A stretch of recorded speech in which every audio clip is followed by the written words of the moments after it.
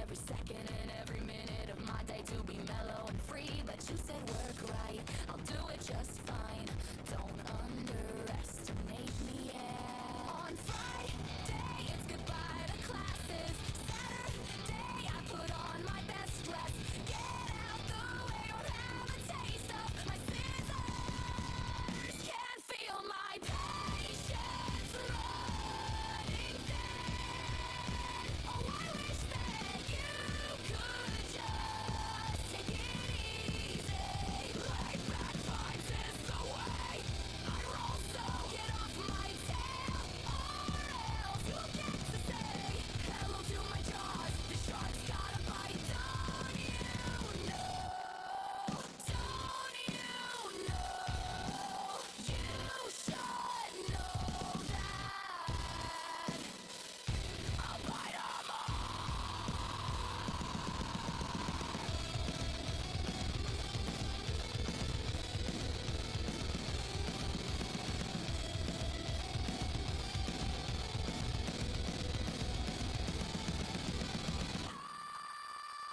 The shark's got a bite, you know. I'll hurry up and get it done, but don't run my patience to the ground. Don't you know? If you need me here, this shark's got a bite. Don't you know? Yeah, you better keep it fun. When I try, I'm second to none. You won't get to say hello to my jaws. The shark's got a bite, don't you know?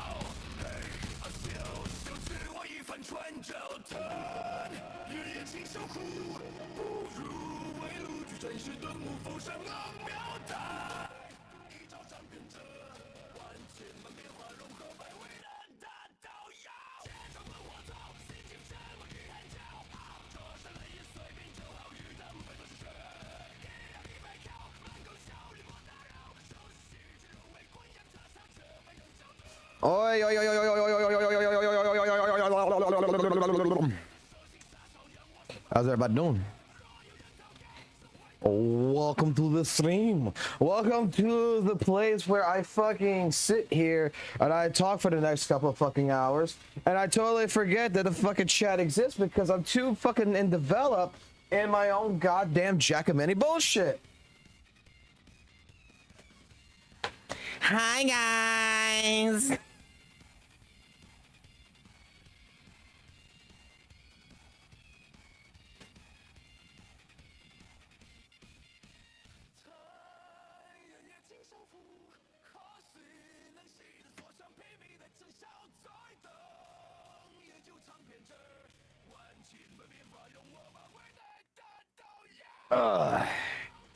Hi yo, hi yo, hi yo.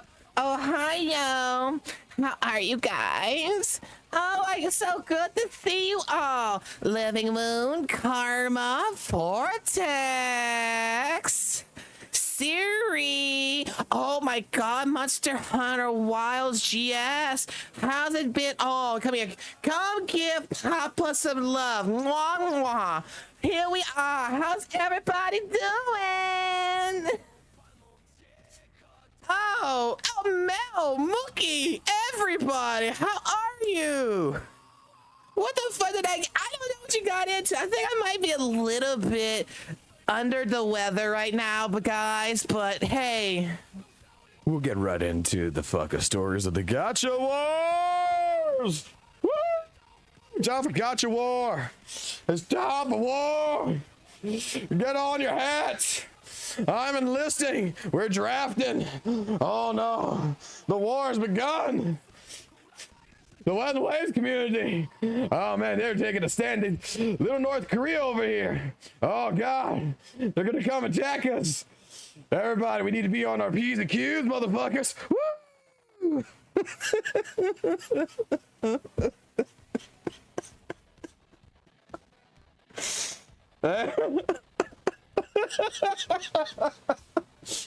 Oh god, why is that so fucking funny? Why is that so funny? I don't know why that's so funny. But we're in the Gotcha Wars! Oh man, so starting off with things here. Before we get into playing Zenless Zone Zero, do my fucking dailies, do everything I need to do. I figure, you know what, we're gonna be like every gotcha fucking content creator that is into drama. And you know what, IGN predicted the fucking future according to Mr. Poke on Twitter 1 year ago, and I never fucking knew this. I never fucking realized this, so this forced me to go look at something. What was IGN's fucking review for Weather Waves back fucking last year? Holy fuck. Back last year, IGN said it was a 7 out of 10. Oh god. The greatest fucking review journalist company. I actually gave a good score. It was 7 out of 10.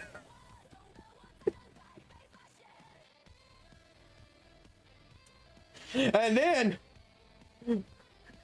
put it out there. So when the game were launched, it was a 7 out of 10. Well, guess what?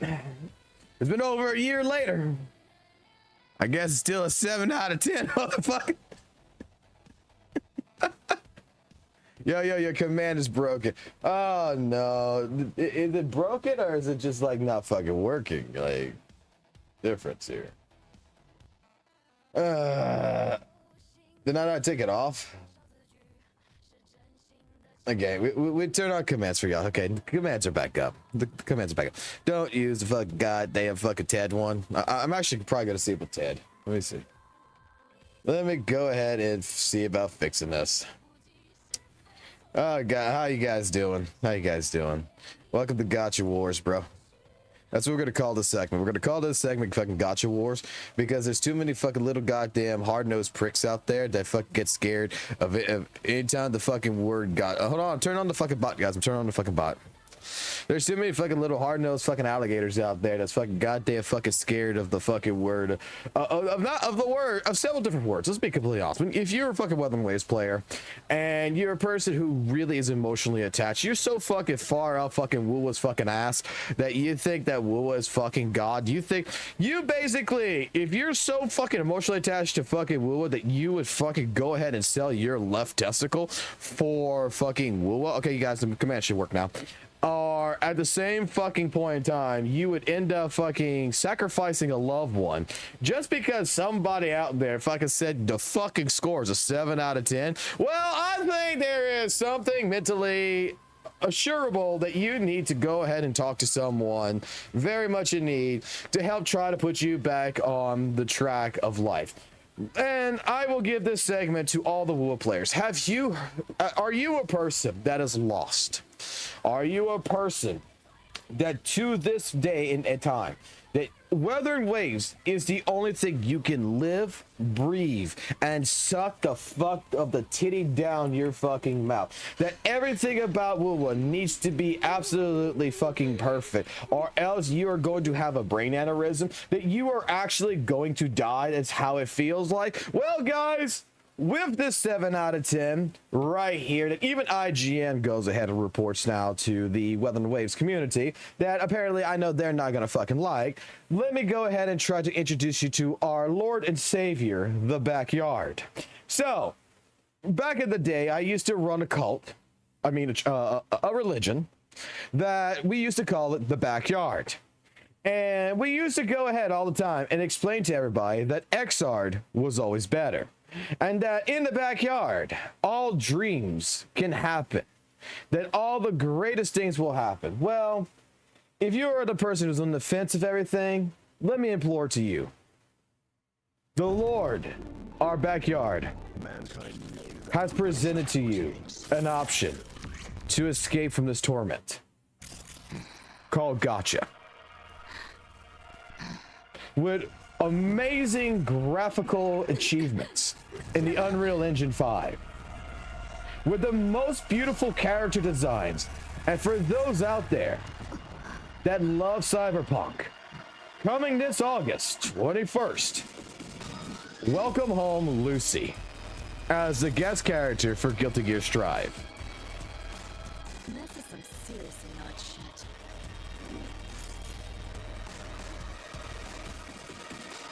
Encrypted, huh? Like that's gonna stop me. Memories fuzzy, franked, as if corrupted somehow. Makes no sense. Need to run manual diagnostics, file at a time if I got it. And hacking organic person, no Chrome? Yeah, that happened. On my side, what's deeper than that? Looking for something, I suppose. Yes, I got sloppy. Or I got popped by a rogue AI. Either way, not my finest hour. I was so close. Just out of reach. Why's my heart pounding? Who is he? Someone I care for. I'm lost. Forgot. What if I let it happen all over again? I need to find him.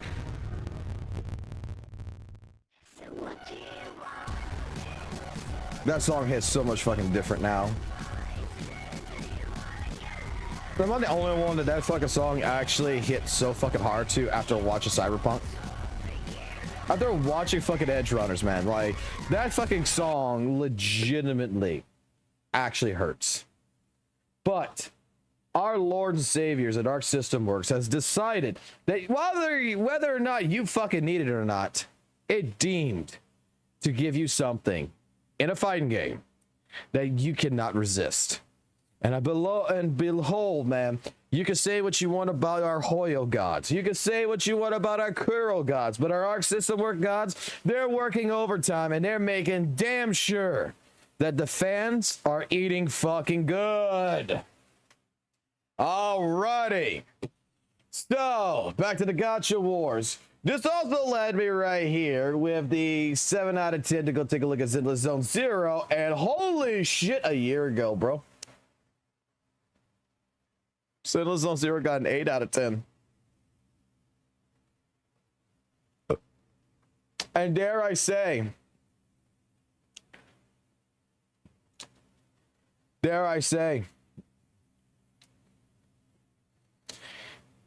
it had 46 hours of main story at the fucking time. This one had 21. 72 hours of story and sides. 58. 162 on everything. 116 on everything. 41 and 70. That's how they reviewed this shit. Now, I don't understand why they have a fucking video right here with the fucking looks like goddamn ads. But whatever. I haven't seen this one yet. I don't believe we did see the character demo. I'm so excited.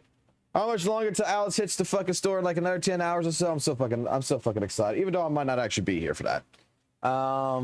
We're looking at going to get some kittens tomorrow, so not too worried about all that.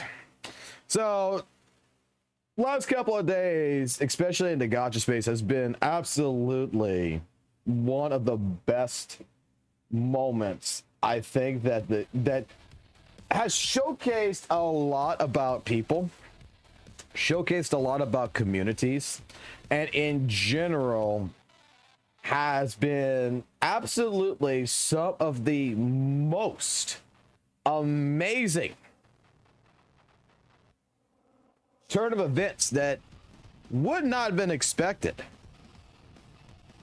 You know, all this really strives from the simple fact that there's people out there that can regard that Weather and Waves is a good game. it can regard that the game itself, while having flaws, while having issues, is absolutely a casual player of gotchas prime game. That it hits every single button basically good. Like, if you're looking for a gotcha game, let's talk in all earnest here, okay? And this is me to you guys in this. Let's talk all honesty, let's talk all earnesty on this. When it comes to the fact of the matter, when it comes to Weather and Waves, I wanted it clear and I wanted it understood, because I don't think enough people actually discuss this when they're giving their opinion. And I think nowadays, especially how the gotcha community is, you have to explain every fucking detail to the finest fucking letter of detail. Because if you fucking don't, someone misinterprets that information. They can't just take to face value that, you know what, oh, he doesn't mean bad things. No, all of a sudden, you can say, oh, you know what, fucking Carlotta looks like shit, but fucking GN looks great. All of a sudden, you're insulted Weather Way. So we gotta make sure that we're going straight to the fucking, we gotta cross our T's and dot our fucking I's here, motherfuckers. So let me explain something.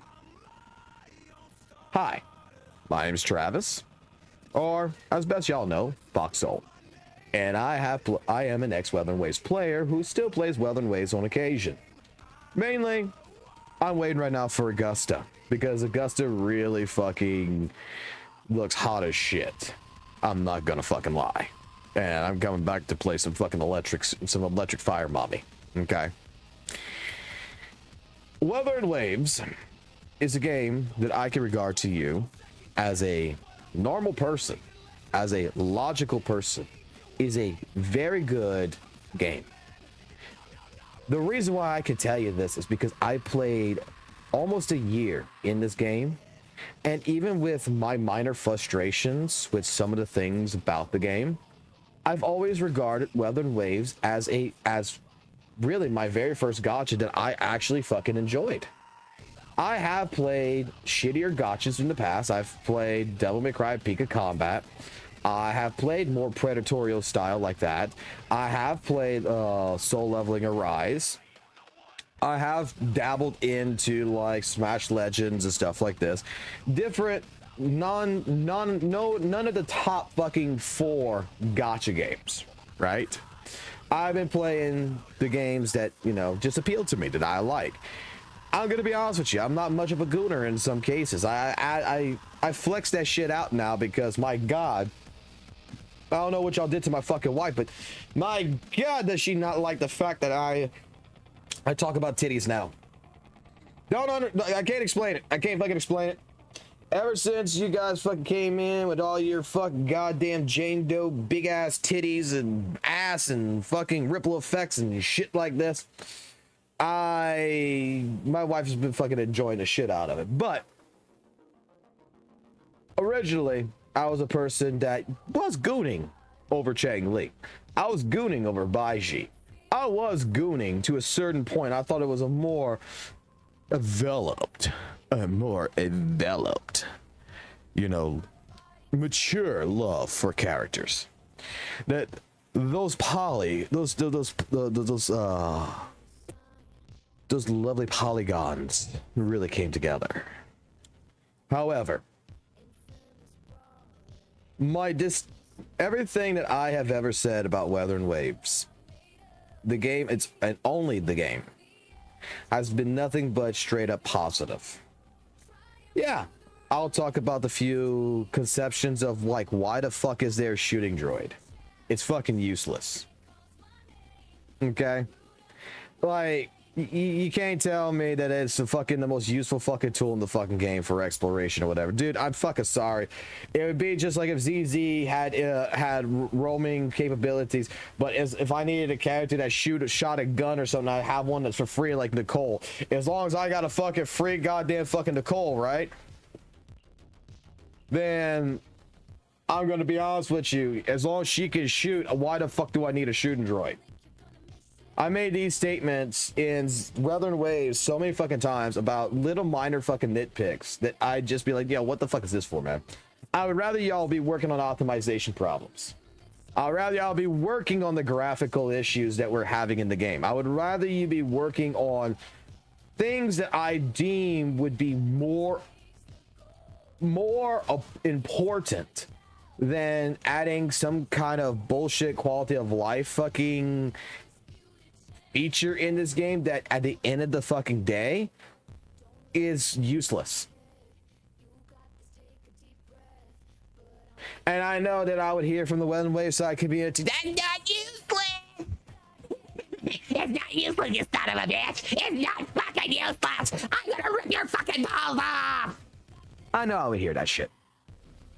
Okay. I know for a fucking fact I would hear that shit. Because I've went through that shit. And it's fucking like, dude, you don't get my fucking point. What's the point? Well, you don't realize I can go around, I can go collect materials with a shooting droid. Yeah. What you gonna do with the material? I'm gonna go craft weapons. What fucking weapon are you gonna craft that's better than any of the fucking 4-star weapons you're gonna summon when you're summoning for a character? None of your goddamn business, you son of a bitch. Right. I'm the type of person that sat here that realized that in Weather Waves, you don't build fucking teams, you build characters. You build teams around a character that the team does not actually fucking work in the way that people think it does.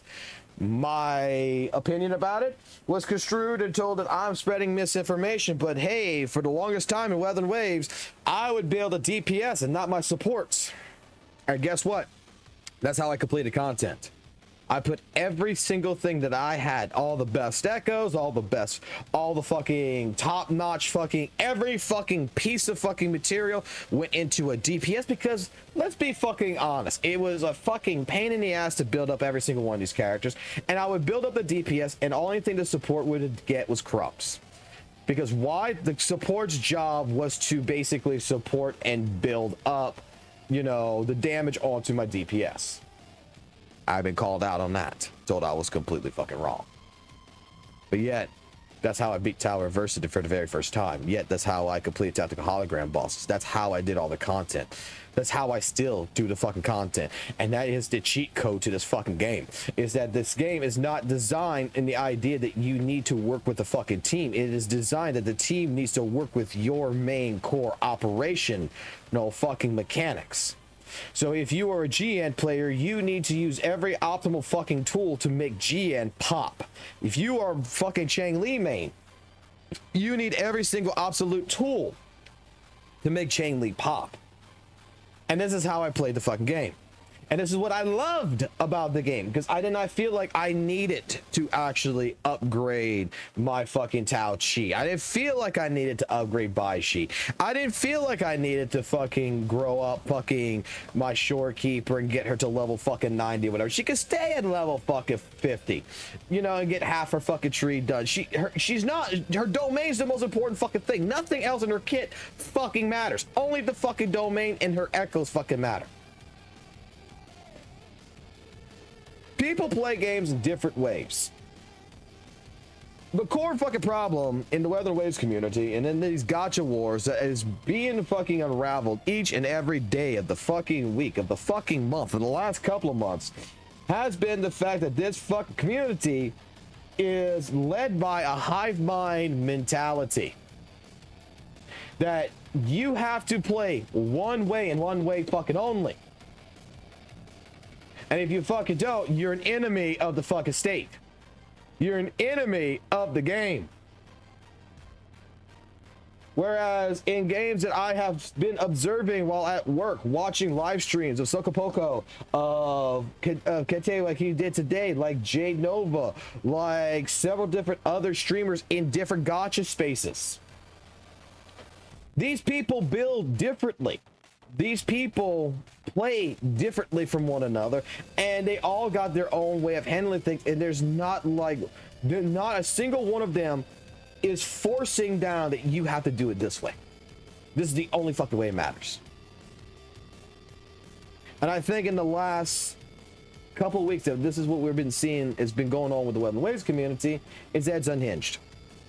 that they're so fucking bored. There's nothing going on, and they're trying to make fucking excuses on top of excuses. But here comes the truth of the matter.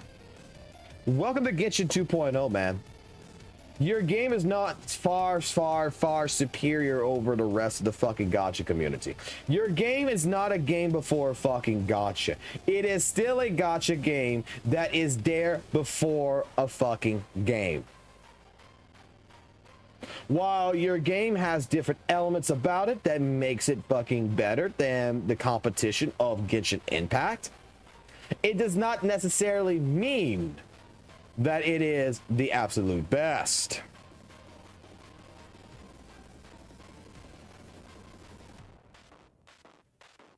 Have a good night, Vortex.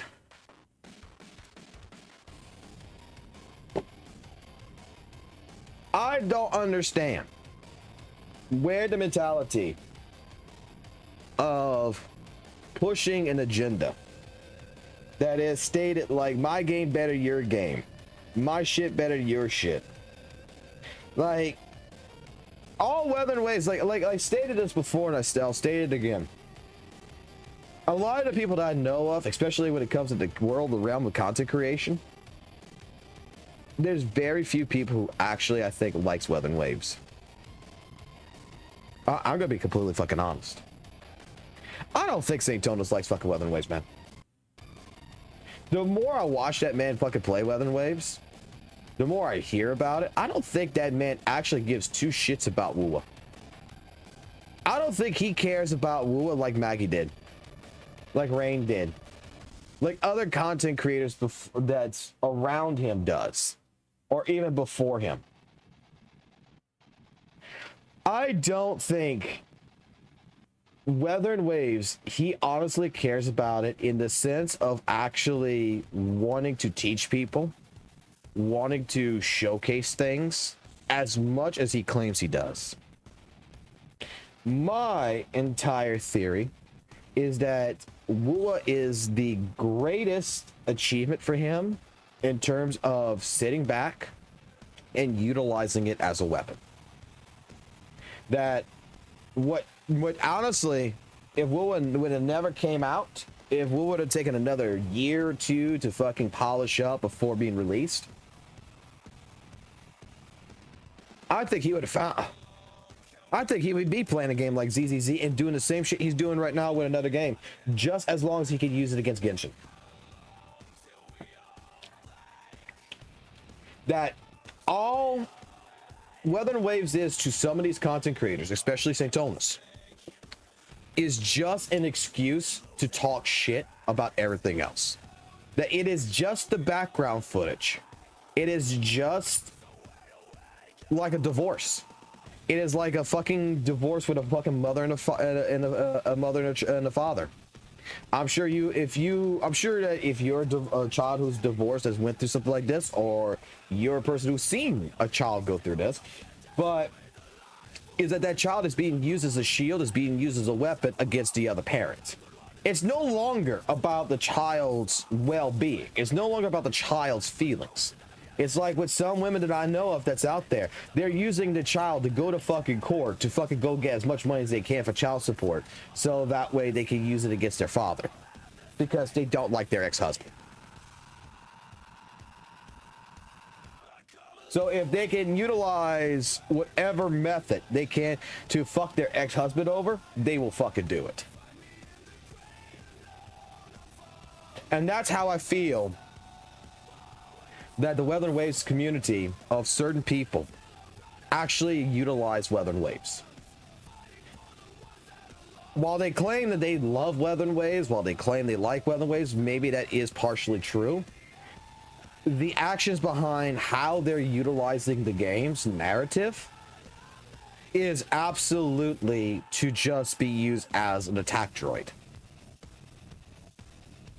This is something that I was expecting Zenless Zone Zero, Honkai Star Rail, or even Genshin to be doing right now.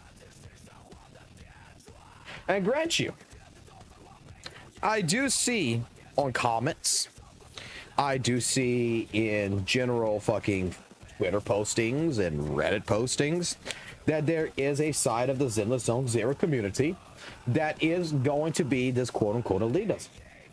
However, when you take a look deep dive into these types of profiles and you take a look at such, some of these accounts have just been recently fucking made. Some of these accounts never had anything about ZZ until some fucking person started talking shit about ZZ and they came in, to which I regard them more as troll accounts.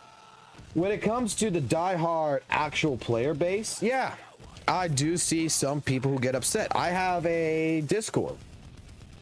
I have a drama section on purpose for those people to go vent. They go into the drama zone and they start bitching. They start talking about St. Thomas. They start talking about everybody. They start talking about things they don't like. But these are people that don't actually publicly go out and go be an elitist. They're in their own private little world and they're feel at home expressing their feelings. Okay?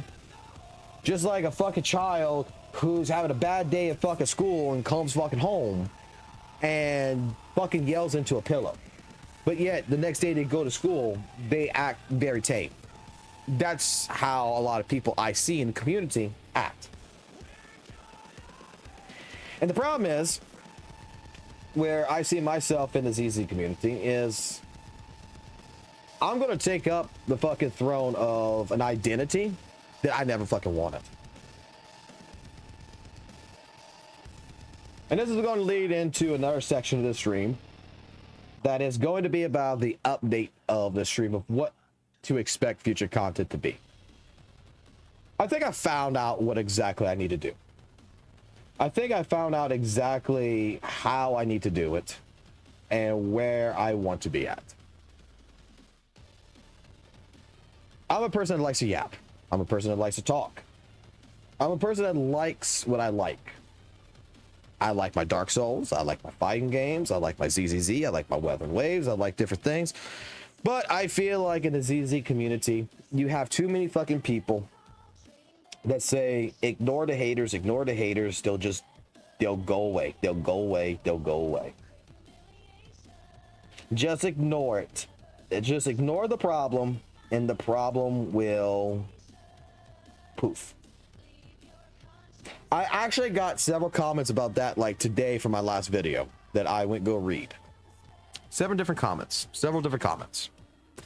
from different people telling me that I need to stop giving St. Thomas, you know, a platform. I need to stop talking about him and I need to ignore the problem, and I need that problem that in the end of the day, by discussing these problems and everything, does not help nobody, and in turns will make it to where the ZZ community becomes like the Weather and Waves community.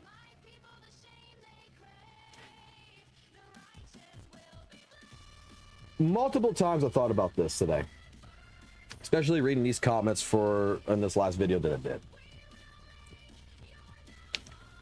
And I look at the content creators in ZZ, and all of them are really fucking good content creators. All the ones that I look at, that I watch, and I will remark like this, from Rezi, from Loki Gotcha, from Kate, from Muzzy, from Jade Nova, from even EO.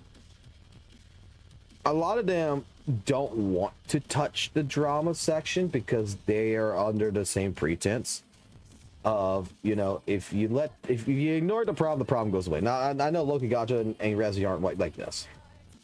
But I think that we need to have more representation, that it's not about hating on Weather and Waves. This is one clear factor that I think makes a big difference between someone like Loki Gotcha and St. Thomas. Loki Gotcha is not going to hate on Weather and Waves. Not by a long shot. He's going to give his own self-expression of what he thinks about the game, but he's not going to hate on the game. Like, the dude's gonna tell you, like, oh my god, 2.5 live stream's kind of mid, because it didn't really show much, and everybody takes it as a hate comment. But the guy is just expressing that the stream was 30 fucking minutes long compared to the hour-long live streams they used to have. So it's kind of lame. He's not wrong. Even the fucking WUWA community themselves during that live stream when the 30 minutes was up was like, what, no more? What the fuck? Like, I saw that shit, and he is basically saying the same thing they're saying, but because it's low-key gotcha and because it is a critique to WUWA, he must be hated on. Well, listening to comments that basically says that we need to, as a community of people, as our own community of content creation, we need to stop holding people accountable, that we need to stop and ignore people like St. Tonus and different people in general about their takes when it comes to these games, when it comes to ZZZ and everything.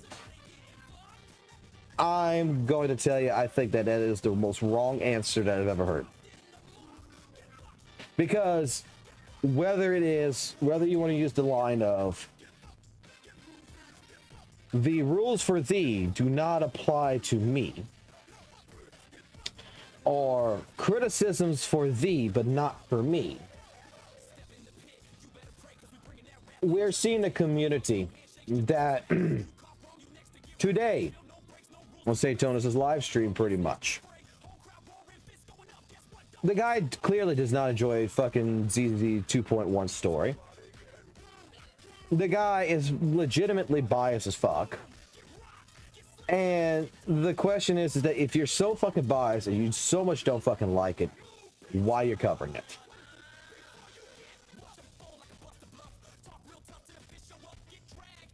Why aren't you ignoring the big elephant in the room, which is Zenless Zone Zero?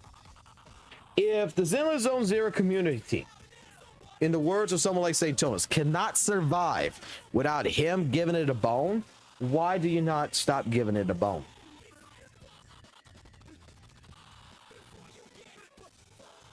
Because you realize that the community itself will survive. That the only reason why you're putting yourself into that space of being part of the Zenless Zone Zero community as a hate watcher and as a hater is just for the fact of the matter is that you have to find some way, shape, form to be relevant.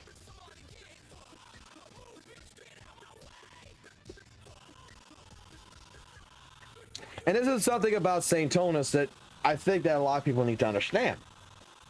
Is that I think St. Tonus, the only reason why he's even adapting into Honkai Star Rail, Genshin, or any of these other fucking gacha games, or any of these communities or other content creators, and the reason why he turns on so many of these people, is clearly the fact that he's worried that if he's just clearly worried that he'll fade away. He'll just disappear. If his name's not brought up in every single aspect of gacha, then he's no longer prominent. But the problem is that this man has a following. This man has a cult following that, whether you believe him, whether you don't believe him, whether you sit there and you're enticing yourself around it,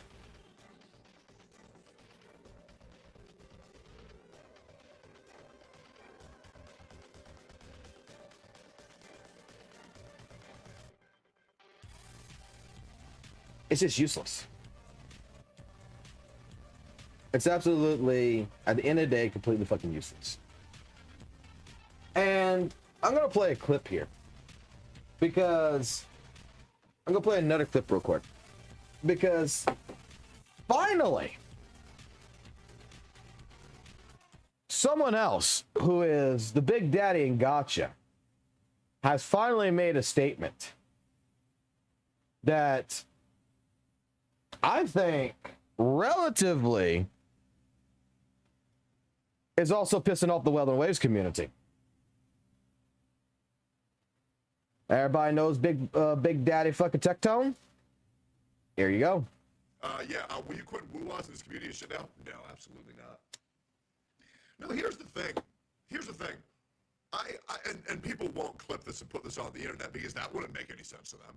Gamba addicts, gotcha police won't clip this because that wouldn't make any sense to them. But I actually genuinely love Wuthering Waves. It's a great game. I love Kuro devs. They're great to work with. my part of the Wuthering Waves community is amazing. I love my community when I play Wuthering Waves. I just don't like the overarching Twitter community of Wuthering Waves. And to be honest, I don't really like any Twitter community for any gacha game. I feel like the majority of Twitter communities are just terrible. I would challenge you to tell me what a good gacha game or even any video game Twitter community is good.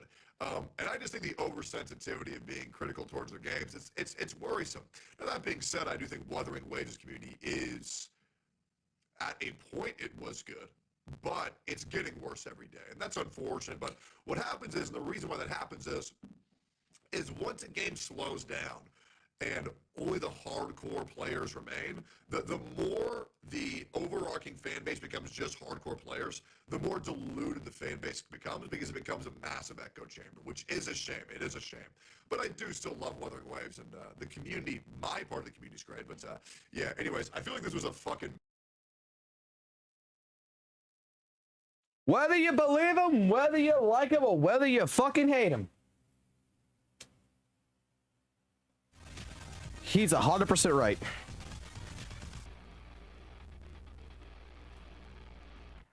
He is 100% right.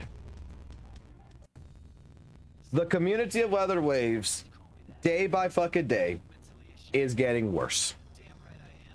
Now, for his community, it's probably not bad at all. Just like I would say the community here, the community with EO, the community with every single content creator in the Zenless Zone Zero space, even you, Arakato, because I forgot to mention you before, and I know that was cringe.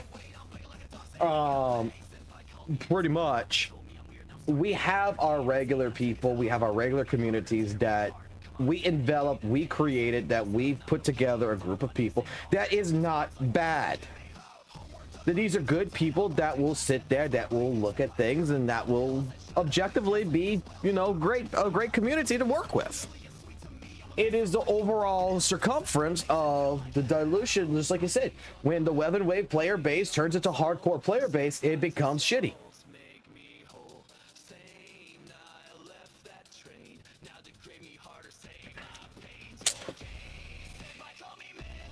Is my audio fucking up that fucking bad again? God damn it.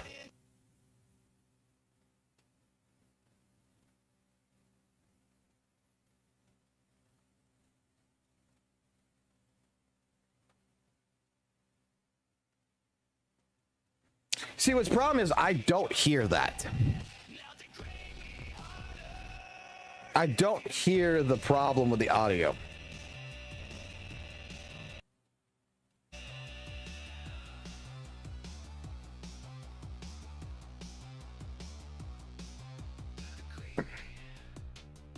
Oh, we're back. Is the audio good now?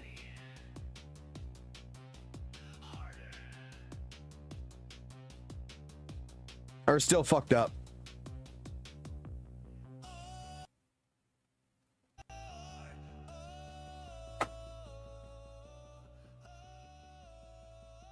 Is it still fucked up? Replay to kill it? Let me replay the clip.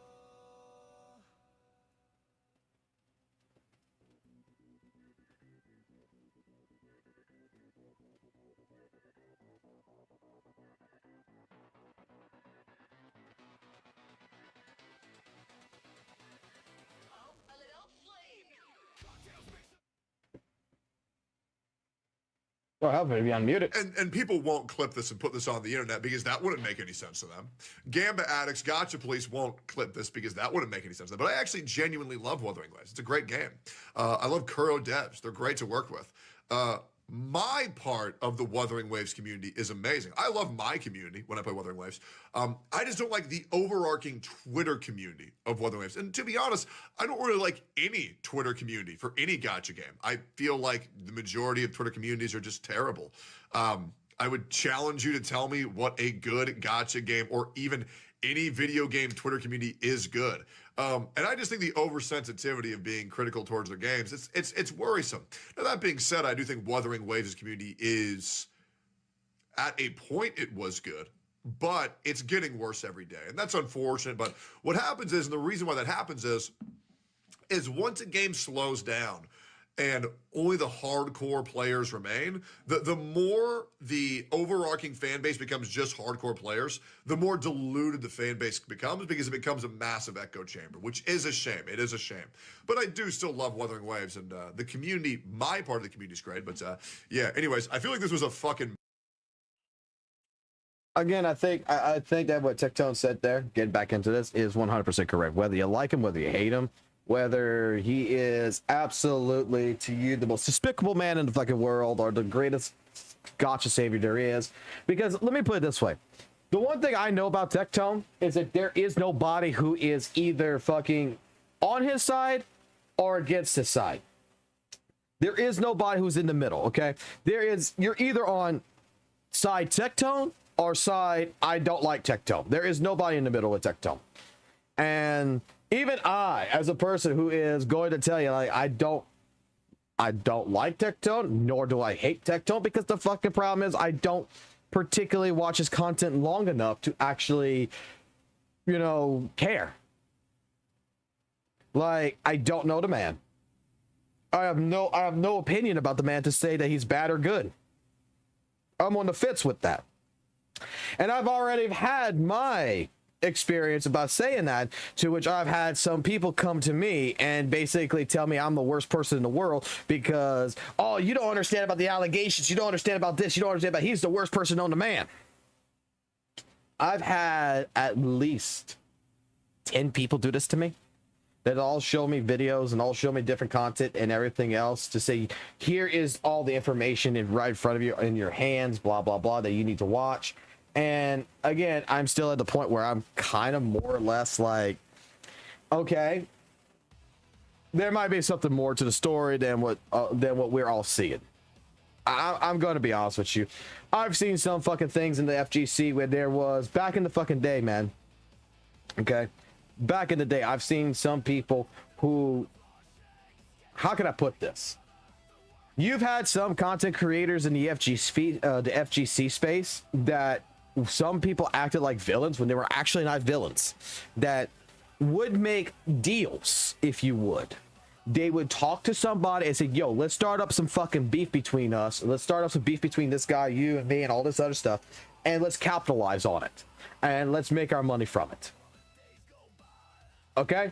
And then it would go fucking public, and you would either be on the side of this person, side of that person. But in the end of the day, these two people are actually best fucking friends. And then when they're all fucking live streaming, they're off making content, these are two people that's playing the fucking game and they're everything else and talking to one another, and they're best fucking friends.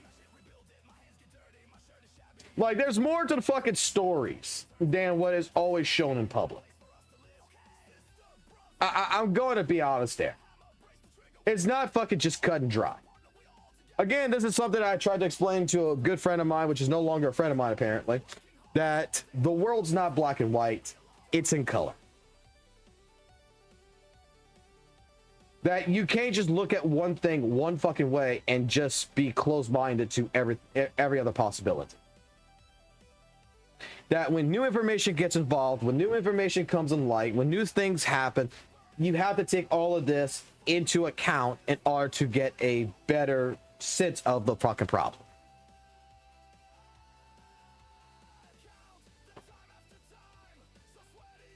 How dare you, fuck soul, not watch my fucking hit piece and just hate him because I say so.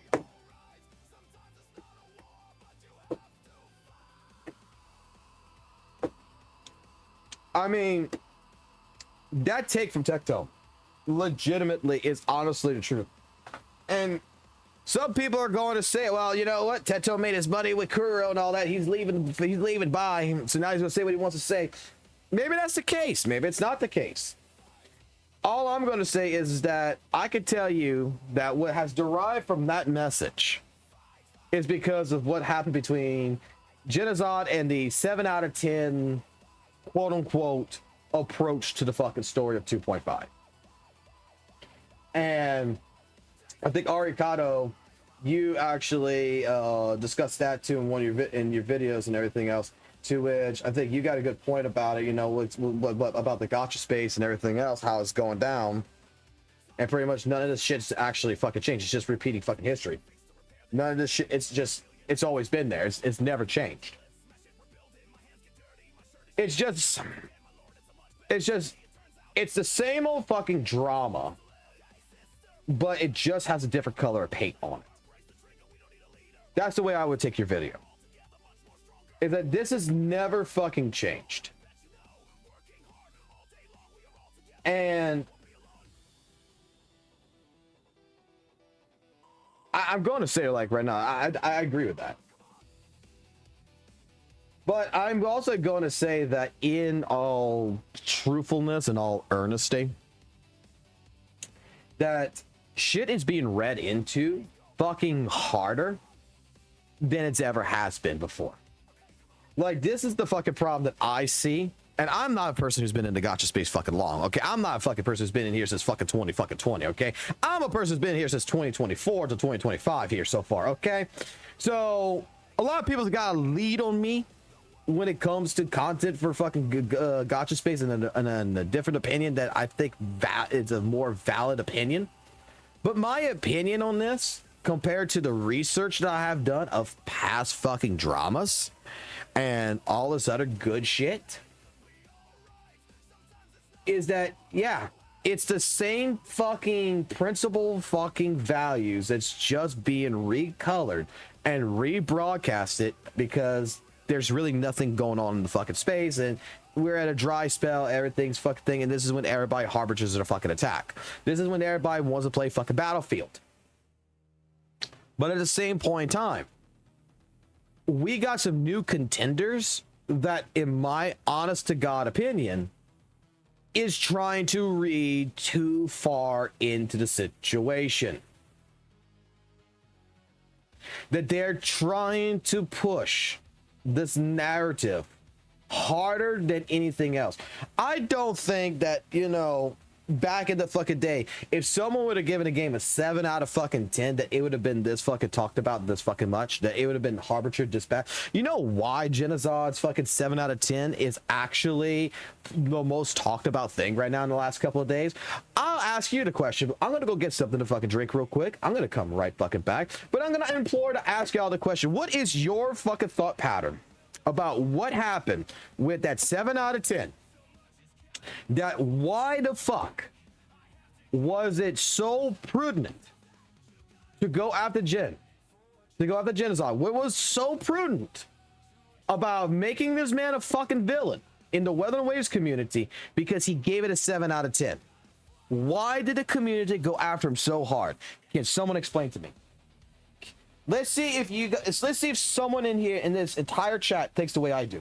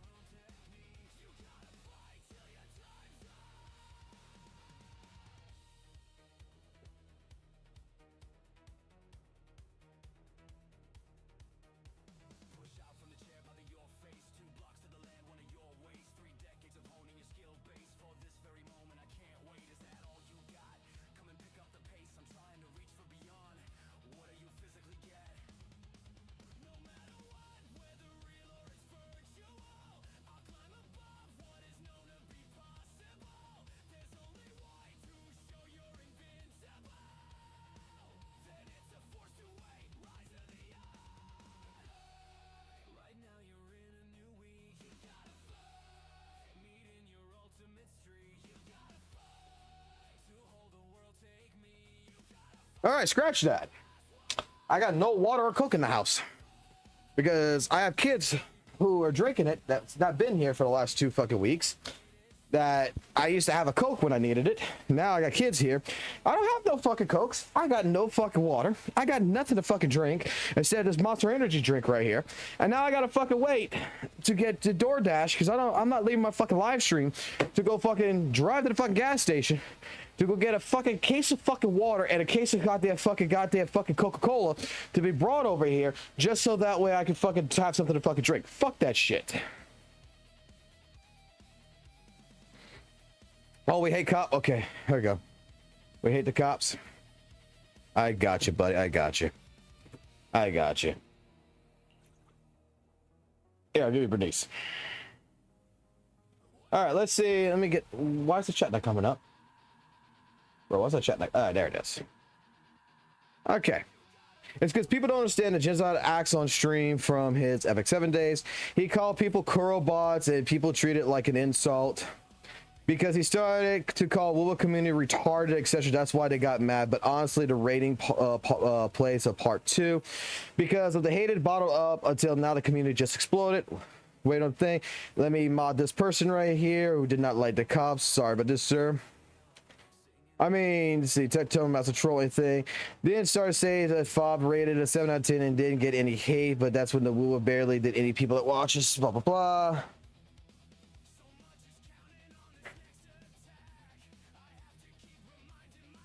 Either said it perfectly. The opinion, the rating, regardless of how relevant the conversation, drew people in and resulted in ensuring drama.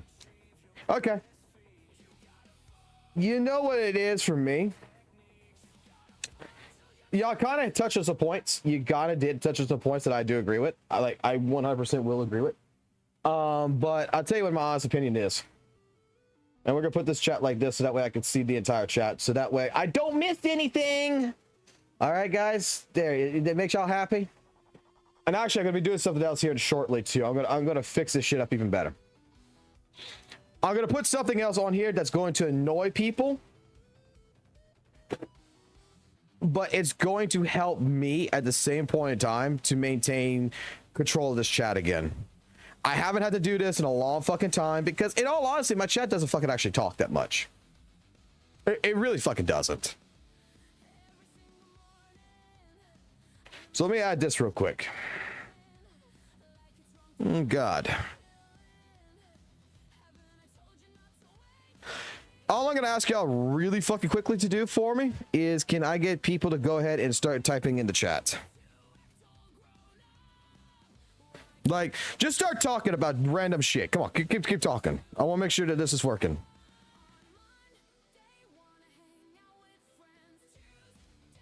Who asked?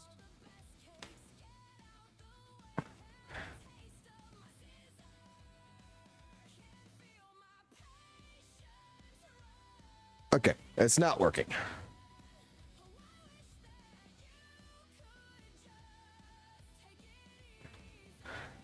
What did we eat for Christmas? What the fuck?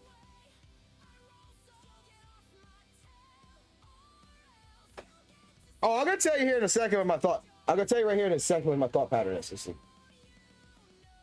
All right, get ready. Here you go.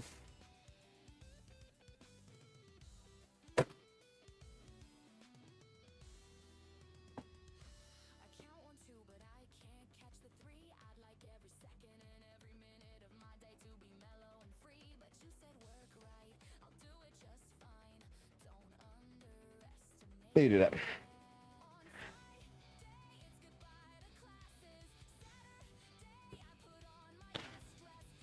No. Do y'all hear that? Do you hear that? Let's see if you hear it.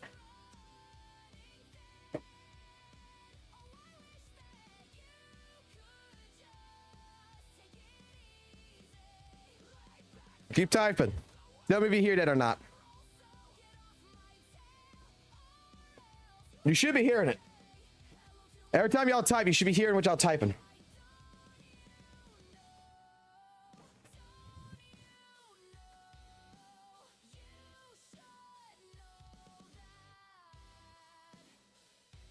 You don't hear it?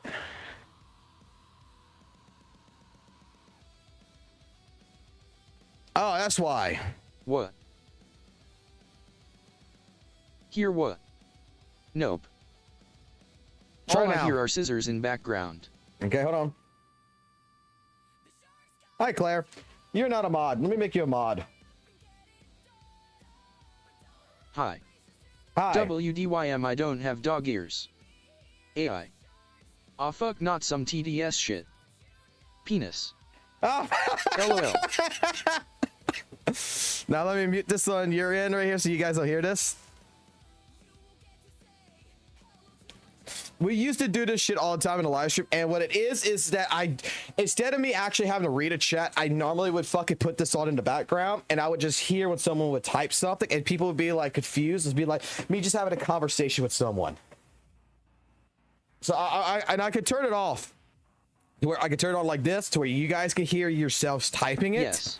But it gets annoying as fuck for a lot of people in the chat, because it's like, okay, I'm talking, it's talking at the same fucking time. So people get a little bit fucking distracted with this. So typically I just turn it on, and I haven't done this in a while, where I just got to turn it on so that way, this way if y'all tell me the audio's fucked up, guess what? I can hear the audio's fucked up. No one's a mod. No one's a mod when everyone's a mod. Perfectly. Okay. All right, so getting back into the Genocide and the 7 out of 10 fucking rating and the fucking bullshit that happened with it. My entire fucking aspect of the reason why this fucking happened is St. Tonus. 100%. Now, the reason why my thought process is around this is because there's always been a high tension between Genocide and St. Tonus. Like, Genocide has made it fucking clear before the PDF comments and everything else was taking place with Roshia, before the Maggie shit happened, that he did not like the way that St. Tonus would push himself. Okay, he didn't like the egotistical, bravado-ness that St. Tonus provided. And then after the fact of what happened with him basically insinuating that the bro is a pedophile, or lolicon, however you want to fucking think of it, after that moment, St. Tonus wasn't basically back on the Gotcha cast because Genocide didn't want him back on the podcast. And now he has become public enemy, to where every single time he has done something, that community with St. Tonus recognizes it. That I'm pretty sure Genocide knows his community very fucking well, that he can read the comments and know who is a fucking viewer of his shit and who's not a viewer of his shit. To know that when someone writes a comment and tells him basically to go fuck himself, he knows whether or not it is his community or not. It's just like me. I recognize certain people in my community that if someone tells me to go fuck myself or whatever, like Noisy Boy, I know Noisy Boy has been in my fucking live stream since since probably like day number 3 or something of me playing Weathering Waves. And it was always been there. Until I started playing ZZ and just said fuck off.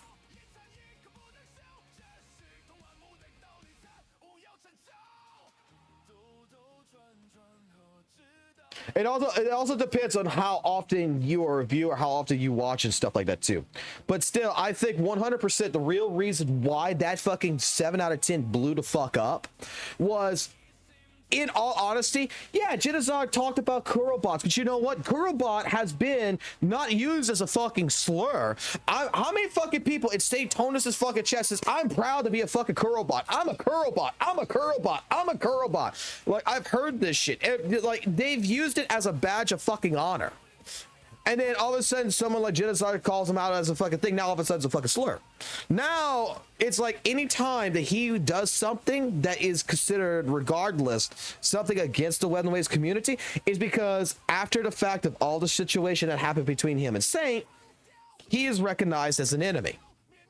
Again, the quote-unquote Twitter side of the community, the elitist side of the Weathering Waves community, has straight up come in and overlook this man as public enemy number 1. You're the reason why St. Tonus is not on the Gotcha cast. So you stopped him from getting on the Gotcha cast. Blah, blah, blah. That's the reason why someone else could do a 7 out of 10 and they wouldn't go after them. But Genocide, yeah, they went after him. That's 100% what I believe.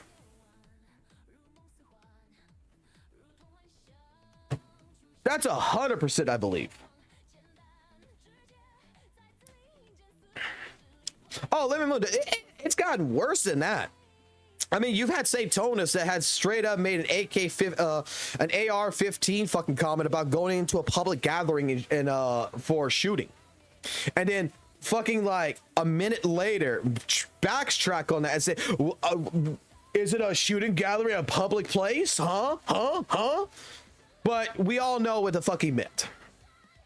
We all know, like, this is the fucking problem with the Gotcha space, and this is shit which I don't understand. I do not understand this, okay?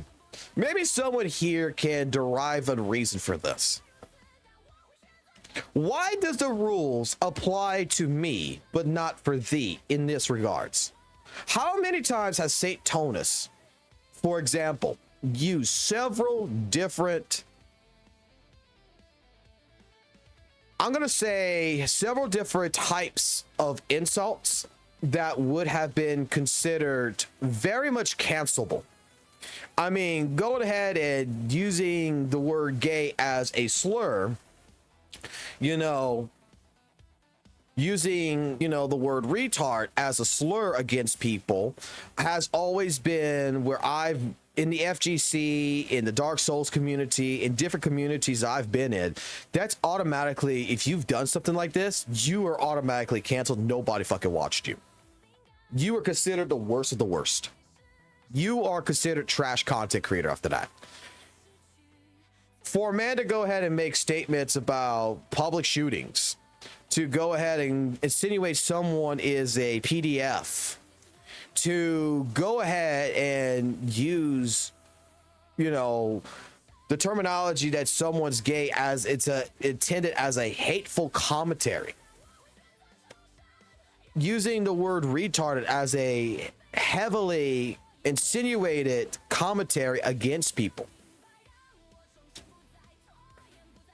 This has all been like online in the last fucking 5 years, been like some of the most cancelable events. I've known people who did live streams that was going to Evolution tournament that straight up did similar shit just like this, that got a letter from fucking Capcom, from Capcom Pro Tour, or they got a letter from Evo saying your trip has been canceled, you're no longer allowed over here because the way you conduct yourself online on your live streams leads it to where we have people that don't feel safe, and you're not ever allowed back to this competition again.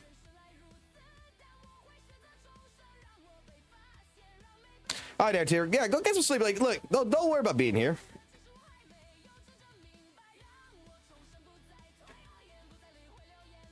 But you get what my point is, right?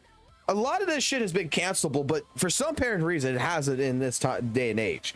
Apparently now, we're in the new age of the internet. We're in the new age of the internet, where we could go back saying this kind of shit. We could go back to being in Call of Duty lobbies saying this shit out in the public. And it's fucking batshit fucking confusing to me.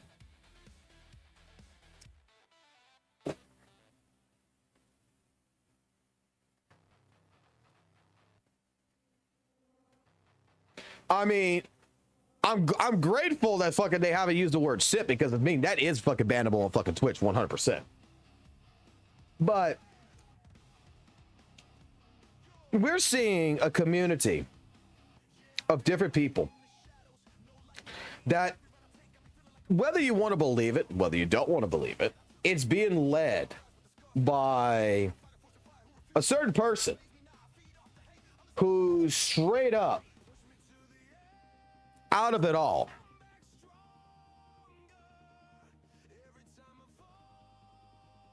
is a lot. It's just doing this shit, and it just makes no sense like why they get away with this shit.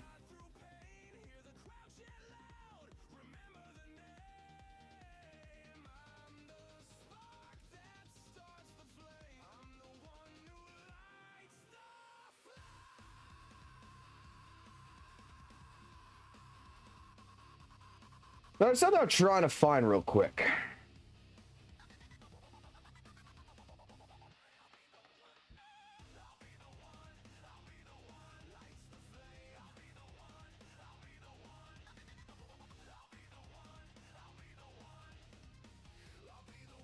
Because, you know what? The rules for thee do not apply to me, right? This is the new terminology that we have all learned up. Can I go ahead and play, can I play a part of St. Tonus' streams from today and talk about a couple of different things that I thought was fucking funny? Would you guys be okay with that? Would you guys be all right if I would live stream some of St. Tonus' live stream from today and talk about some of the fucking things that I noticed that I think was fucking hilarious? I typically don't do this. I typically am the type of person that, you know, I let y'all go find your own clips and go find different things. And then I'm just going to say, you know what? The rules of this applies to everyone else. Why can I not fucking do it, right? What's the worst is gonna happen? I get a copyright strike? Oh, wow. Okay, I get one copyright strike. At the end of the day, we move on. But there was something that was fucking funny to me that you guys were talking about in, I think that was being talked about in my Discord for a little while. Welcome to a brand new beginning. No, it wouldn't be a PR nightmare. It would be getting back. I mean, look, like rules apply to thee, not to me kind of deal. I completely fucking understand. So let me go ahead and let me do this really quickly. But let me pull this here. I think it was around here. To the veil of Evernight. Do you really have this kink? What is this? Punishment?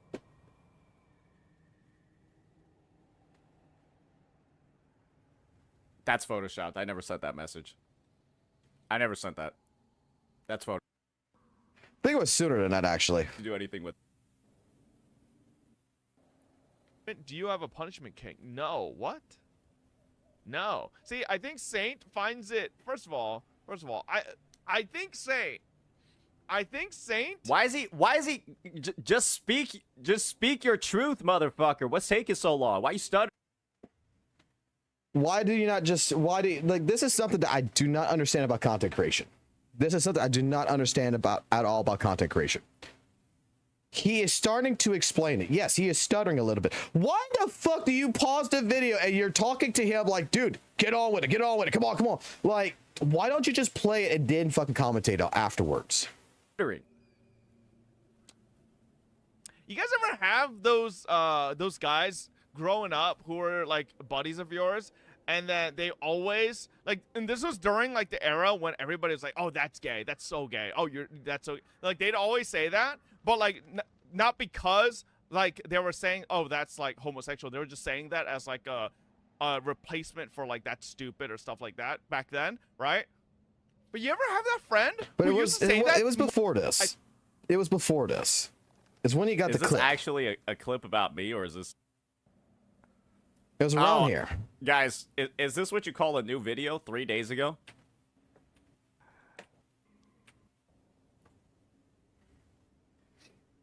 Punishment? Do you have a punishment kink? No. What? No. See, It was right here, yeah. Is this actually a clip about me, or is this like his fetish? I think Saint finds it. First of all, What context, please? I think Saint. Hello? Do you not pay attention? Did you not, in the beginning of all this, see this? Like, are you? Well, no. His eyes are fucking closed. Okay, his eyes were fucking completely fucking closed this entire fucking time. No. See, Is this actually a clip about me, or is this like his fetish? I think Saint finds it. First of all, What context, please? I think Saint. Hello? Why is my name and punishment kick coming out of Fob's mouth in the same sentence? Maybe if you played a fucking video at this point in time and you just let it go for a little bit, you can understand. Just saying. Brother, you need more than this. What? I need to go back like 20 seconds. The third month of Amphorius is the month reserved to the veil of Evernight. Do you really have this kink? What is this? Punishment?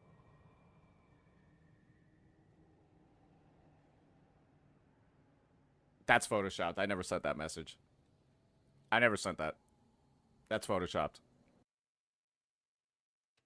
Question here is it actually fucking photoshopped?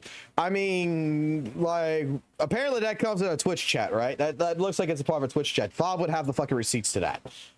I mean, I would assume that it might be fucking photoshopped, but we will see. Do you have a punishment king? No. What? No. See, I think Saint finds it. First of all, I think Saint. Why is he? Just speak your truth, motherfucker. What's taking so long? Why are you stuttering? You guys ever have those guys growing up who are like buddies of yours, and then they always like, and this was during like the era when everybody was like, oh, that's gay, that's so gay, oh, that's so, like, they'd always say that, but like not because like they were saying, oh, that's like homosexual. They were just saying that as like a replacement for like that's stupid or stuff like that back then, right? But you ever have that friend who used to say that more than everybody else, and then like fast track to modern day, and you check up their Facebook and they're actually gay and are like happily married, and it's like, what? I feel like his chat doesn't even know if it's like, if he's talking about me or if he's talking about himself. Was that you? So sometimes I see that in Saint. You know what I think? I'm gonna have to start pulling out some receipts. I'm sorry. I'm gonna have to start pulling out some receipts. You know what, Fob? It's over. You know those people spamming in chat, he's done? Those people spamming in chat, he's done? Well, you know what, buddy? I'm about to turn that into reality. Time to pull up your logs. Time to pull up. Bro, I don't think Fob meant anything bad about it, to be completely fucking honest. I think Fob is just fucking talking to his chat, just being like a normal average fucking person. But it's like now all of a sudden you can tell the fucking types, the fucking keyboard warrior fucking came the fuck out. I was like, oh, we gotta get receipts. I gotta prove my manhood. I gotta prove I'm not gay. My God, you fucking tell everybody else they're fucking pretty much fucking gay. And then, you know, you basically get kind of called out in this. It's like, you know, this is a guy that keeps saying the word gay to a lot of people, keeps insinuating, you know, they're stupid, stuff like this, and kind of pushes it. I mean, even Saint-Tona's basically said the community theorizes that I'm gay. I got that fucking clip. Like, I got that fucking clip right out of the way, where I'm fucking retarded and where I'm mentally fucking challenged and I am fucking theorized to be fucking gay. Okay, I even got that fucking clip. I mean, I don't think it's a serious method, but my God, once you're fucking attacked, you gotta pull fucking receipts. You gotta be keyboard warrior, numeral, to fucking go after all this shit. You ready? Bro's out here I don't think there's accusing nothing wrong me being of being gay. a closeted homosexual. You know what I think? I personally think that Fob, after reading through some of the messages... why are you still using AI art in your thumbnails and sometimes in intro? Because AI, if you don't like it, there's other people who just easy content that you can go watch, you can go have fun with. Okay, buddy? Like, I know you're a person who used to be here for WUWA. Don't get me wrong. I know you used to be a person for WUWA. Don't get me wrong. Hold on. Let me do this. Hold on, guys. Let me address this. I do AI because it's a fucking tool, man. It's a fucking tool. I use it. You don't like it, you don't have to be here for it. Okay? Simple as that, man. Do I like straight up? Joseph, it is what it is, man. Like, AI's here, AI's going to be here, AI's going to fucking stay. And you know what? Either you get over it and understand that this is how the future's going to be, and you capitalize on it and you utilize it. Not everything that I'm going to utilize is going to be AI, but for a fraction of the cost and everything else, shit, I might as well. I get exactly what the fuck I want with a couple of key prompts, man. I get exactly what I want after a couple of different renders. Walla bing, walla boom, I'm happy. And you know what? Someone got paid for it at the end of the day. AI this, AI that. That's how AI kiss, y'all.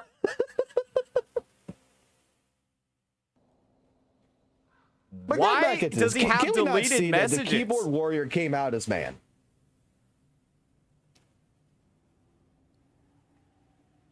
Oh, he self-advertised his girlfriend's. He self-advertised his girlfriend's ad on my stream. And I was like, wait, I gotta be sponsored for that one, buddy. All right, here we go.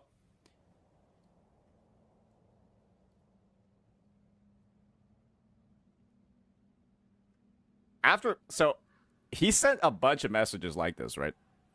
He sent a bunch of messages like this. Hey, Ethan, appreciate the reset for 9 months, bucko. He sent a message of like, stand the fuck up and show us you can cock reveal on Kick.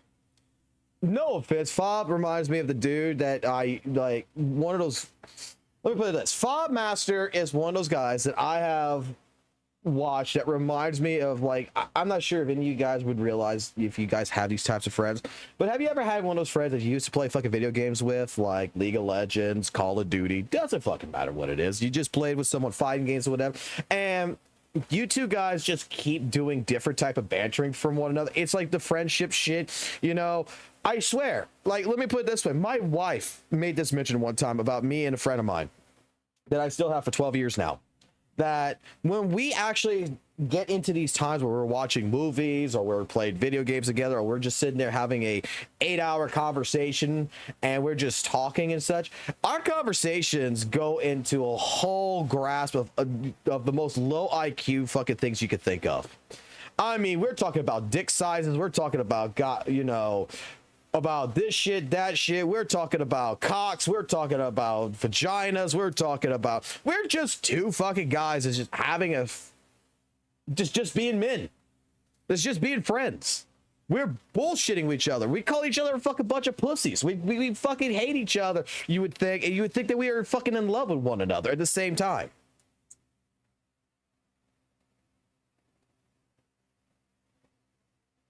Like, holy shit. But what I loved about this part is that I saw the keyboard warrior fucking come out over this. In the middle of a, what's it called? Whimpering Waste run. Cause like, when I make stupid like Gage jokes at him, he gets like really heated about it. I'm just like, bro, it's just a joke. Like, I don't know. Like, why is he getting so, like, I mean. Yeah, I'm just flirting a little bit. I'm just flirty Fob. Why is he getting so mad?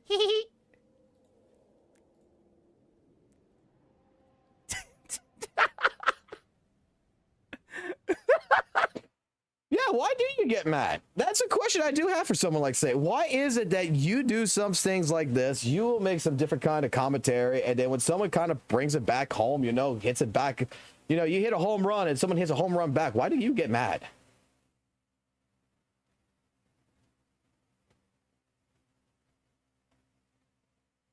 Yeah.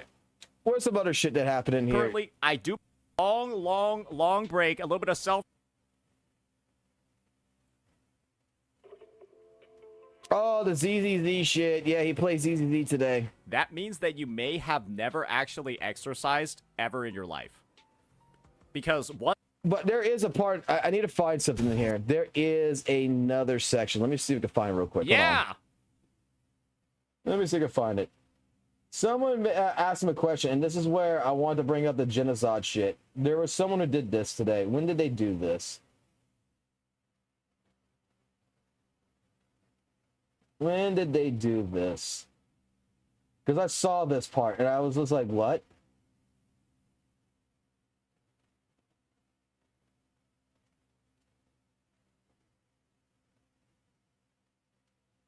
Nope, it's not that.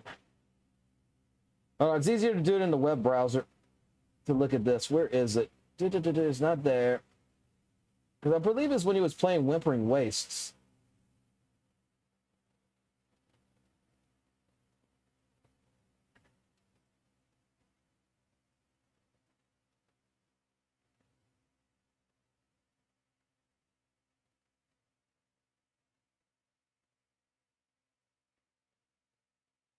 Oh, come on. He brought up the fucking chat too for this. Where is it?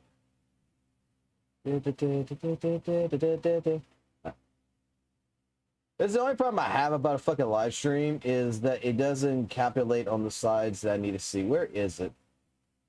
He was playing Whimper and Waste when this happened. I know he was. Or was it actually in the very beginning?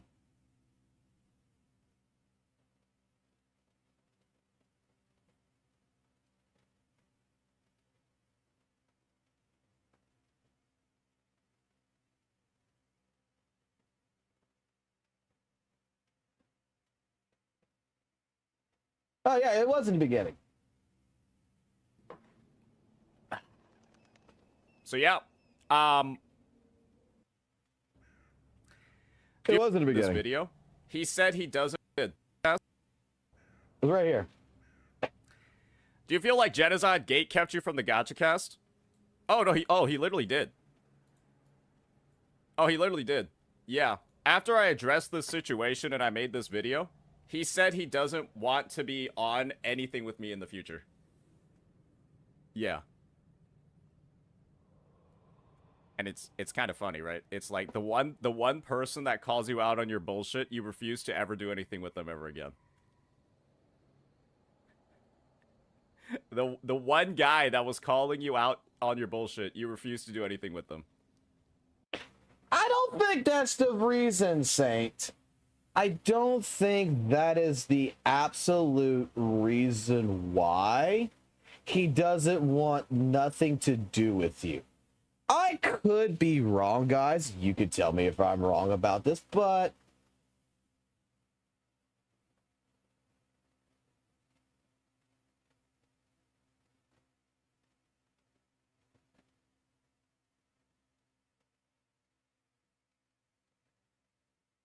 if I'm not mistaken, I'm looking for this.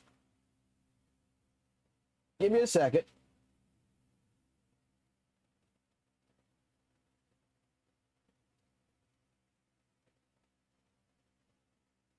Give me a second here.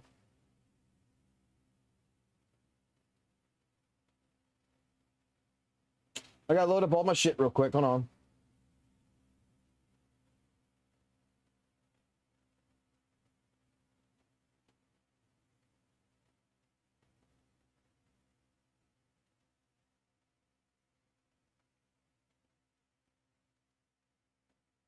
Oh, I know I got this here somewhere. Which one is it?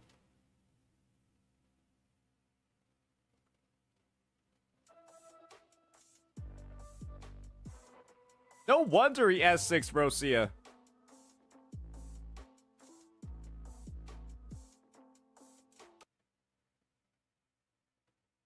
I know that's a short clip.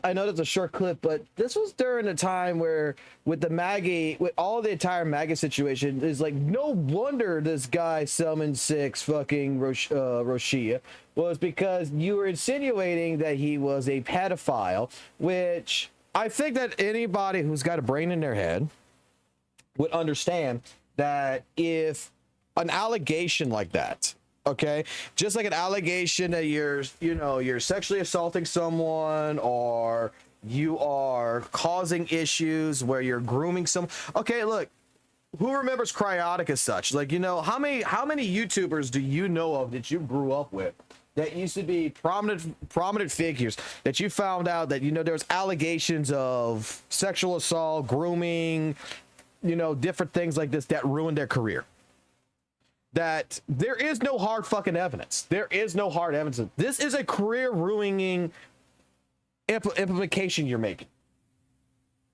I am going to say it like this. Someone who, if someone I would regard as part of my lifestyle would make a false accusation of some sort, that would be like, oh, no wonder, Fox, no wonder Fox plays fucking foo-foo and everything. He's a PDF or whatever.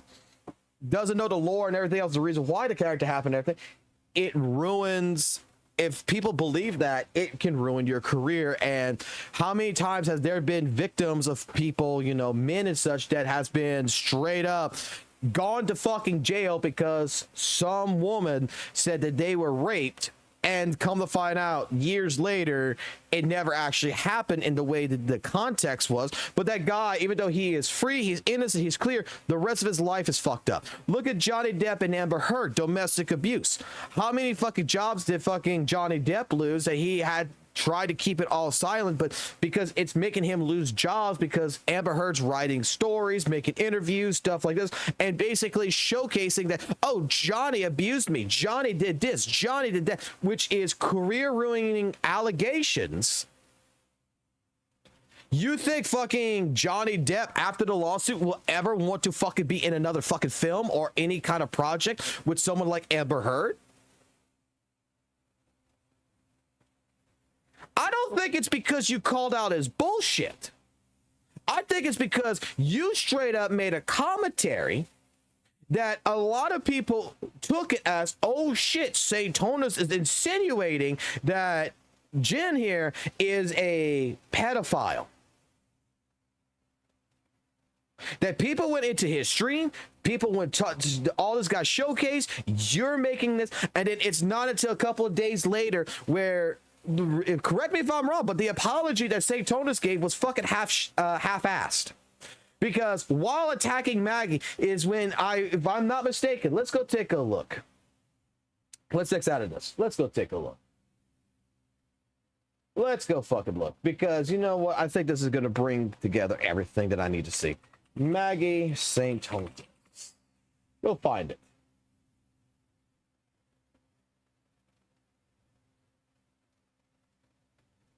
Three months ago.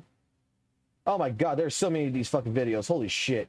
Ladies, and believe me when I say, because you work so incredibly fun based off of this, but your video output is so slow that you're not able to get any. Was it this? There's a video of literally nobody has fucking jobs. So no, she didn't quit her job. She got fired. It takes everybody else just to do basic fucking things. Was it this one? 100 hours for a guide is absolutely insane. There's no way. Pop it right here. He hit with a pip, which in the corporate world, the right route to go if it takes, instead of, again, blaming every their post from her, instead, based off of this, but you're, like, sympathy, fucking everything up right now. And this is the thing. And sabotage my career. Like I said again, my reputation on this subreddit is irreparable because of what her and her community have done. And so everything that I've said, everything that I've gone into, it is 100% deserved. And I am glad that the community can now see how she's getting ghosted. I so much for the good, but I can see all your posts. Sorry about that. Even September of last year, homies in the private Discord that she was one a good bit of why she stuff. And guess what? She also leaked as well during a stream called it was during this live stream. Prep. So they didn't put it in the video. They did put it in the video, but it was in his live stream to where he apologized, but the apology was half-assed. It's just like, you know what? I apologize or whatever. I remember that shit. It was like straight up that he apologized to Genazon, but he did not do it like as a segment for Genazon. He just straight up fucking put it as alongside the attack with Maggie. So they cut it out of that part. That was the live stream. That has to be the live stream. And then like the Twitter post posting it. That's not, the Twitter post wasn't even a thing. And I'll even go this far. Like, if I was Genocide, I wouldn't have accepted the fucking apology fucking either. I wouldn't have accepted it. The only way I would have accepted the apology is if you would have been man enough to come to me and talk to me. And I don't think that ever happened. I don't think that, like, he was ever given the opportunity to actually sit there and talk, you know, in private. To be like, hey, look, I'm sorry, man, for saying what I said. This is why I meant. You know, it was just touch and go. Okay, bye-bye. You made a career-ending allegation, insinuation, and you straight up went that route. Again, I don't think, going back to this and listen to this,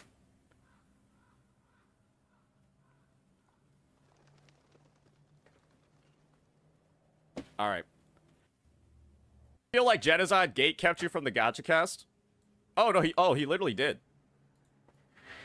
Oh, he literally did. Yeah. After I addressed this situation and I made this video, He said he doesn't want to be on anything with me in the future. Yeah. Again, I don't think, correct me if I'm wrong, chat, but I think the reason why the man does not want anything to do with St. Tonus is not because he was called out or anything like that. It was straight up the allegations.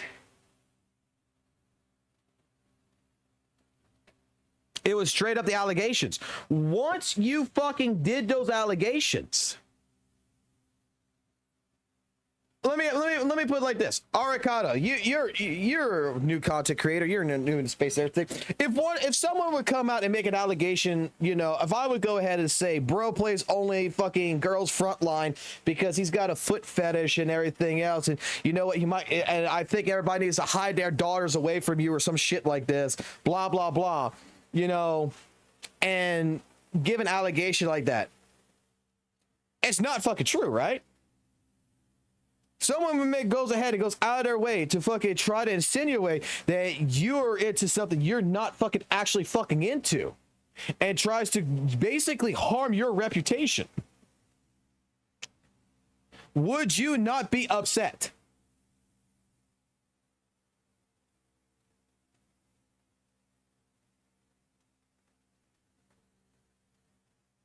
Thank you, Sketcho, for subscribing to the channel.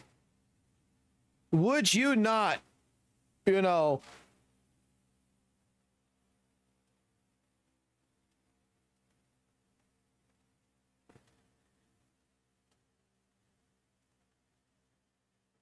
well, yeah, I mean, you addressed it.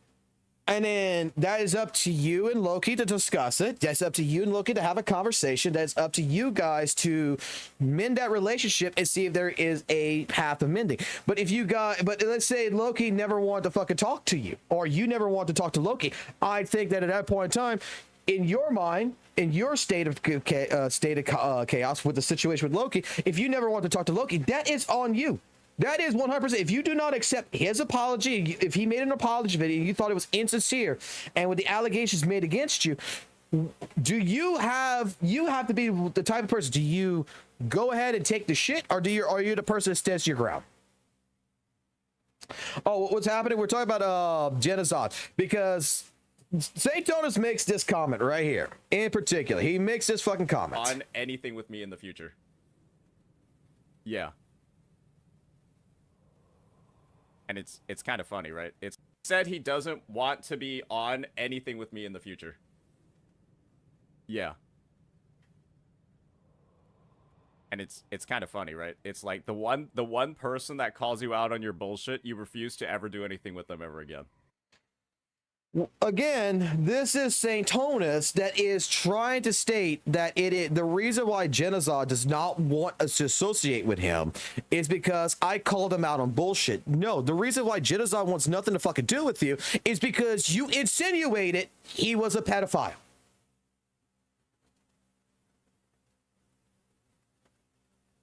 That's it. And as far as I know, that has not been fixed. That has not been actually in any which way, shape, form, been any way fixed in the situation of remarking to basically fix a professional relationship between two content creators. There was really no attempt that Tectone had to get involved and be like, yo, Saint, you need to apologize. Yo, Saint, you need to. It's just like the fucking Varys fucking situation.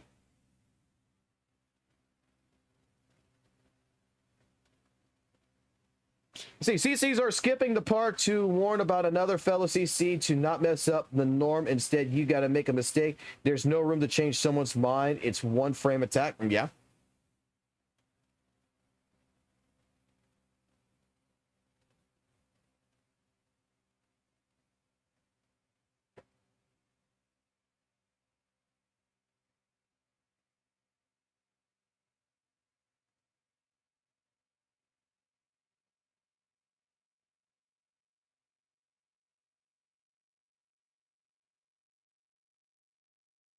Like, holy fuck. I mean, this is the case scenario. You see, let me go back to the Maggie video. Okay? There's something I want to see about the Maggie video real quick.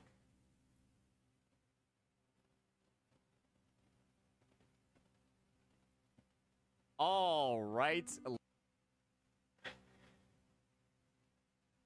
Ladies and gentlemen.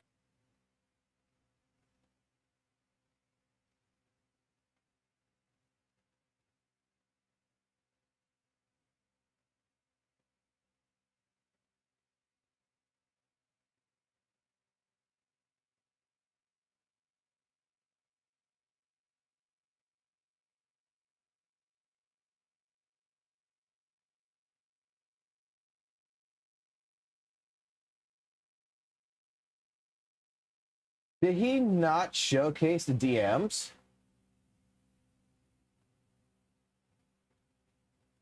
Did he not showcase the DM? I thought there was a video where he was actually showcasing the DMs with Maggie. Hold on.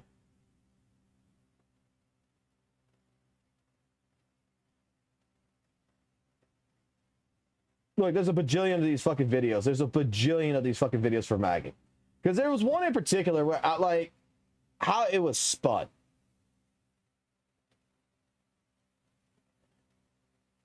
And I know I'll bring it back fucking past fucking bullshit, but this is like some of the shit that I recognize.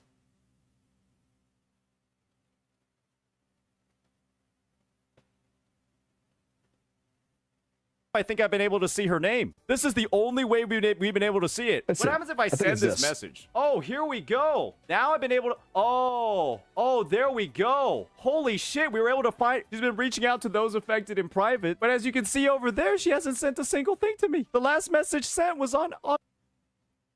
Okay. He cut it right here.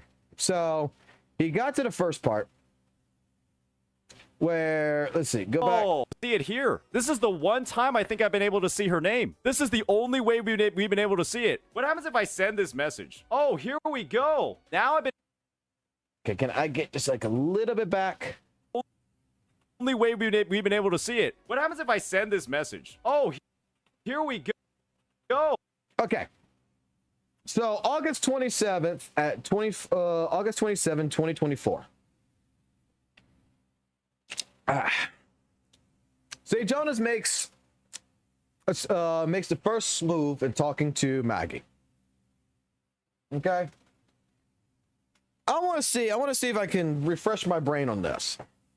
But hi Maggie, I'm St. Jonas, another creator in the Weather and Wave space. I've been keeping up to date with your content. Appreciate your mathematical perspective you have on some of the games, you have on the game, as well as a huge number of tools that you've made available to the community. I'm wondering if you want to explore some low time commitment collabs to continue growing the Weather and Wave CC community, likely in the form of some kind of podcast. To me, it feels that there's a huge opportunity for more creators to both network and grow the community together. Right now, it seems like everybody's making great content, but working very independently. That's something I like to make an effort in changing. My YouTube channel is linked here. I primarily focus on discussion about the game and its mechanics, but I don't dive into the technical depths that you do. And I think you would provide an amazing perspective to some of the potential discussions I have in mind. Please let me know if you're interested. If not, or you've got other pressing time commitments, no worries at all. The door is always open. That was the first message. Oh, now Second message. Maggie, like 2 days later, hi, thank you for reaching out. Sorry I was late in the reply. I was at a family wedding and just got back home today. What did you have in mind for the podcast? Would it be a one-time thing, a reoccurring thing? Not sure if I could commit to something for a long term because my schedule is always changing. I do agree there's a lot of creators work very independently. And in the numbers field, it is very frustrating for me because it means that tons of people were reinventing the wheel without collaborating. As recently, though, there's been a lot more people in the community contributing to the calculator, so that's nice. But nevertheless, there is still plenty of people working on their own, and that's fine. It's just a bit inefficient at the end of the day. been able to...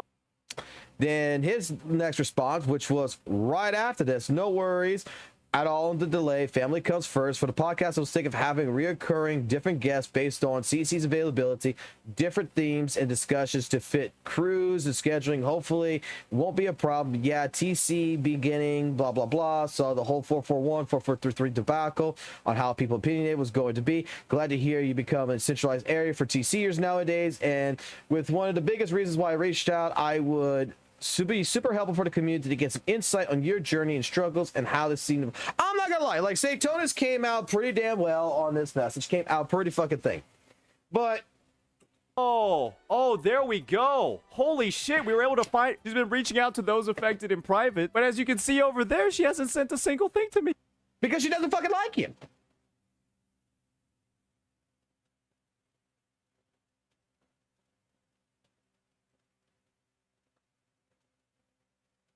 Like, I don't know how you guys take this, but the way I took this message from someone like Maggie, and especially the way she puts it as, you know, it's something that I'm not sure I could commit to for a long time. This sounds like, let me get my Epic Pen out.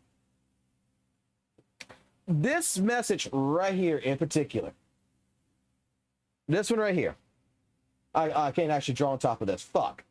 Okay. Well, we can do a snippet. We can do a snippet. Yeah, we can do a snippet. I mean, I want to be corrected on this, right? I really do want to be corrected on this because I took this completely fucking different, I think, than someone like St. Thomas. We can close this out. We don't need to see this. Well, no, we can close this out for now, but I need to come back to this because we're going to go watch what he did for 2.1. Close this out, move this down. Where's my snippet tool? There it is. Chat, hold the fucking snippet tool. Thank you very much. I got to do this in order to do other shit. All right, cool. Cool.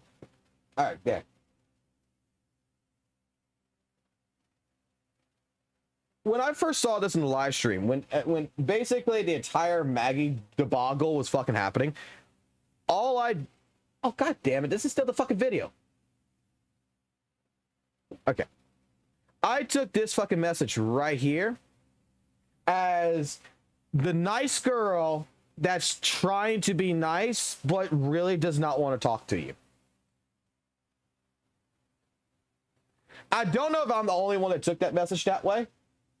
I think she should have been more blunt, but I have dealt with other female content creators. I have talked to several different other female content creators, and typically when they don't respond to you after a couple of days and such, and they ghost you, it is more or less like the first message is just a nice message, and this right here, she is like, I don't know if I could commit to something long-term. Scheduling is always changing. Don't sound like she's interested. I mean, she talks more about herself right here, independent numbers and everything else. It's a bit efficient, all this other stuff, but it's not like she's actually it's not like if like me talking with several people or whatever, be like, yo, let's talk about like doing a podcast. Let's talk about doing something together, collaboration, to where there's a conversation and it's about the collaboration or whatever fully. This ended up being like a 2 seconds about the collaboration, about a podcast, and then the rest is about me. And then I hang up. Now, I do believe that, you know, with Gato and stuff like this, there was other situation that ended up happening around this that, you know, with some different things that happened. Yeah. And I think that even later in the video, which he gets, because look, let's be completely fucking honest. It happens with me too, that there is going to be DMs and stuff like this that the last going to be message on like a sent Discord was on server that's going to showcase. So like is this right somebody here, that should really be likely in the form of some kind of pod changing? My YouTube channel is here. Please let me know if you're interested. And she was telling people I never sent this. And so she literally unblocked me live. Insane. Hi, Maggie. August This is what 27, I never 2024. heard this. I'm Satan. I'm another creator in the Wuthering Waves space. I've been keeping up to date on your content and appreciate the mathematical, no edit by the way, the mathematical perspective you have on the game, as well as the huge number of tools you've made available to the community. I was wondering if you wanted to... Wait a minute. Go back. What did he say? Another creator in the Wuthering Waves space. I've been keeping up to date on your content and appreciate the mathematical... no edit, by the way. No edit, by the way.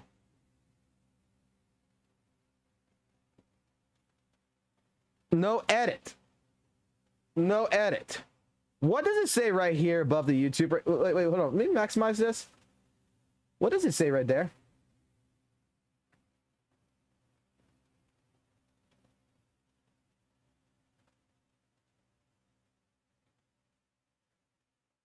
What does that say? EDITED, parentheses. What does that say?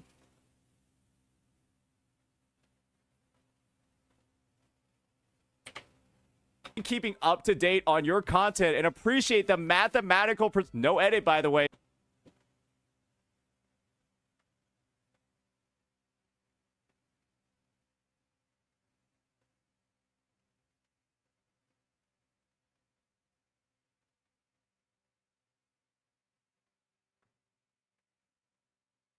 No edit, by the way, but yet the message says edited.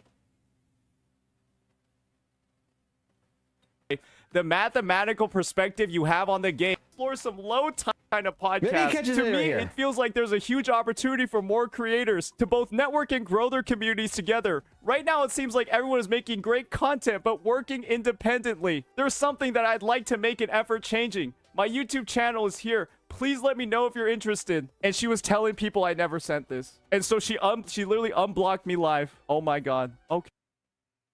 Did she have you blocked? Like, this is the fucking thing. Like, did she actually have you blocked? Number one, did she actually tell people this? Where's the message that goes with this? I've never seen the message. There it is, guys. Just so you know, like, I sent that me a to message. her, and this is what she said about me. I sent that. They got this. The second, the community says shit-toners does not represent them, or the second to put the video as number one for that one contest said it all. That type of content they want to see. Yes, the number one for the current one has a lot of views, but the content is such a nothing burger. It's literally. That to her, unprompted, and this is what she said about me. And she's been saying this for 6 months. Is this somebody that should be in the Wuthering Waves space? Is this somebody that should really be in the Wuthering Waves space, ladies and gentlemen? Is this not one of the most manipulative, deceptive, rat CCs you've ever seen? That's what I sent to her, and this is how she treats me? Because she got second place in a contest? She only won $500 instead of $1,000? She only won $500 instead of $1,000, and this is how she treats me? Wow. Why do you think I'm making such an expose like this, guys? Why she treats me? Prompted. And this is what she said about me. This is what she said about him. The second the put his video as number one for that one contest said it all. That the type of content they want to see, yes, the number one is the current one, has a lot of views, but the content is such a nothing burger. It literally. What was the contest fucking video that he fucking posted?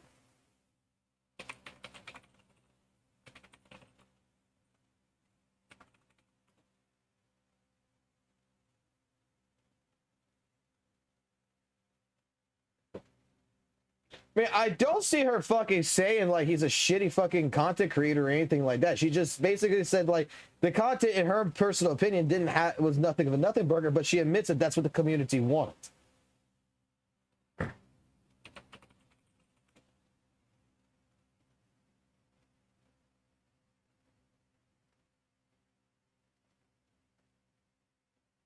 What video was it that he won?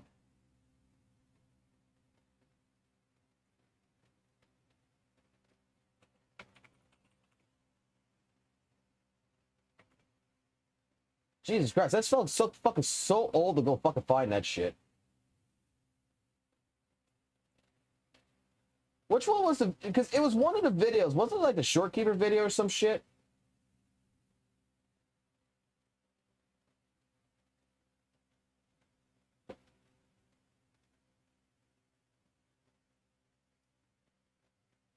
I appreciate you, Aricado. Thank you very much. What was the video?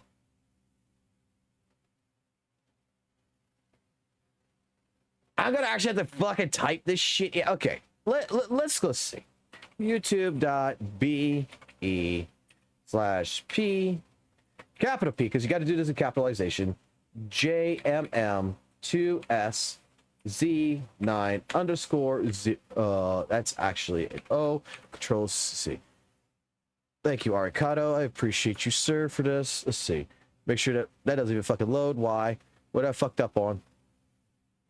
I want to get Maggie's video as well. What am I fucking missing here? P7. Oh, wait.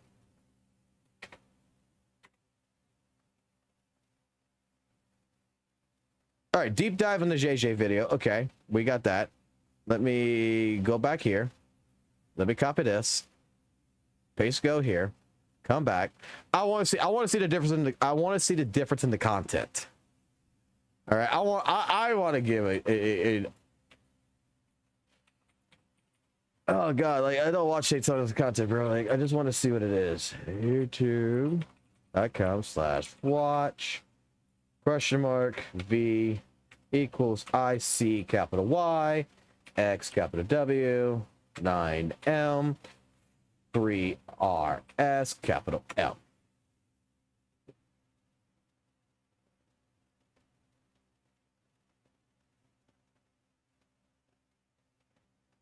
It was this one.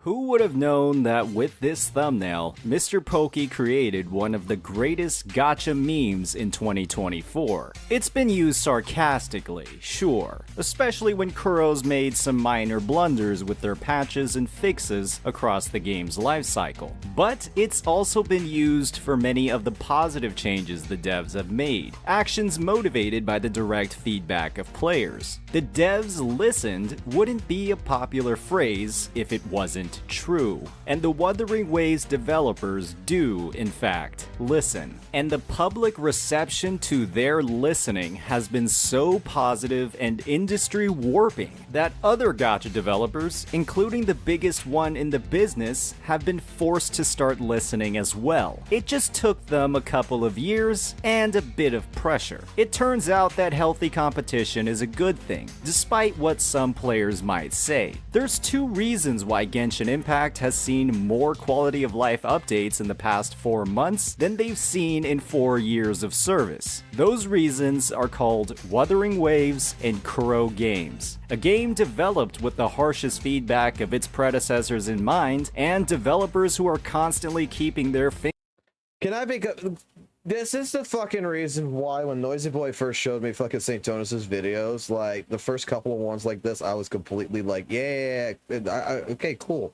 But when you don't play fucking Genshin Impact, you don't play fucking Honkai Star Rail, you don't play any other fucking gachas, and Weather Waves is your first, like, gacha, like, this is completely fucking, like, okay, fucking WUWA better than Genshin, like, it, like, by this fucking time period, you know, I think we already got the message. Finger on the community's pulse to find and fix whatever issues players are having. When Kuro hears a complaint, they fix it, and they don't just do the bare minimum, they go above and beyond. Today we'll be breaking down why this is the case, exploring how the devs have kept the player experience top of mind, from Wuthering Waves' development and baseline mechanics, all the way to the massive quality of life updates we've seen since launch. The number and content of these changes is absolutely astonishing, and most importantly, actually useful and accessible for the player. As always, if you enjoyed this content, please hit that like and subscribe button. From the ground up, Wuthering Waves was a game designed to limit player frustration.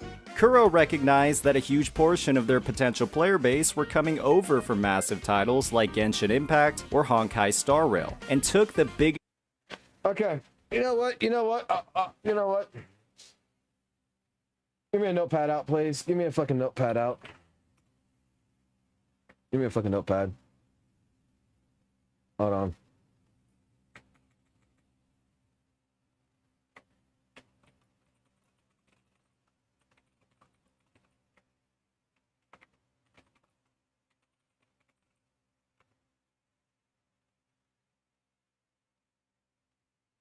How many times it was in the beginning here? Give me a second. It's been used sarcastically, sure, especially when Kuro's made some minor blunders with their patches and fixes across the game's lifecycle. But it's also been used for many of the positive changes the devs have made, actions motivated by the direct feedback of players. The devs listened wouldn't be a popular phrase if it wasn't true, and the Wuthering Waves developers do, in fact, listen. And the public reception to their listening has been so positive and industry warping that other gacha developers, including the biggest one in the business, have been forced to start listening as well. It just took them a couple of years and a bit of pressure. It turns out that healthy competition is a good thing, despite what some players might say. There's two reasons why Genshin Impact has seen more quality of life updates in the past 4 months than they've seen in 4 years of service. Those reasons are called Wuthering Waves and Kuro Games, a game developed with the harshest feedback of its predecessors in mind, and developers who are constantly keeping their finger on the community's pulse to find and fix whatever issues players are having.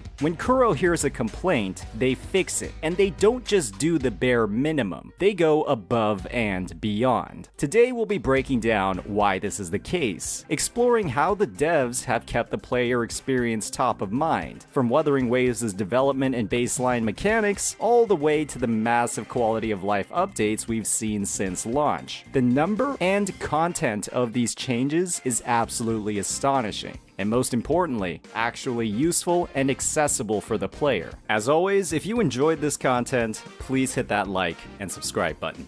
From the ground up, Wuthering Waves was a game designed to limit player frustration.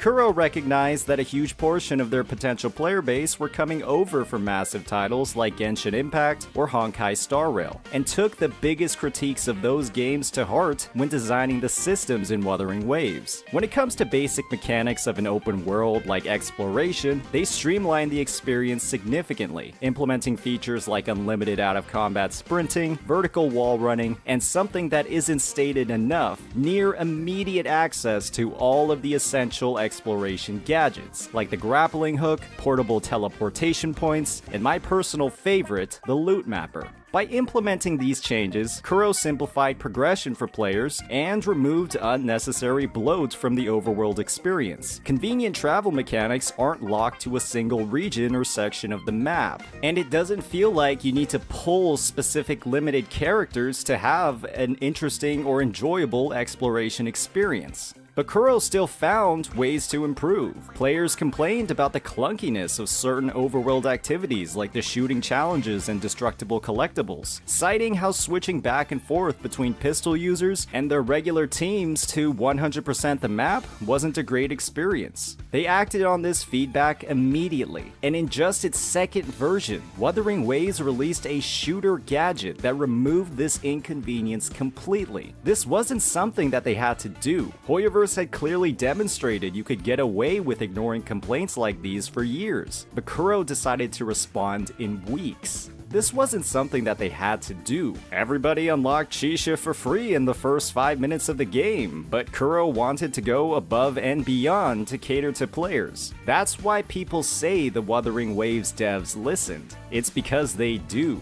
However, this isn't the only area where the devs did far more than they needed to when implementing quality of life updates. Wave plates, or the daily energy system, was also designed with the player experience top of mind. With a 240 limit and a simple accumulation of 10 per hour, WUWA's energy system was a lot easier to keep track of compared to Genshin's, and also had a much higher cap. While other games launched with a much lower cap on their energy that was increased in later updates, with Honkai Star Rail taking over 4 months and Genshin Impact taking nearly 4 years, Kuro simply launched Wuthering Waves with the highest energy cap seen in the industry. That's a dev going above and beyond, and that's at the launch of the game. However, that wasn't enough either. Even with this massive energy cap, players wanted more, and Kuro gave it to them. With 1.2, Kuro added the Wave Plate Crystal system as an excess energy system with a cap of 480, and perhaps most importantly, a rate of 1 every 12 minutes. When the baseline rate is 1 every 10 minutes,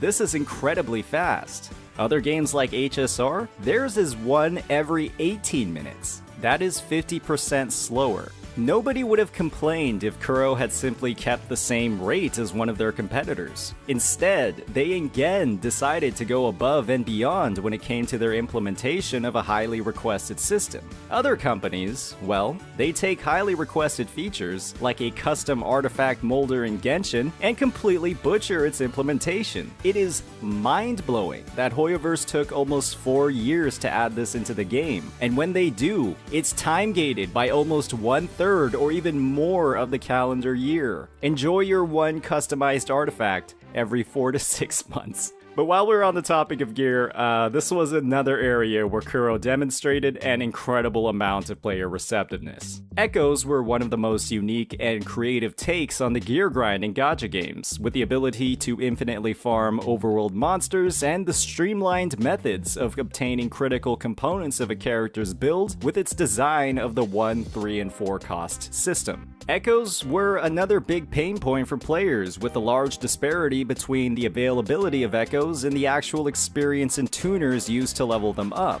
Kuro responded with a diplomatic solution to increase echo materials. Rather than increasing tacit field rewards and retroactively punishing players who didn't hoard their resources, they instead implemented these rewards across a massive number of events and activities, equally rewarding all players. But still, people had issues with echoes, and now that people had progressed further into the game, grinding overworld mobs for drops had become a lot less appealing. So they just went ahead and started giving out a massive number of randomized echo drops across every avenue of content. From repeatable activities like the Elusive Realm, all the way to story events like the Moon Chasing Festival. Kuro takes feedback and implements it quickly. Oftentimes, all it takes is just one version. This level of response is something that gacha players aren't used to, but this is just the way that Kuro does things. By acting on these requests, Kuro in turn fosters a community that doesn't have that same level of toxic positivity other gacha games are notorious for,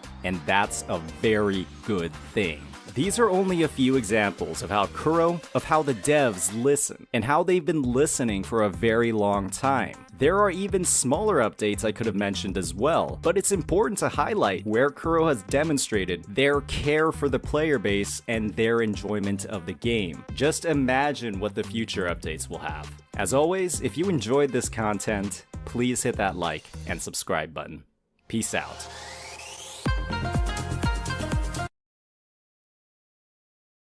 So 1, 2, 3, 4, 5, 6, 7, 8, 9, 10, 11, 12, 13, 14 fucking times it was mentioned or showcased that there was something about Hoyo in that entire video that won the contest with Weathering Waves. Now, I will say it like this. When it comes down to it.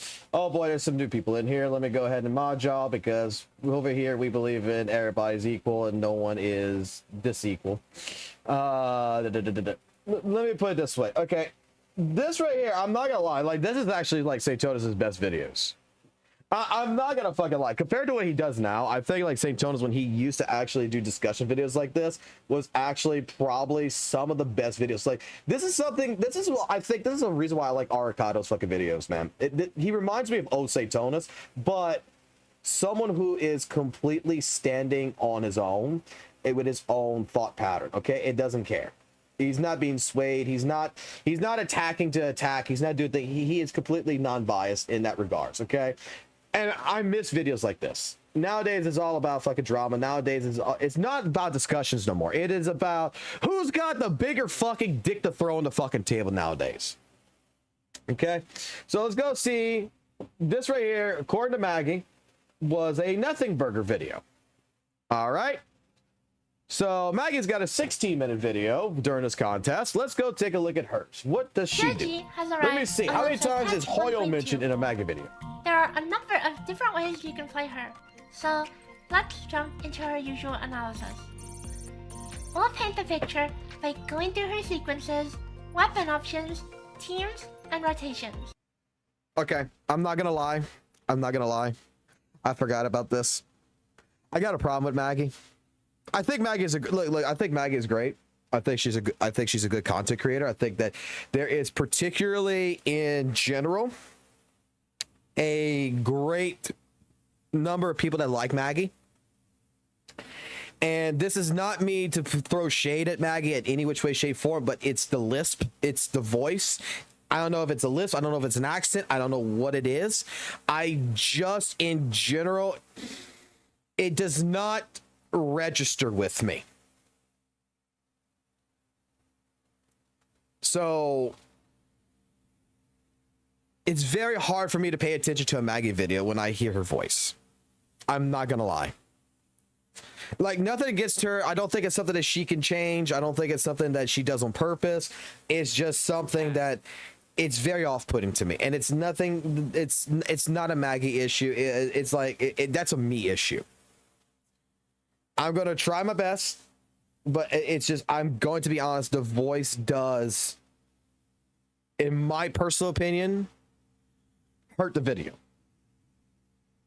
For me. Let's get into it.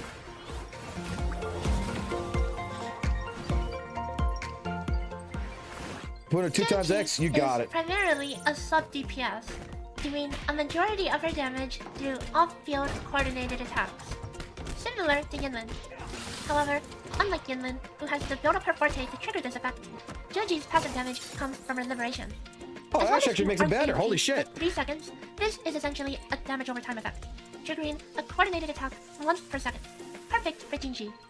Most of Joji's damage, including her coordinated attacks, count as basic attack damage. While the off-field damage provided by her liberation makes up a majority of her damage, setting it up properly is important, as she receives buffs as part of her combo and inherent skill. So, how does her combo work? Here's the TLDR. First, build up her forte with, ideally, 1 intro skill and 1 basic attack combo. Then, press her skill and heavy attack to create her 3 imprints.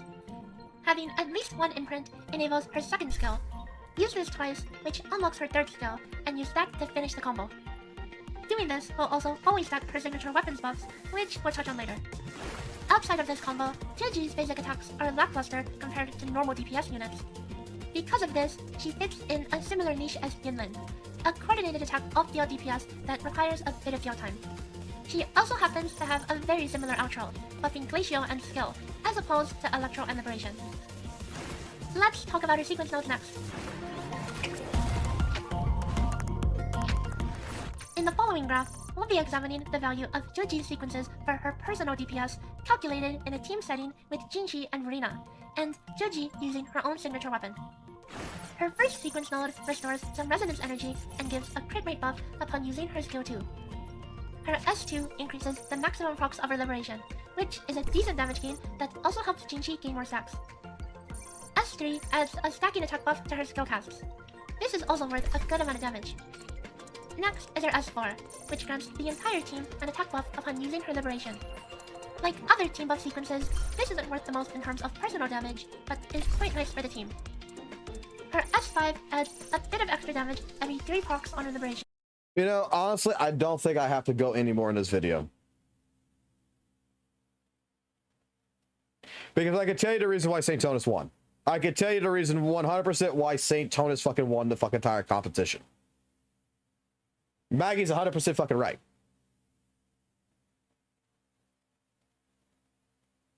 St. Tonus's fucking video right here, right, is completely, yes, it is a nothing burger. It 100 fucking percent. I agree with Maggie. This is a nothing burger. This is just telling you The different mechanics that's already been implemented in the game. It's basically taking bashes at Hoyoverse any which way, shape, form it can really do it in. But at the same point in time, for new players, it's basically lining up, you know, hey, Kuro game developers are the best at gacha gaming because they're implementing changes, whether players want it or not. They are taking into consideration players' vocal feedback. Okay? It's an 8-minute video that is completely very easy to understand, very easy to follow, very easy to watch, and makes sense. The reason why this video did not rank up as a #1 video is because you just implemented the worst fucking problem into the gacha community. This isn't the Dark Souls community, and even Dark Souls community wouldn't want this shit either. The average fucking casual player. The average casual players watching this shit don't give a fuck. You gotta read. This is school. I don't watch YouTube to go back to school. 100%, I will say, like, Maggie's correct. Like, Maggie has more information, right, in general, that's in this video. This is more of a hard calculations. This is more telling you about the character, what you could do with the character, what echoes work better with the character, basically what's the rotation, what's the skills. It's a complete fucking breakdown of this in 16 minutes. It's explaining to you what's the best echo set to use. It's a complete breakdown. You know what the average fucking player fucking wants to fucking do in a gacha game? Should I demonstrate this real quickly?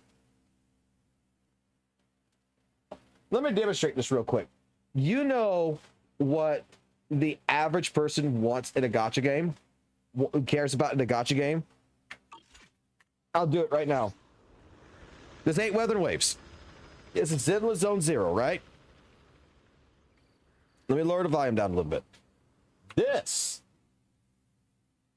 is what I think the casual player ultimately gives a fuck about.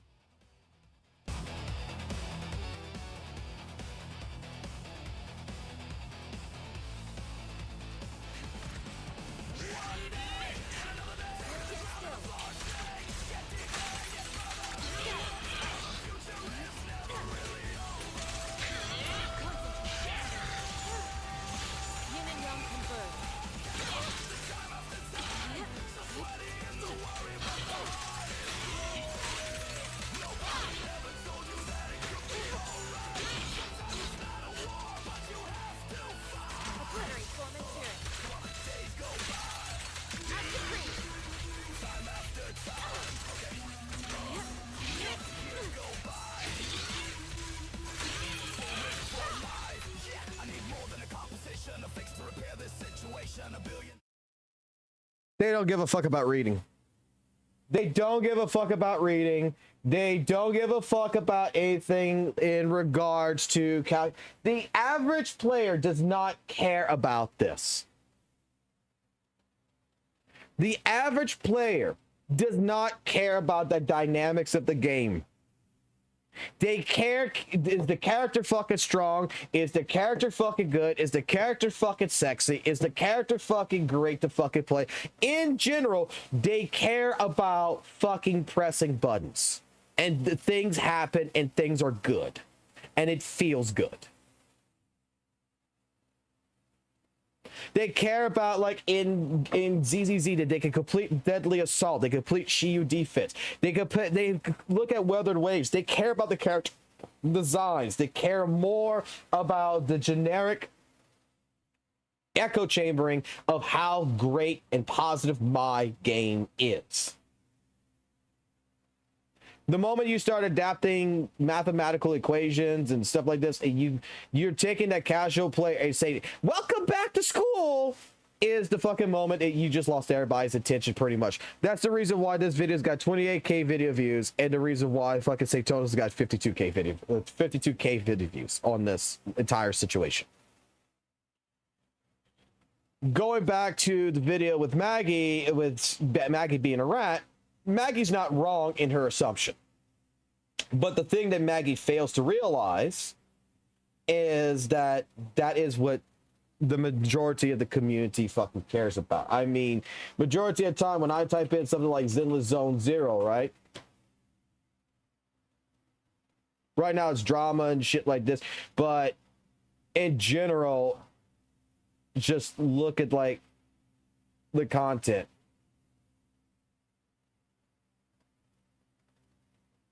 It's brain rot.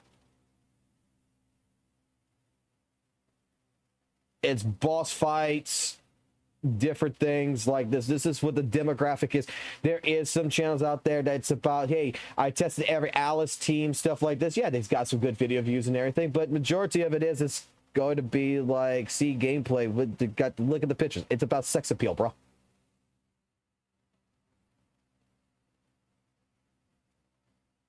I mean, I type in weather and waves. Oh boy.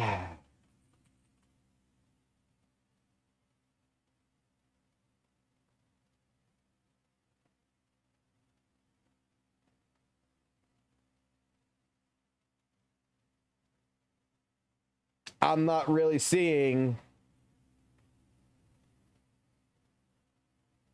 much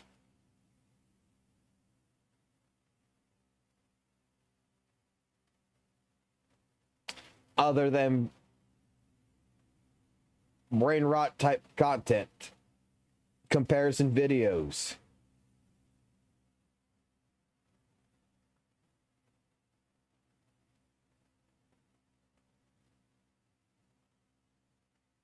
Again, another comparison video.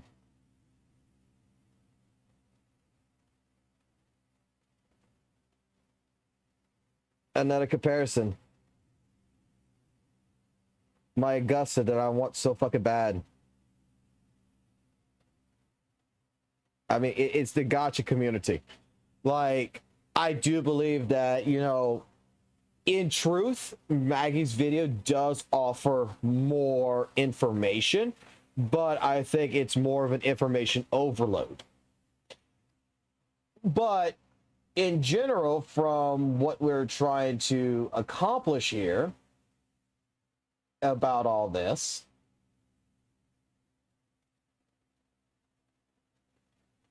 is the fact that with the videos like Saintonis brings out in terms of like, you know, Maggie keeps lying.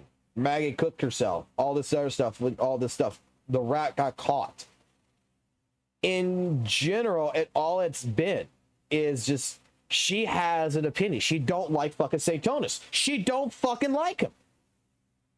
She's made it apparently obvious. She's not publicly bringing it out. Like, she's not fucking coming here and making drama content, basically. She's not trying to push her weight on, hey, I don't like Saintonis. Saintonis is a piece of shit. And Saintonis is going to be the type of person that legitimately says that, oh, Maggie ruined my reputation on subreddits. Maggie ruined my reputation on the fucking Discord and stuff like this with her blatant on the outside of the screen in our private moments, my reputation and shit. Bro, I'm going to be honest with you. That is just as fucking bad as when he fucking said that I fucking was the reason why he got hate on his Genshin and Weather and Wave fucking comparison videos. Because straight up, what did I... Correct me if I'm fucking wrong. But the video that we saw earlier from the contest. The wording that I used when I fucking watched Saintonis, how many times he mentioned Hoyo? There's 14 fucking times he mentioned Hoyo in that video. And when I first was introduced to Saintonis and his content, I said that I agreed with it 80% of the time. The 20% or the 10% that I never agreed with is just the fact that I would sit there, I would watch the video, people wanted me to react to it last year, and it's another reason why I stopped doing reactions was because straight up, every time they would send me a Saintonis video, and the last time I was sent one from Noisy Boy, I said, no, I'm not watching it because I'm sick and tired of watching someone basically kiss Curl's ass and suck the wet farts out of it, was because every single fucking video has something about basically has a hit piece on Genshin, and it's talking about how Genshin is a toxic positive fucking community and how bad the game is and stuff like this in every single comparison. And I said it on a fucking live stream that I don't know shit about Genshin. I don't care. All I know is Genshin's bad, and I think anybody who watches his channel would realize that his channel is Weather Waves. Can we not just make an entire video that is just dedicated to Weather Waves and only talks about Weather Waves? That's all I cared about. Why does it feel like every single video had to have some construct that had to be a jab at Hoyoverse? That was my biggest problem back then. This is why, like I said, I mean, at the same point in time, compared to what his content is now, I miss old St. Thomas. See, this is where I'm going to say is being the person who's going to look at the devil right here. Okay? You look at the old videos, man, like the actual guide videos, like this right here. Dude, a lot of these videos, 100%, man. These 8-minute videos he did, the 10-minute videos, I got no issues with these videos, really. The SWAT cancel, I agreed with it. The 4-star unit has a problem, I agreed with it. WUWA combat. The ones that I started having issues, right, was gotcha revenue. That's really where I started having the entire issue. Or this video right here in particular, because I made a comment about this video on the live stream. 1.3 and our bizarre adventure with Shorekeeper has been available for a little over a week now, and it's safe to say that this update brought a lot to the game. Amazing features like an entirely new map, a mountain of quality of life updates, and perhaps most important of all, a dazzling new resonator. While your enjoyment of the Black Shores is entirely subjective, with many adoring our newest sustainer's integration into the story, while others are lamenting over how many characters glaze the MC, most players can agree that the Rover's experience and the revelations on their hidden past gave this tale a wild spin, setting up the player base for even more realizations down the road. What's clear for any player who saw this update was that this version was a massive, massive lore dump. Tethys, the super advanced sentient AI responsible for preventing future laments. Shorekeeper, a living amalgamation of Sonaro energy who was given purpose by the leader of the Black Shores. And Rover, the man or woman at the center of it all, without a single clue of how everything got like this, with memories of the past drip-fed throughout the quest. It's safe to say that we as players have more questions now than we did before, and unfortunately, there are many in the player base who weren't able to keep up. It could have been their misunderstanding of vocabulary, a personal lack of attention span, or what I think is actually the biggest reason of all, their rushing of the story. And for those that rush the story, I can't blame.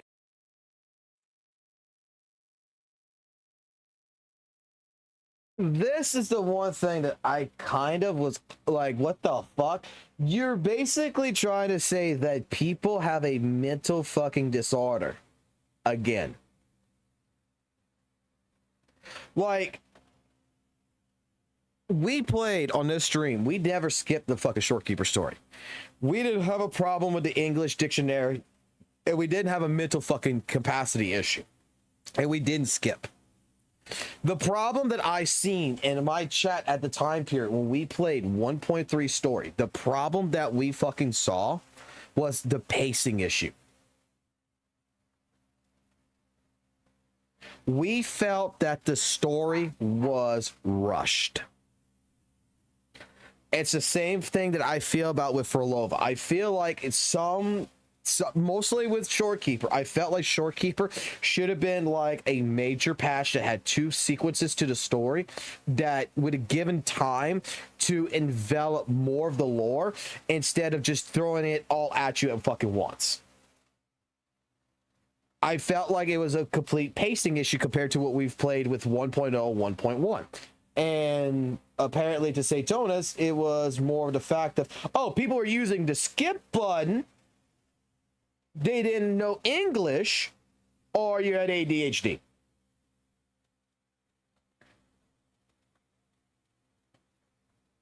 Where it was none of that. Like, we played it, we sat here, we're like, dude, what the fuck's going on with the story? Like, some of this shit's like, there's so much going on. There's so much lore going on at one fucking point in time. It should be spread out a little bit.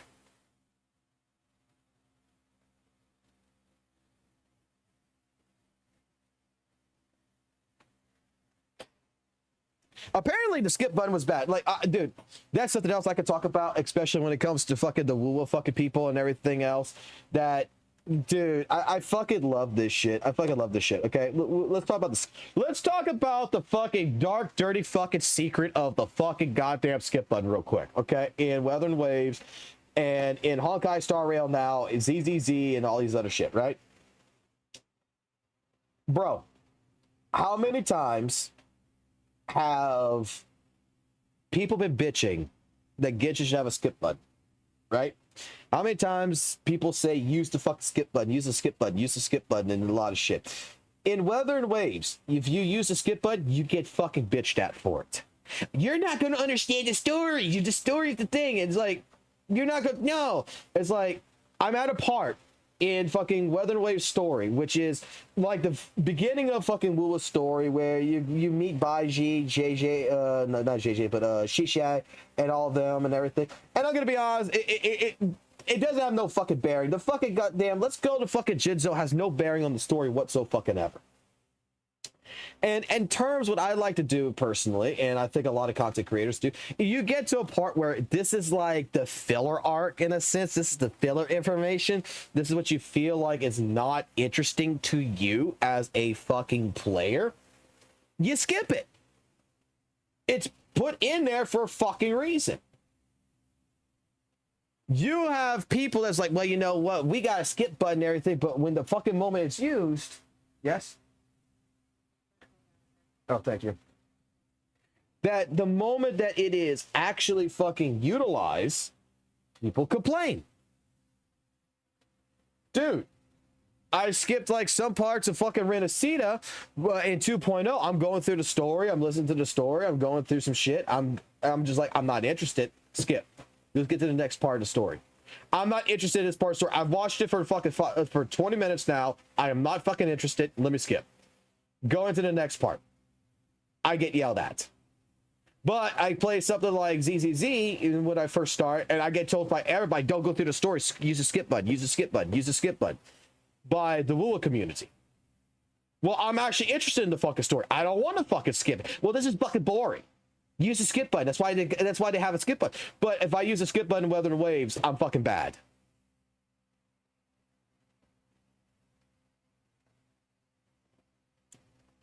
Like, come the fuck on here. Like, double standards is fucking so fucking high in the community.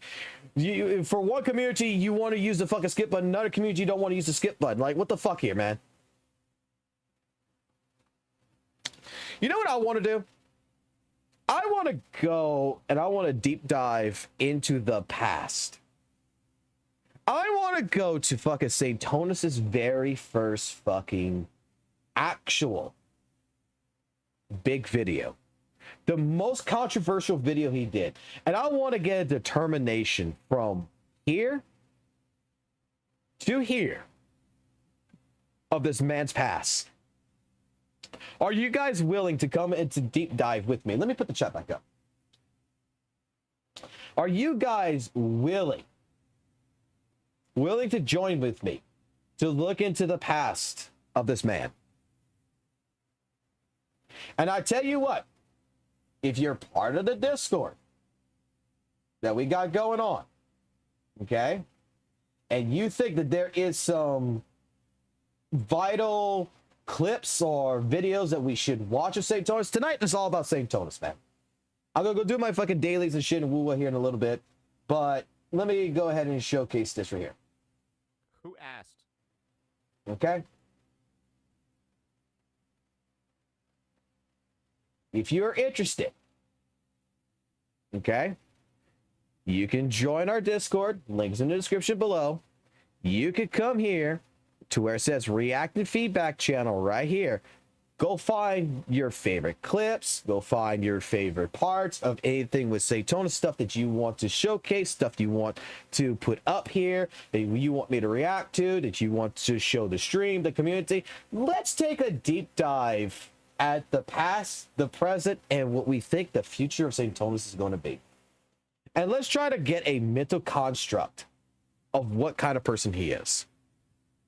Y'all interested in that? Because I think this video Wuthering Waves was relatively not taken well in reception. And I think that this is a video that we need to look at. Wuthering Waves has taken over the United States. Kuro Games, the developer for Wuthering Waves, is confident in its success. Interest has grown rapidly over the past few weeks as Kuro ramps up their marketing and advertising efforts prior to release. Kuro has accomplished this in the gacha space despite losing many of its potential content creators to Hoyoverse's predatory preferred creator contracts, which legally do not allow them to create promotional material for Wuthering Waves or any potential competitor to Hoyoverse games, under the threat of fines up to $500,000. My name is Saint Tontus, and I'm here to take... Has that ever been proven? Like, I got to ask a question. I've heard about this shit. I've heard different fucking arguments. I don't know anyone who's actually in the content creator space that I could actually fucking ask this shit with Hoyo. Because let me put it this way. I've recently actually had an interaction with Hoyo about getting into their content creator program. And I'd never seen this. There were some other things in the contract that I saw that I did not, particularly the agreement was not good enough for me. That's the reason why I kind of like, yeah, no, I'm not going to do this. But I never saw that, you know, a content creator shall promptly notify thing if any gaming brand intends to sponsor their content, full discretion to reject sponsorships that could be detrimental to Zenless Zone Zero or the content creator's reputation. Like, I don't know that actually Hoyo ever had in their contract that you can't fucking play another fucking game. Well, like, is this an old contract or something? Like, I don't know.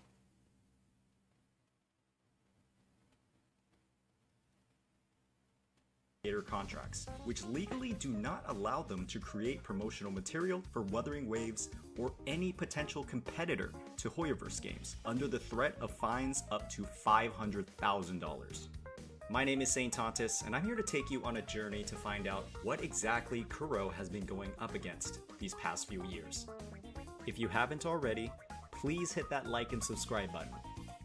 In their most recent marketing venture, Kuro Games literally took over Times Square, shining the spotlight on the entire roster while highlighting gameplay and cutscenes. This isn't the only place where Kuro is bringing Wuthering Waves to life. Kuro is actually sending the two main characters, or rovers, across the United States, generating hype for the release through fantastic costume design, cinematic photos, and clever references to the game itself.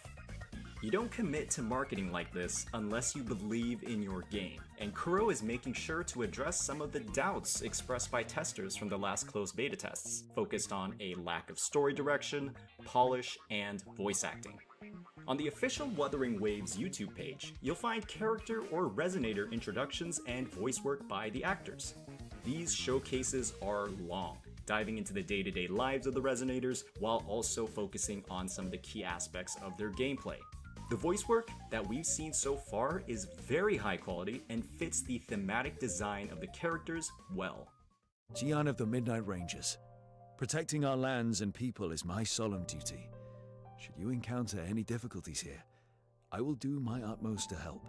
Jinjo Patroller Chisha, you can always call on me if you ever find yourself in a pickle. Well, if it isn't my loyal patron, what do you wish to inquire about today? What's odd here is the sounded like delay shit. between each resonator showcase. Understanding the public knowledge that localization has been working overtime to finish production for Wuthering Waves, these delays make sense, but also make Kuro Games appear incompetent as developers. Is it really their fault though?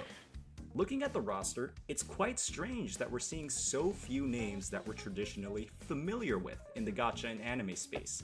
big names like Brianna Knickerbocker, Damon Mills, and Caleb Yen are surprisingly absent despite previous involvement in many gacha titles. One of those titles, ironically enough, includes Punishing Gray Raven. Coincidence or not, all of these big-ticket VAs are nowhere to be found. This becomes even more questionable knowing that Skylar Davenport, the voice actor for March 7th from Hoyoverse's turn-based strategy game Honkai Star Rail, and also the voice of Bianca from Punishing Gray Raven, was the original voice for Yang Yang in the earliest closed beta test. In the current state of the game, her VA is Rebecca Yo. Skylar Davenport is a talented actress that has historically delivered in her previous role with Kuro Games. Why would Kuro Games replace a tenured VA for their largest budget game with a VA that has only had one role prior over 2 years ago? How much dialogue had to be rewritten to accommodate for new VAs? It's clear that something is going on behind the scenes. Were the delays in the English dub for the Wuthering Waves CBT caused by even more anti-compete agreements by Hoyoverse behind the scenes with its VA contractors? This is a disturbing trend that Hoyoverse is actively developing within the gacha space and video games as a whole. Could it be? I'm just gonna ask. I'm doing a St. Tonus here. I'm pausing the video. Could it be that it was fucking cheaper to hire someone else to do the fucking voice acting?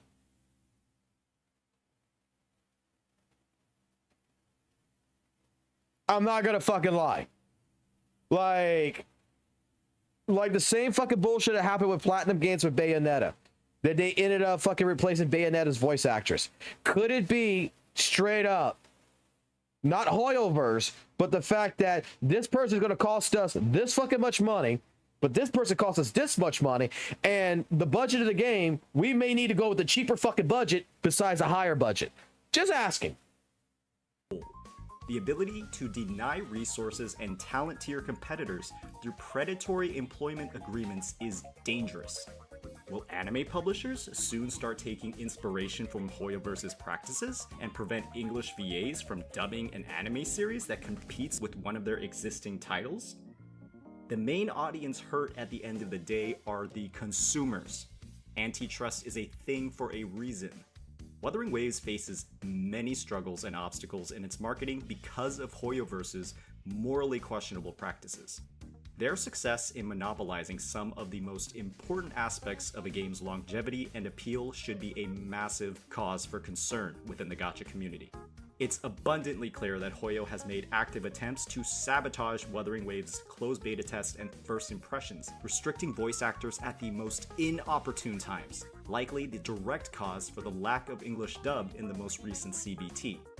It would be very convenient if a contract from a signed Hoyoverse VA was leaked in the coming weeks. I think we'd find some shocking similarities with the previous ZZZ contracts given to preferred content creators.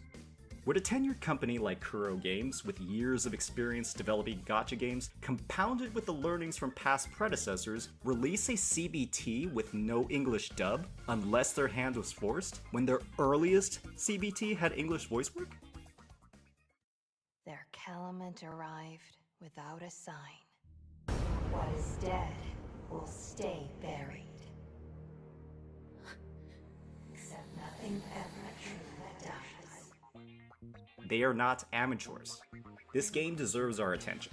Not because it's an incredibly engaging, Wait, I've action never RPG seen that with clip. fantastic- Hold the fuck on here.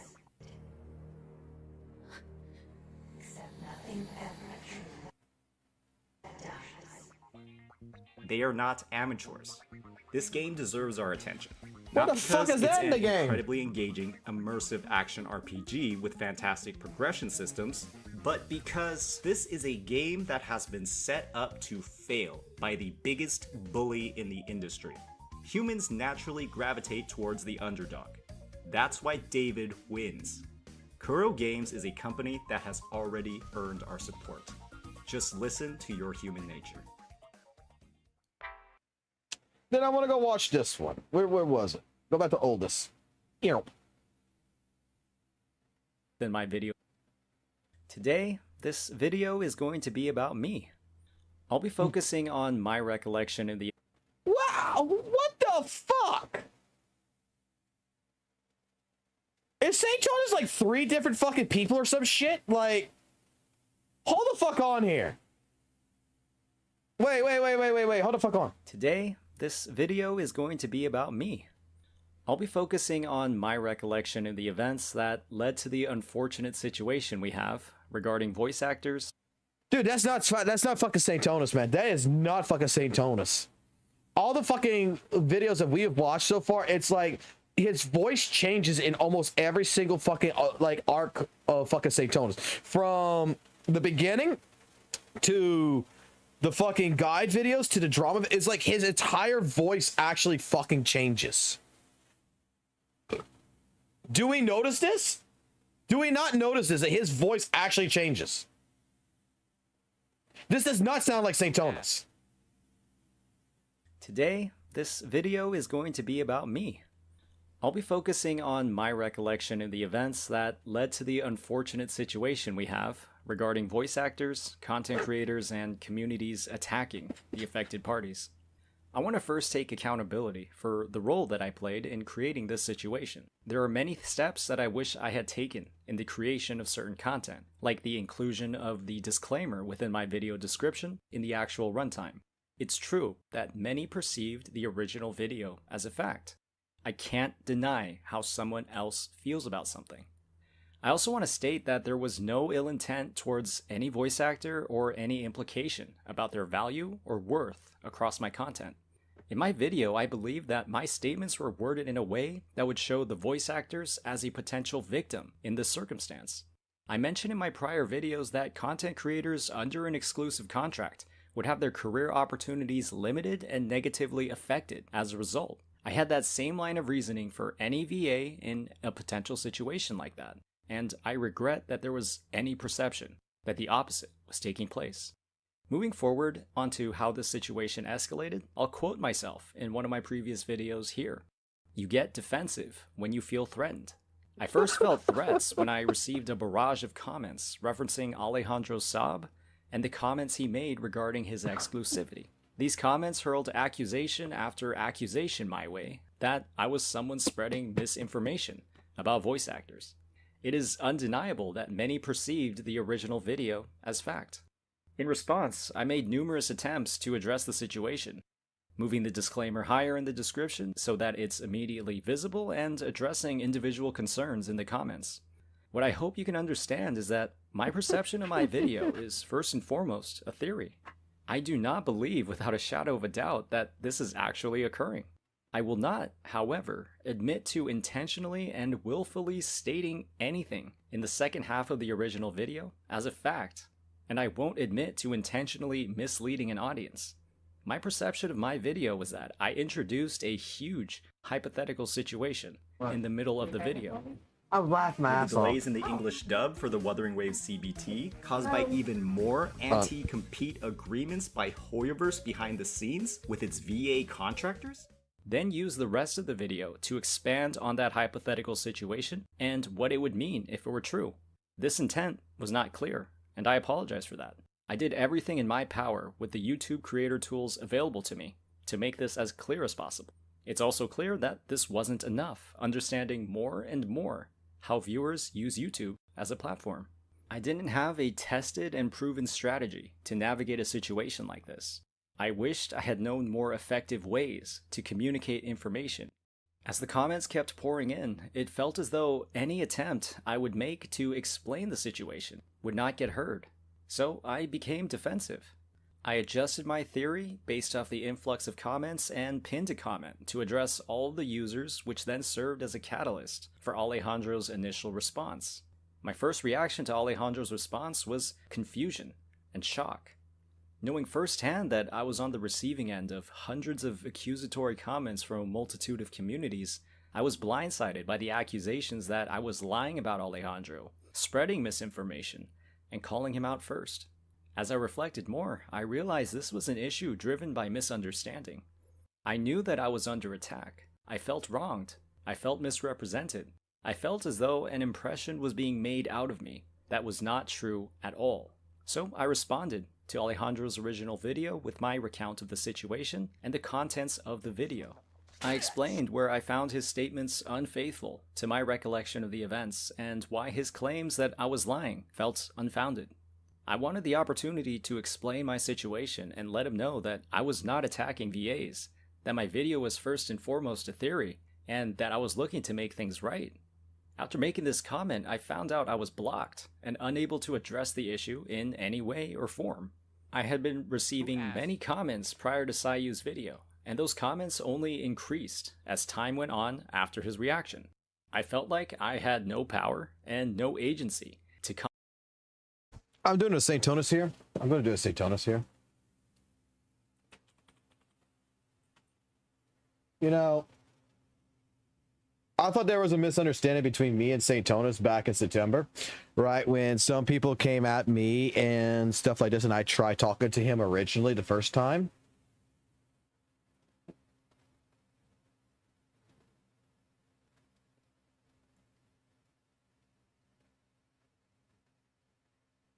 When I tried reaching out the very first time, so I just want to make that point. All right, back to this. Combat what I perceived as a false, uninformed, and extremely negative narrative that was being made about me. I knew that it was caused by miscommunication, and finding out that I was barred from the opportunity to even discuss matters and resolve the issue, in all honesty, was the tipping point for me. So I made a response video to Sayu that specifically addressed my major frustrations with the entire situation. I had a lot of questions the day Sayu's video dropped. Why am I getting called a liar? Why wasn't my full argument explained? Why is there such a negative reaction to my content from a VA, when I believed that my content wasn't accusing VAs of anything? I addressed these points in an aggressive response. I felt as though I wasn't getting a fair shake. I was having my name and content dragged through the mud without the opportunity to explain myself, while also knowing that my original content wasn't even viewed to validate such claims. I felt that a misinterpreted image of me, derived from a lack of context, was becoming my public image. That is an awful feeling to have. I was accused of horrible things without any attempt to address my intentions, and had the door slammed in my face without an opportunity to defend myself. So I lashed out, and this drew more attention from other content creators. September 26th. The first time I tried to talk to him, and the day I got blocked. When we had this Genshin Night 1 that was in here, and all I said was, happened to me to same person. When I tried to engage in a conversation, you know, break the ice, if you would say, I got blocked. Then back on December 7th, after watching the Gacha Cast back then, in my opinion of St. Tonus, I changed. Sir, I want to apologize to you. Not sure if you will see this, but if you do, possibly that we could have a talk like, approach this as civil, and I will this civil and directly apologize for my actions towards you. After seeing the Gacha Cast, I do believe I was wrong about you. Back on December 7th, I wanted to have a conversation. I wanted to have a conversation back in September. I tried having it again in December. Boy, I know the feeling you're going through, Saint.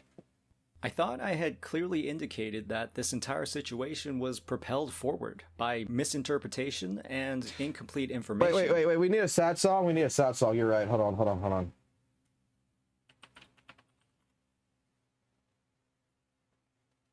on. I got you. Hold on. We gotta go back on this. We gotta go back on this video. Hold on. I got you guys. You're asking for this. You're gonna get what you're asking for.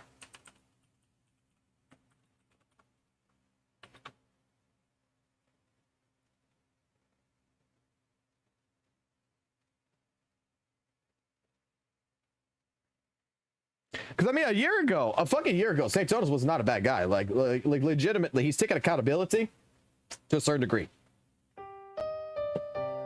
Argument explained. Why is there such a negative reaction to my content from a VA, when I believed that my content wasn't accusing VAs of anything? I addressed these points in an aggressive response. I felt as though I wasn't getting a fair shake.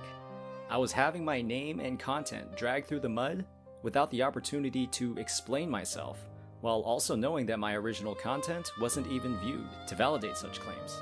I felt that a misinterpreted image of me, derived from a lack of context, was becoming my public image. That is an awful feeling to have. I was accused of horrible things without any attempt to address my intentions, and had the doors slammed in my face without an opportunity to defend myself.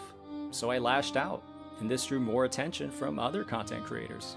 I thought I had clearly indicated that this entire situation was propelled forward by misinterpretation and incomplete information. However, I only accused Alejandro of these things, without admitting on my end that I had misconstrued how people perceived my video, and for that, I apologize.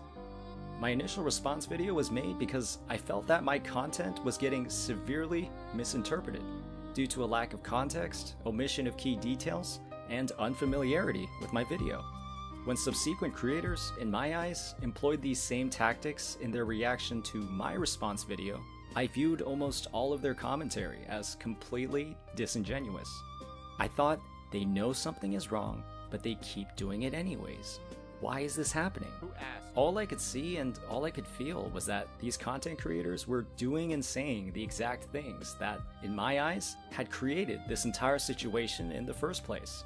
So I made a scathing response video. I had just made a 22-minute video outlining how a lack of context and unfamiliarity with the source material was negatively impacting me. I couldn't believe that a second creator was doing the same exact thing. Hearing justification from other content creators that this omission of details, which I had believed was the reason for this situation in the first place, was actually a good thing for me, made me angry.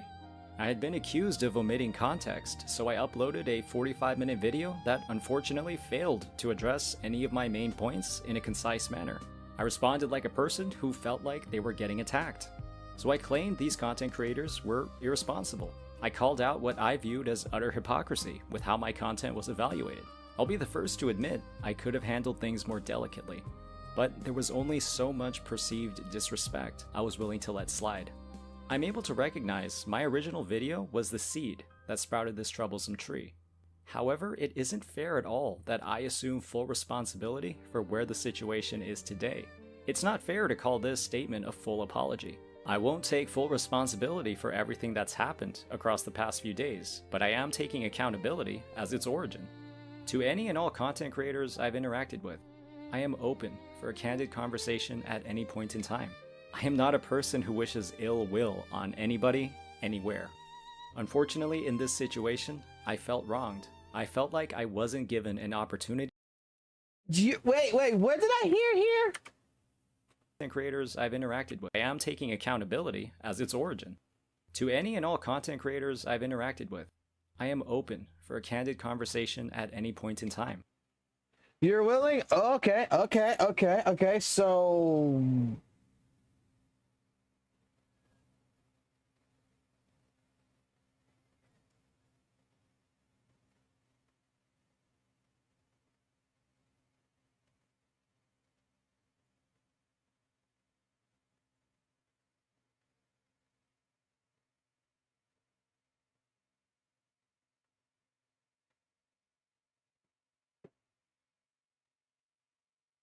I am not a person who wishes ill will on anybody, anywhere.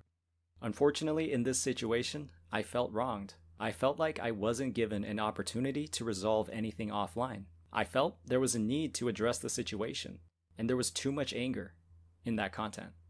I hope that the other videos on my channel can communicate that. I focus primarily on guide content that inherently can't do anything except help people. Any drama-related content, aside from my initial video, was made in response to another creator. This is not the type of content I want representing my channel.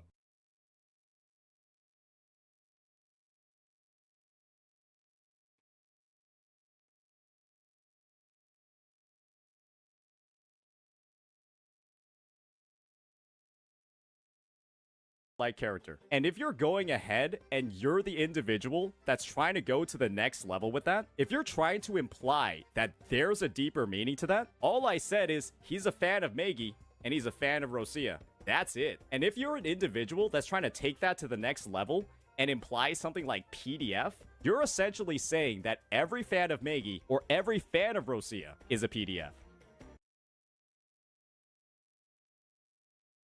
This is what I was looking for.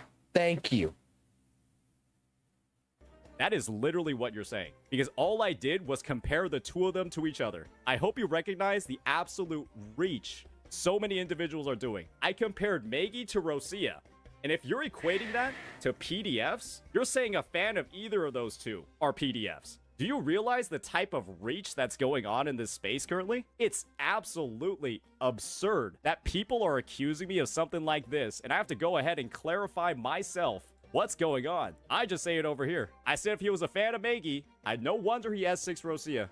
And the amount of accusations that I've been getting, all you're saying over here, Shine Dare, he's banned on my Twitch, by the way. I wonder why. All you're saying is that a fan of either of these two is a PDF. If this is where... Hold on.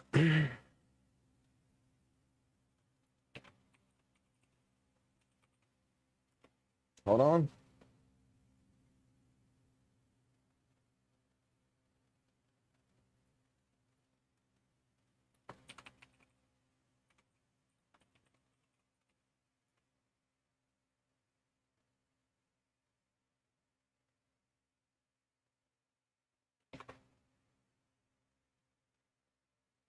Let me see if I can do this.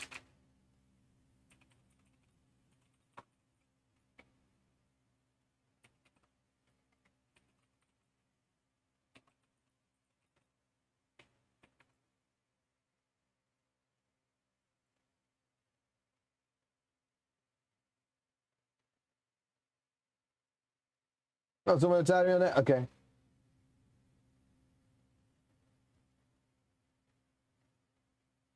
Damn it. The video, let's see. Can I just, the video is actually, was the video actually fucking removed? Who asked?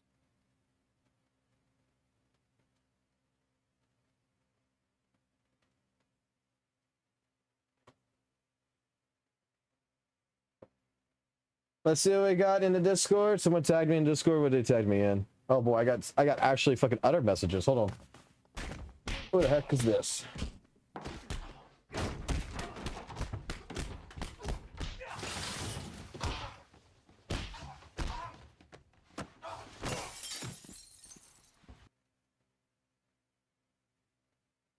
Oh, okay. If that's the case, I know what to do. So I'm being alerted about something right now. Apparently, Hoyo's doing something. Well, we can fix that.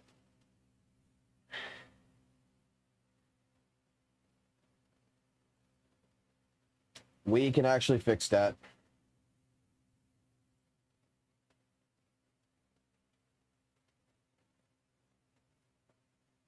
Guys, we gotta take the leak channel down. Apparently, Hoyo versus coming after us on this shit.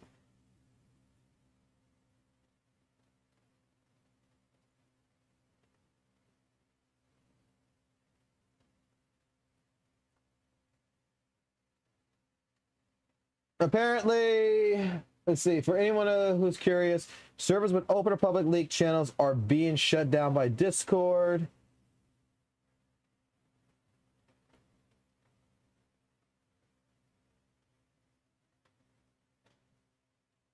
All right, we will shut it down.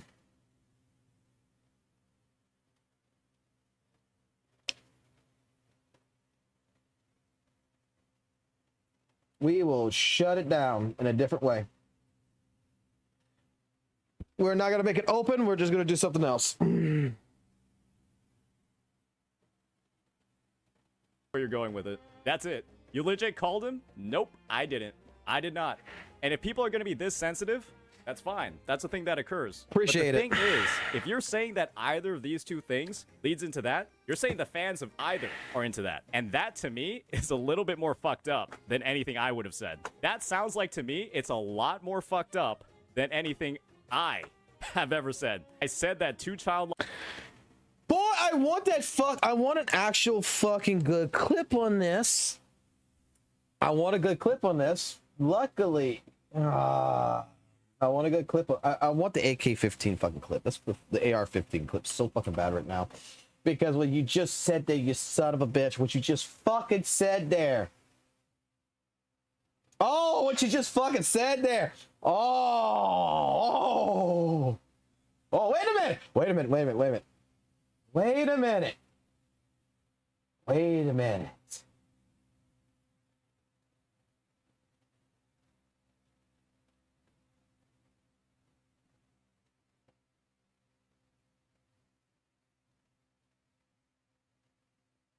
Hold on. Wait a second.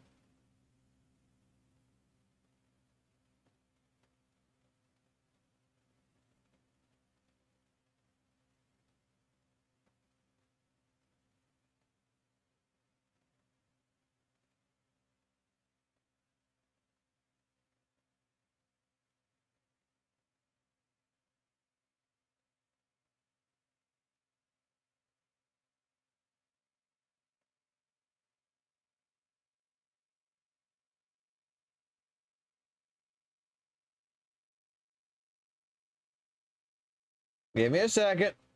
Let me pull this up.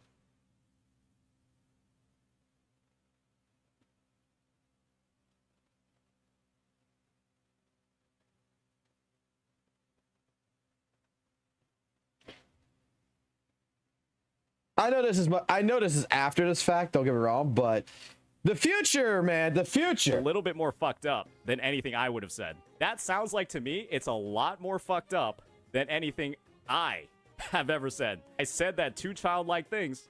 That's it. I feel like we have to unban him, because if we don't, he's gonna find another hobby, and I feel like that one might involve an AR-15 and a public gathering space. Yeah, I don't think I talked about Genazad's S6 Rosia. Yeah, I don't think I had that clip, bro. People just made fun of him for pulling it 3-4 months ago. A lot of CCs. They did. And if it was acceptable back then, but suddenly it's no longer acceptable now, I don't think that's a really fair thing. Because there are a lot of big gacha CCs on the record just making a joke out of the fact that he did it. And so me doing it again, I'm not going to be crucified for that. I'm not taking the blame for that. I'm not going to go ahead and just accept all the sins of all these other creators. Yeah, it's not a big deal. Get over it. Let's go ahead. Let's move on from that, because I'm going to be real here. It's a matter that really doesn't make any sense at all. People are trying to take the ball and run with it. I know for certain, based off of what Shindare was doing in my Twitch chat, they're just looking for any way to indict me. They're just looking for any way to cause some issues. Oh, I see someone writing in the chat, bro didn't finish the clip. Oh, okay, we can finish the clip. Let's finish the clip. Wondery S6 Rosia.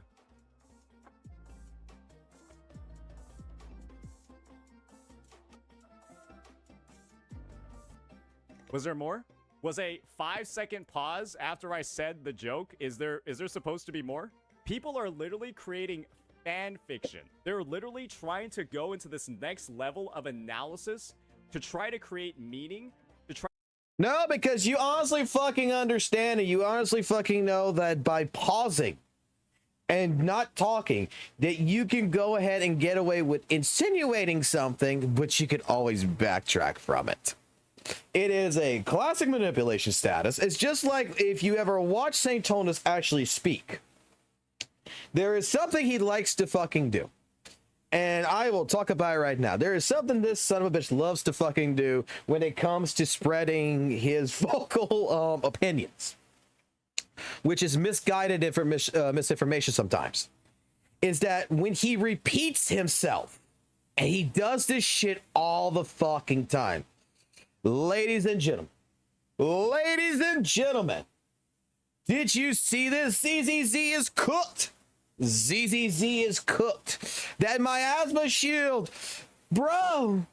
The miasma shield, bro. Look, he repeats certain things to where it emphasizes at that critical point in time that your brain is going to be, as a viewer, going to remember this, recognize this, and it's going to be instilled in the back of your fucking brain as this is actual fucking information.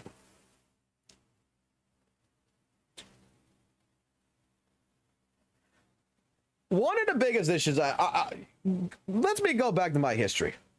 Let me go back in my history, but with Saintonus. Me with Saintonus, dude, with all this shit, I didn't have a fucking actual fucking problem with the man. Like, I knew a bunch, like I said, all these videos, I never had a fucking issue with any of these videos. All I said is, please stop kissing Curl's fucking ass, man. Just, you know, we don't need to hear about fucking Genshin bad every fucking goddamn day, every fucking video, you know. It doesn't always have to be a fucking comparison. Okay? That was the only issue I had. Otherwise, I always thought that Saintonus' original video structure with his guides and different videos, you know, Kuro is not with the leaks and everything else, with all these types of videos, they were actually very well fucking thought out and fucking done.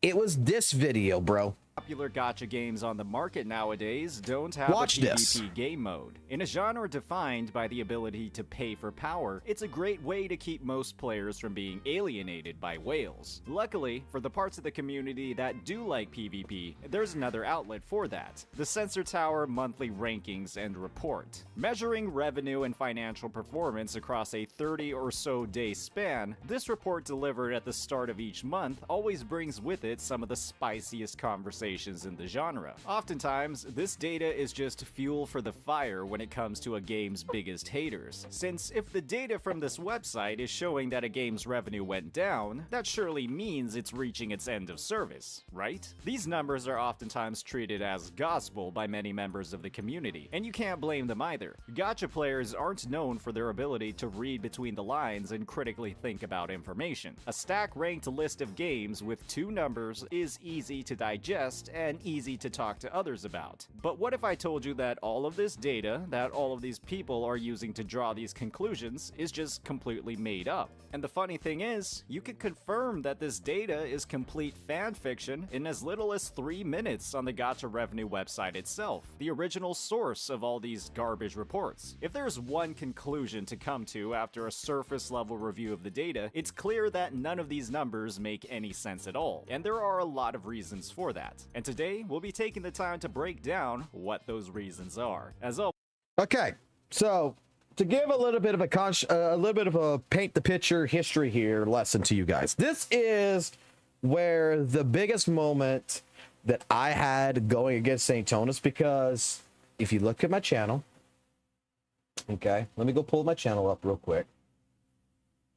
Go to videos, go to oldest, pull it up, put it right here.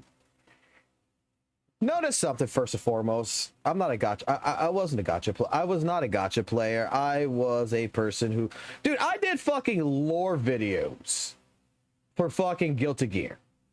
I did fucking lore videos for characters, man. You want to know, like, look, I got 11K video views. I got fucking video views for doing lore. Which I honestly did not fucking like doing it, because every fucking time a new Guilty Gear came out, it changed the fucking lore. I did Dragon Ball Fighters, I did all this shit, right? I gotta keep scrolling down until I get to my Weapon Wave shit. I played Evil Dead. I did content for Lords of the Fallen. Wow, look at this, look. My career is so fucking ruined, guys. But my God, I can fucking go fucking play whatever fucking video game I fucking want, and I can fucking go get views on it. Wow.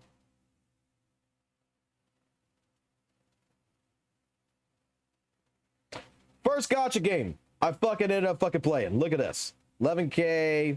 I got some that's like 900. I start realizing how to fucking utilize this. Most of my shit is actually live stream based. It's not fucking video content. Did Weather and Waves, right?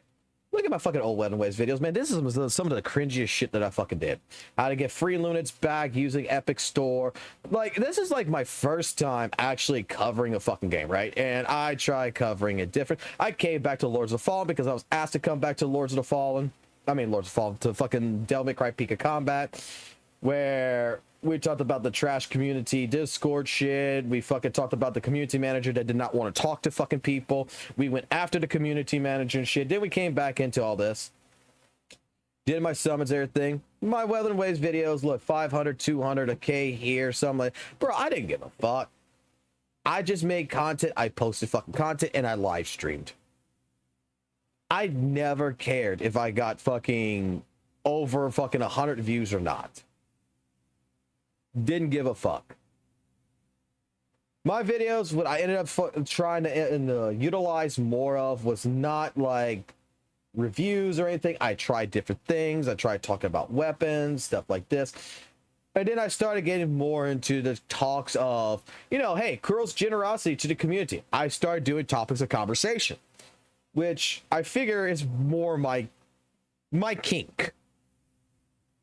I explained my reasoning now, like this right here. My WUWA company, the WUWA community did not like this one, where I fucking explained that I don't believe that Symphony 70 is worth of summon for fucking Shorekeeper. It depending on how you want to utilize it. But apparently, I really didn't get noticed until I did Gotcha Smacks Logic is Ridiculous about the thing about him with the 30 days and all that other stuff. I saw a guy, didn't know who the fuck he was, saw the video, listened to it. I'm at fucking work. I'm like, what the fuck am I hearing? And I fucking talked about it. And then I even admitted, I even took accountability. I even admitted that, you know what, this video right here, which I made a second video on, was not, it was like my thoughts at the fucking moment in that 12-minute video. So I made a 19-minute video explaining that I could have did better. Did the ZZZ stuff and everything else. Okay? But my videos, do you notice? Here, I don't mention nothing about Saintones. I'm just mentioning that there is content creators out there, because the only content creators I actually went after was Yinlin Waves and shit. I went after the AI channels that was fucking putting out fake data. From all of this shit that you see, all these fucking old fucking videos,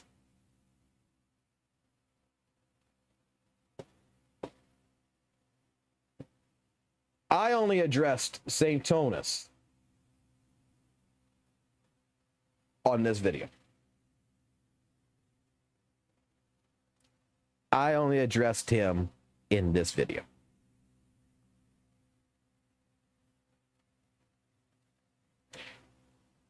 We're going to go watch his video here. And I'm going to go play a couple of parts in this video. And if y'all care about it, y'all can go watch it yourselves if y'all want. Because I don't like listening to my own fucking voice. I'm going to be completely honest with y'all. Because my voice sucks. But we're going to watch this. I want you to listen to this video. I want you to honestly, open-minded, whether you hate Saintonus, whether you like Saintonus or whatever, listen to this video, non-bias. This is what I'm going to ask of you.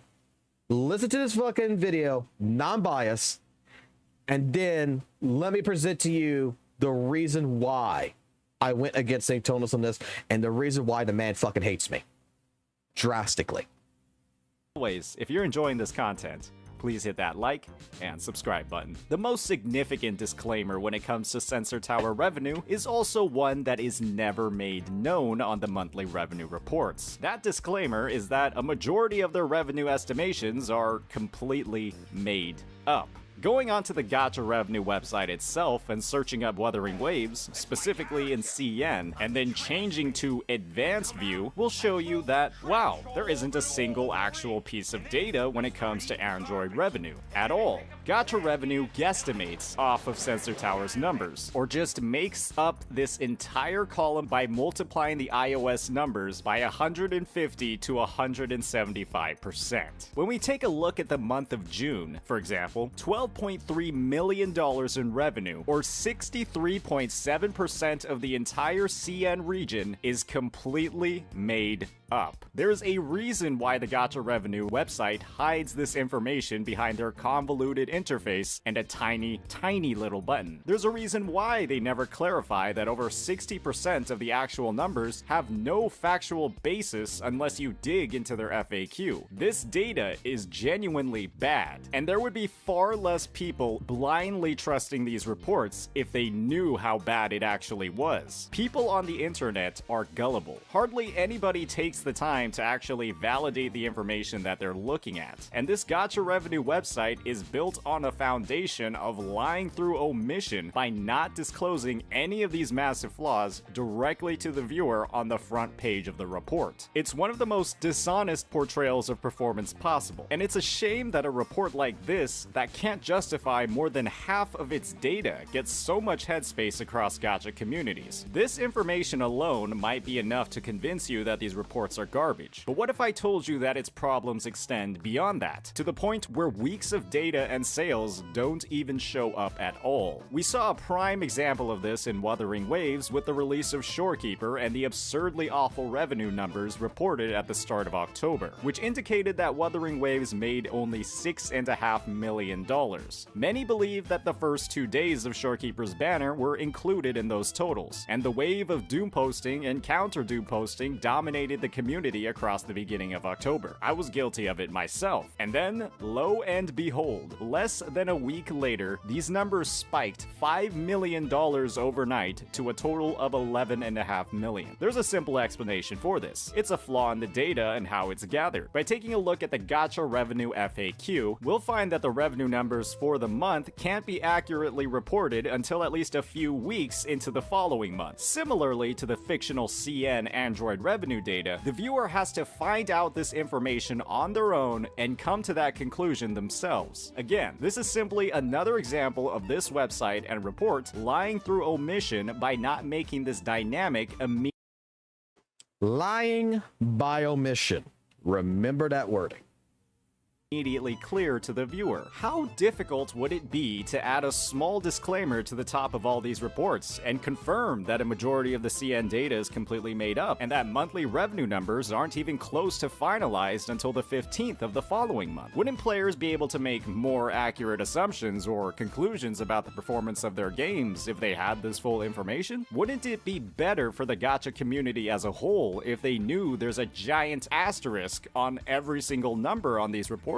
The fact of the matter is that these reports and this website thrive off misleading an audience. There would be far less trust, far less acknowledgement, and far less traffic to this website if they were upfront about the massive holes in their data and reporting. There's a reason why they hide all of the important disclaimers about their numbers deep in their FAQ, knowing that a vast majority of viewers will never actually look at it. There's a reason why this FAQ isn't front and center on their website, and there's a reason why you have to click into the questions to even find the answers. It's because the person curating this data and running this website is pretty much doing whatever the hell they feel like and painting whatever narratives they'd like. Expanding the question, Sensor Tower only reports iOS CN revenue. Where did you get Android data from? Gives you the answer of, I saw some other people make revenue posts by multiplying iOS numbers by 1.5 to 2.5. So I just went with 1 3/4. That is this data scientists' justification for millions of dollars in fabricated revenue data. They saw other people guesstimating between 150 to 250% and just went with 175 for fun. Who cares about citing your sources? Who cares about validating your data? Just throw a multiplier on it because you saw other people doing it. Reading this one answer alone should be enough to invalidate any conclusions you have from this report completely. If the creator of this website truly wanted to give an accurate overview of revenue performance without misleading the community, they wouldn't publish monthly reports on the 1st. They would acknowledge the faults in their data gathering and delay all monthly reports until the 15th to make time for accurate data, but they don't. They would make it abundantly clear to anyone viewing their reports that a huge portion of their revenue data, over 60% of their CN numbers, is completely made up in one of the laziest calculations possible, instead of hiding the specifics behind multiple clicks and categories on their website. But they don't. They would put huge disclaimers at the beginning of their reports indicating that there are massive flaws with its numbers and dissuade people from making hasty assumptions with bad data and minimize the negative backlash multiple games receive at the start of every month,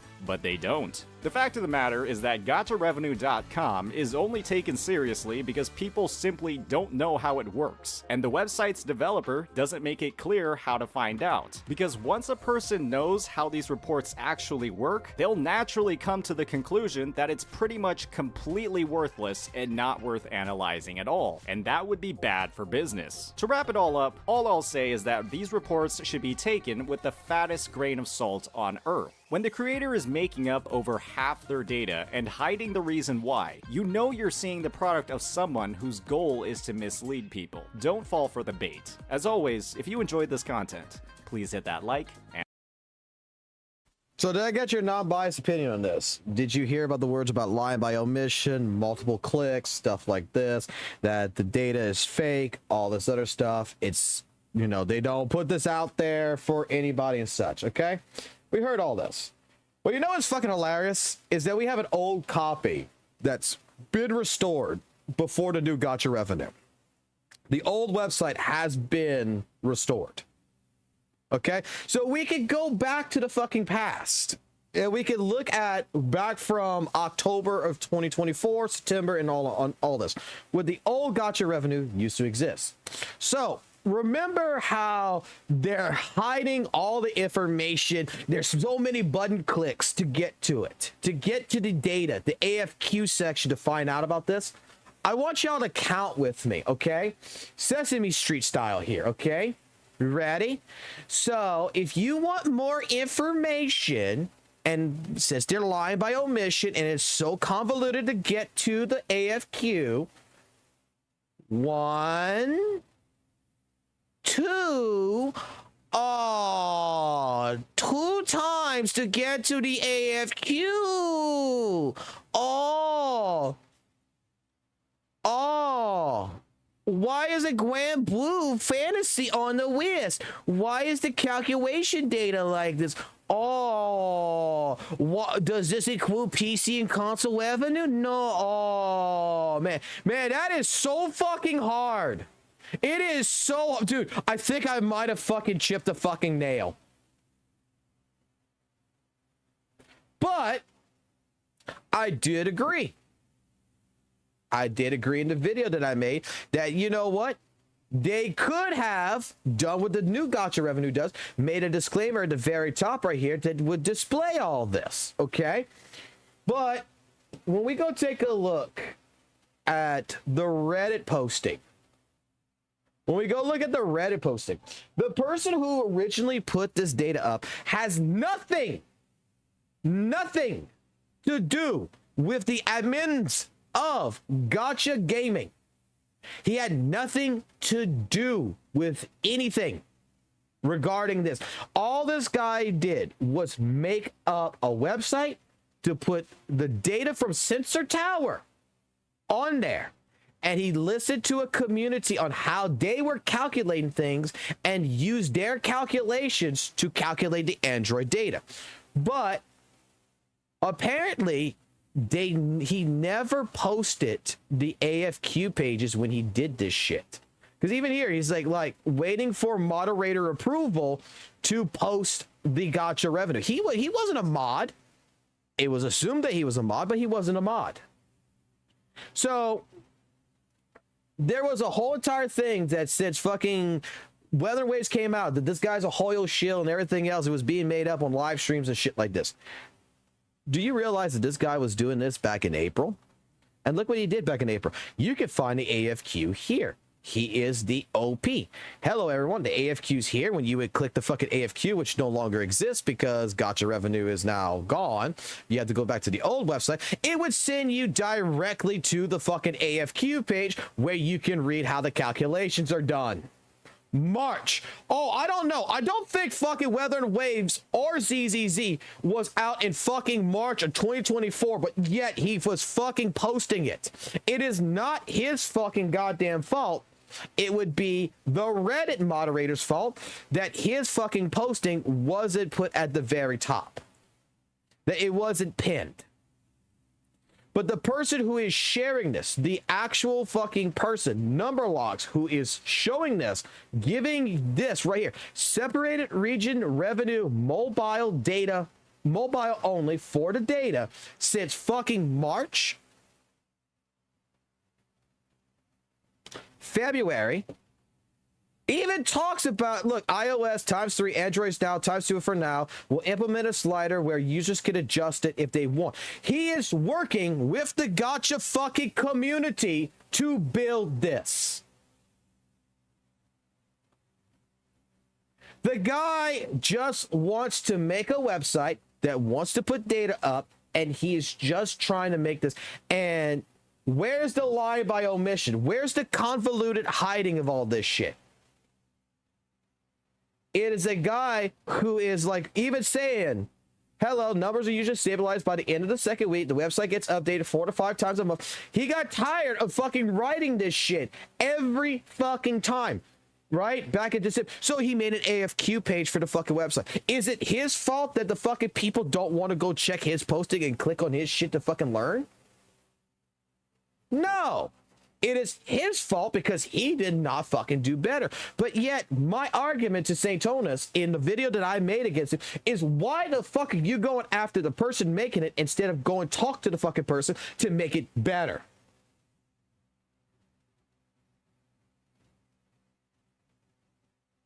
That everything that you're talking about, him lying by omission, him not showcasing the changes, him showcasing not how the fucking stuff is done and everything. I don't know. I'm pretty sure fucking Numberlog, the guy who originally did all this, was doing a hell of a good fucking job talking to the fucking community and working with the mass majority of, hey, what needs to be added, what needs to be changed, what needs to be fixed. Even added in here a fucking feedback page where they asked him where they could add different things.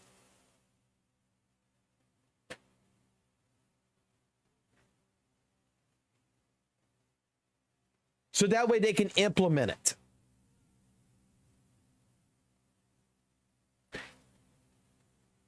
I made a video. I'm gonna go find it. I'm gonna mute it because I don't want to hear my own voice. That's when I had my old shit. This is when I went through every single aspect.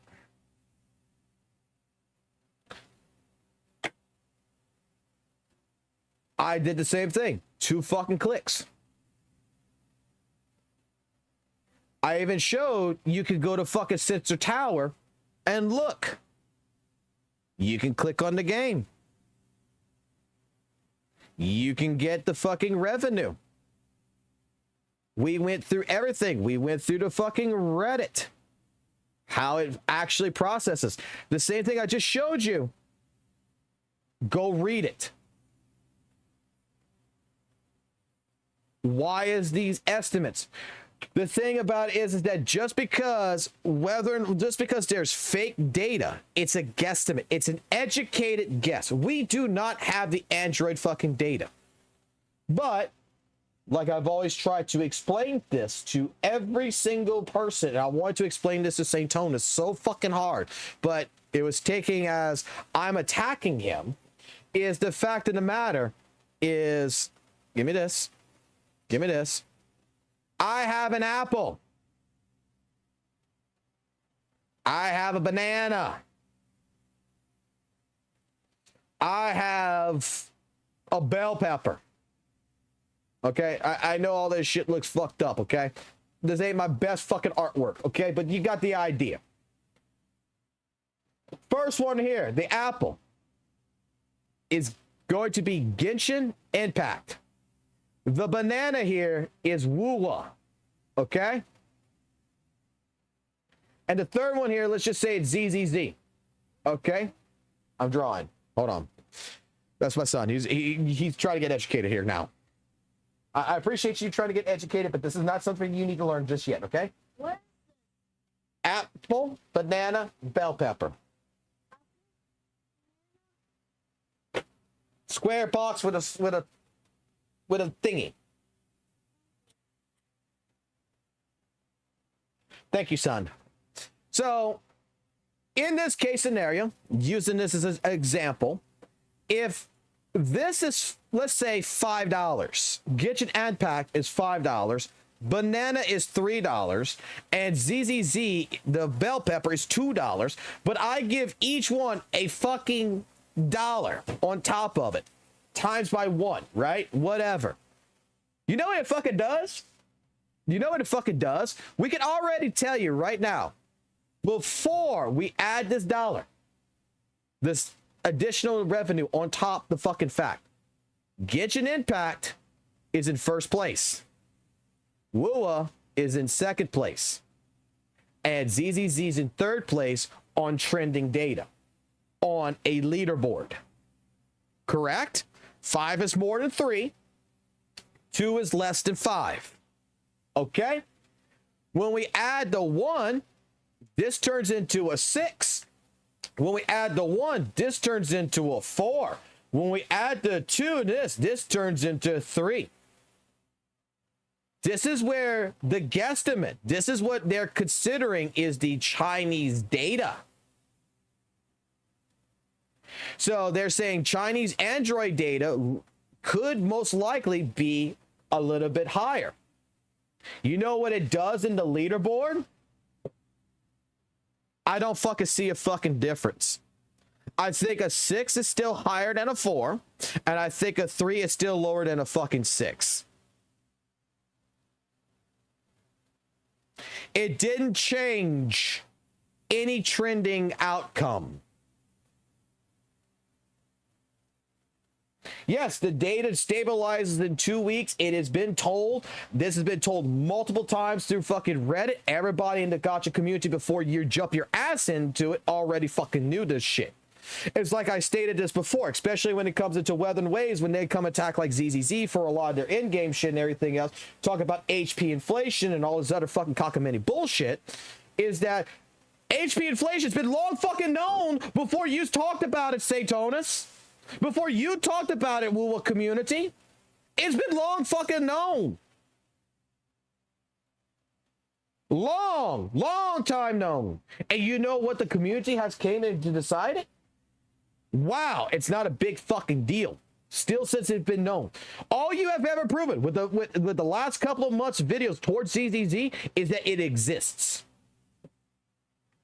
All you're trying to do is you're trying to paint a narrative that this website is lying by omission, that it is hiding fucking data, that it is trying to deceive fucking people, when all it is a person that probably could get a better education.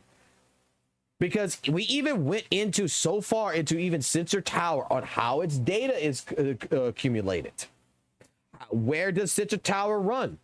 How does the Sensor Tower store? How sensitive data is stored? How secure? All of this. Where's the access? We went through all the AFQ in this fucking video. Directly from Sensor Tower. We read this. To try to point out that the Sensor Tower report is not fake. It's not a fucking... It's what they give us. And what we're trying to do is we're trying to encapsulate more of a higher value. It's fucking easy. It's fucking easy. It's so fucking logical. Someone tells me, look, I don't have the Android data, okay? But we know Android data is probably going to be higher in value than in iOS. What do? Well, we got people out here in the gacha communities that's doing it at a 1.5% times. Okay, thank you. We got people over here that is doing it at a 2 times value. Okay, so what should we do? Let's do it at a 1 time. Let's do it in the middle. Let's do a 1.75 multiplier. And that's how we're going to calculate it. But even on the old version of this website, even on the very old version of the gacha revenue website, let me go pull it back up.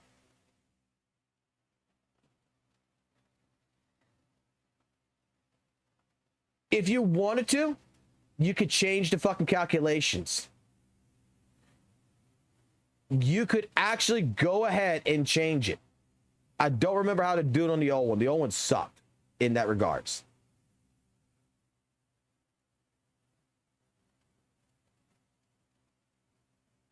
This was just to determine a trend value. And now with the new gacha revenue out and everything else, the new website, the new version of this, you know what?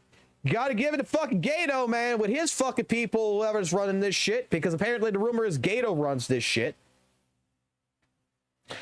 For you, Satonus, look what they did for you. The figures shown here are rough estimates sourced directly from Sensor Tower. The revenue combined across the regions and everything else. Yes? Oh, it's a Kakashi. It's a 1.7 times multiply. Give me a fucking Happy Meal. I want another one. Sensor Tower may revise or adjust their estimates throughout the month, at which this website may also be updated. Look, would it not have been easier? I'm just asking, would it not have been easier for someone like Satonus, who is all hell bent to collaborate with fucking different fucking sources, with different fucking people in fucking general, from content creators on down, would it not have been a better choice, instead of fucking going after a person and going after him and trying to call him a fucking fraud, to go after him and say that he's a scammer, that he's a lying sack of shit, basically push your community as a weaponized fucking bullet against him to make it to where he shut down the fucking website? Would it not have been easier to go fucking do something, which is contact him and say, hey man, I got a couple of problems with your website, can we talk about it, like you did with Perdwin, and go sit down with him and ask for this, ask him to do a couple of different things and give him suggestions to make things better?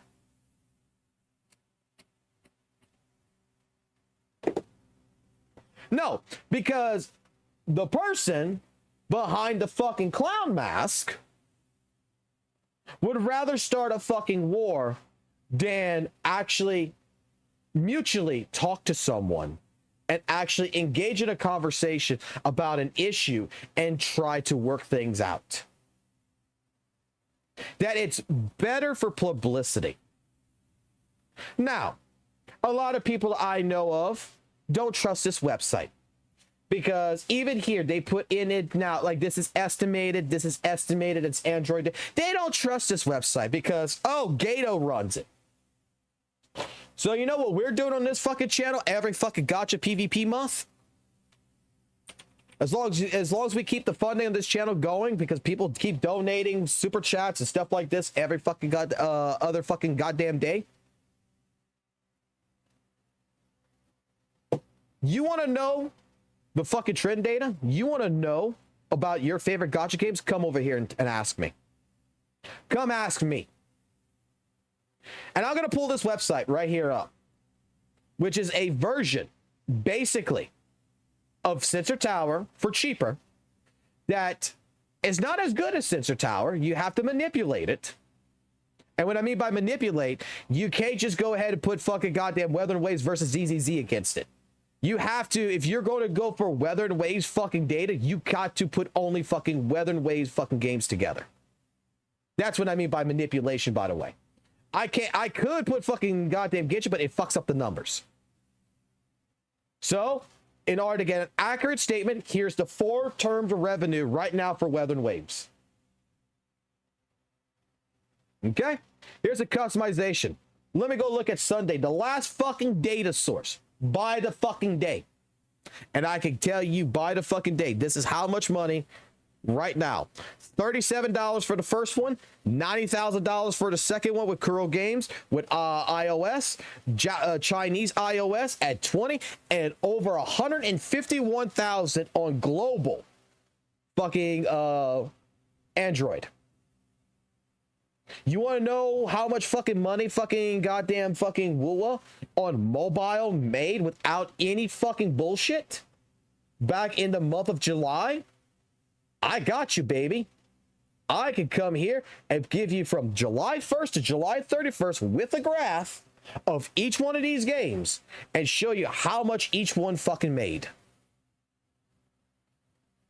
I could tell you that the average, it's saying that that a person spends, that people spend daily altogether, is about $143,000 on average.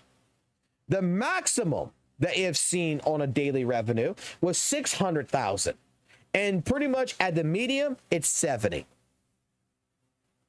So, average highest, lowest.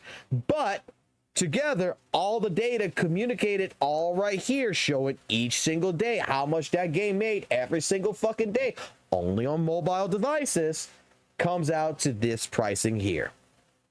So if you want to, once a fucking month, come over here and discuss fucking PvP data, I got a section even on the Discord, and you want to have your gacha game of your choice added in here, and you want an actual data showcase on this, let me fucking know, because we updated the numbers, because even Fox Data updated its revenue sources, and I'm going to explain why it updates too, by the way.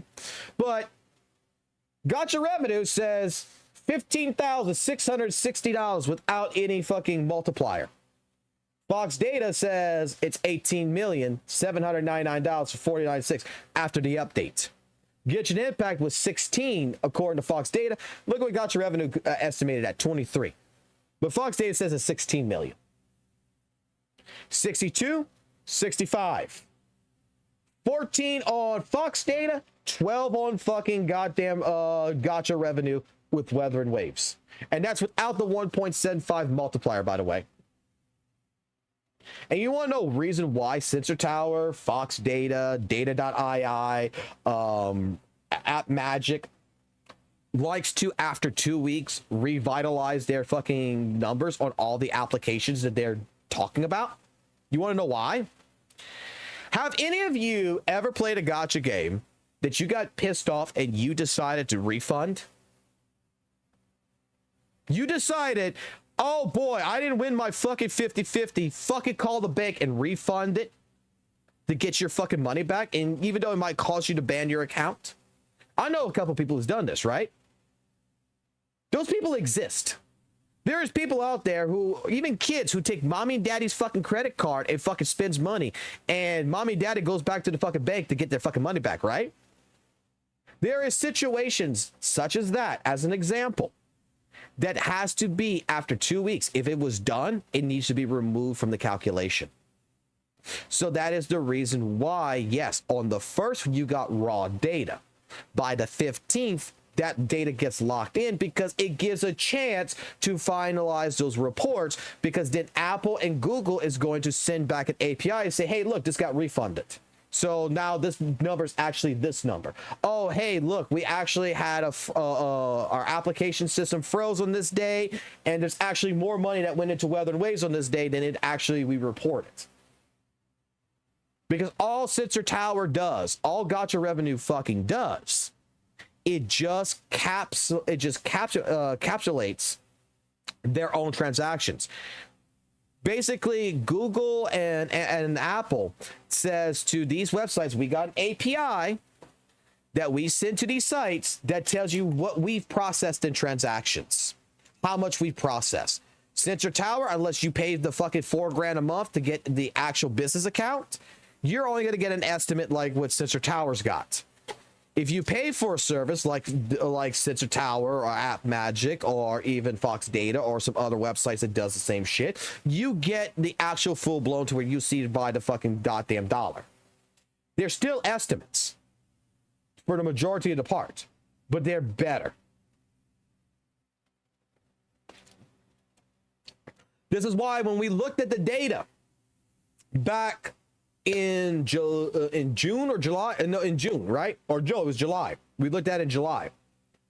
We found out that Weather and Waves lost to ZZZ, not only from anniversary to anniversary, but 2.5 by a bare slim minimum. Lost to ZZZ because ZZZ actually was the top grossing game of the month of June. And what pushed it was Japan with the Jufufu banner. That everybody was saying, ha ha ha, ZZZ, according to Gacha Revenue, ha ha ha, ZZZ lost. You didn't make enough money. That you lost to 2.4 WUWA, guys. Ooh. And the actual fucking data says no. There was an extra fucking million that was found. That after the fucking report was finalized, that showed that ZZZ actually not only beat the anniversary, but beat 2.4 in revenue. on mobile data. Now, again, mobile data revenue doesn't mean jack shit, because we're not looking at mobile data revenue as to say that this is only Kuro's or Hoyo's only source of income. Because Kuro and Hoyo has things called sponsors that they make money from. They have PC revenue they make money from. They have console revenue they make the money from. Okay. They have top-up services like LD Player and stuff like this that have different shit. They have Steam. They have Epic Store. They have multiple ways of getting money that is not in mobile. But what we can reliably actually assume, and this is an assumption, is that if on mobile, which pretty much the Eastern culture uses mobile more than PC because their work life, it takes more of effect than their play life. So last I talked to someone who was from Japan, that was a friend of mine, basically pointed out to me, like, look, we work basically 6 days a week. We work all this time. Like, there's a bunch of horror stories. I was told that even in Japan, when you go get a job in Japan, that if you quit, you got to pay the company if you want to quit. That if you miss days off, like you're sick, you got to pay the company that you miss time off. You don't get money. They get money. That the work-life culture in Japan is the shittiest fucking thing to ever be in. And he fucking regretted moving to Japan for that fucking reason. But in Eastern culture, mobile gaming is actually more accepted than, you know, us in here in America or the Western culture, where we go to a job 9 to 5, come home, relax, sit down on a computer, sit down on our video game console and play a fucking game. They're still probably fucking working. I got a friend who still was working like till 11 o'clock at fucking middle of the night in Japan at the fucking office company and shit, to where they got to get shit done. That the only time he gets to play a fucking game is on a fucking phone. So, relatively speaking, we can assume that if this tells me that right here, the games that Lupa's banner did this and was pretty steadily dropping, that it was a good patch. It was a good part of the banner. It was a good part of the banner. If I see something that trend like this and down, I'm pretty sure on PC it would be relatively the fucking same. That it's just telling you whether or not the business operation, the business side of the game, is working. This is something that I try to clearly explain to a man who was calling the Sensor Tower report a scam. This son of a bitch right here. The same person that in September blocked me because he did not probably like a comment that, from what I understand, I'm not sure if it's true or not, but from the same point of view, from a man that did not like the fucking fact that I basically said, bruh, can he stop sucking Curl's fucking ass with these videos here? I'm tired of hearing Genshin bad, WUWA fucking good type of shit. Okay? I just want a video that is just about WUWA. I don't play Genshin. That was about my only criticism, and goddamn, I don't think it was fucking that goddamn horrible.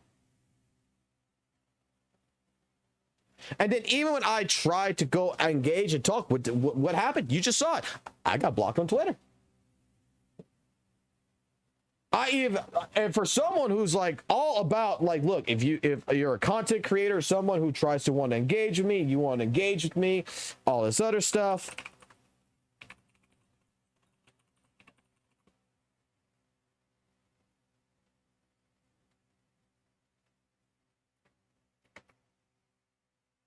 Give me a second.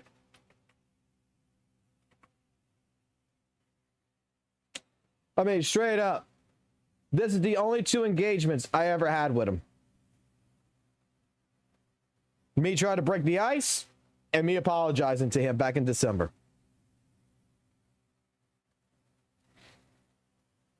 Relatively, that's it. But I'm a bad guy.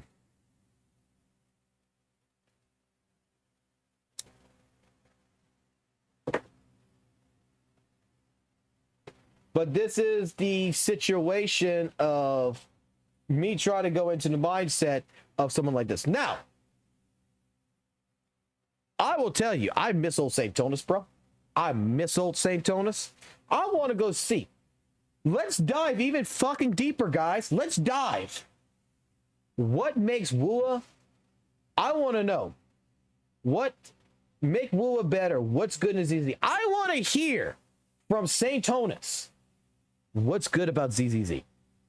The reception to ZZZ hasn't been the best. That's true. But I've always lived in the philosophy that you have to see the good in everything. And there's a lot of things in ZZZ that are good. From simplification through quality of life, benefits from progression, to variance in equipment, there's a fair... Can I just say I cannot get used to the fucking fact that he's got a different voice in these videos? Number of features that Kuro can take inspiration from to make their game, Wuthering Waves, a lot better. Today's discussion will focus on what elements of Zenless Zone Zero are great, why they're great, and why an implementation of these mechanics or systems in Wuthering Waves will improve the game as a whole. We've already seen firsthand what successful competition does for the genre. It only does good for the players. As a disclaimer, I played ZZZ longer than 12 hours. A lot of hours, actually. I'm currently at Internaut level 34, so I've seen and experienced a lot of what the game has to offer. Our first set of features focus around progression. Even though ZZZ's progression throughout its main story has its own set of TV-related issues, much of its progression outside of the story is absolutely fantastic. The Dailies system, for example, is easily one of the most player-friendly implementations I've ever seen.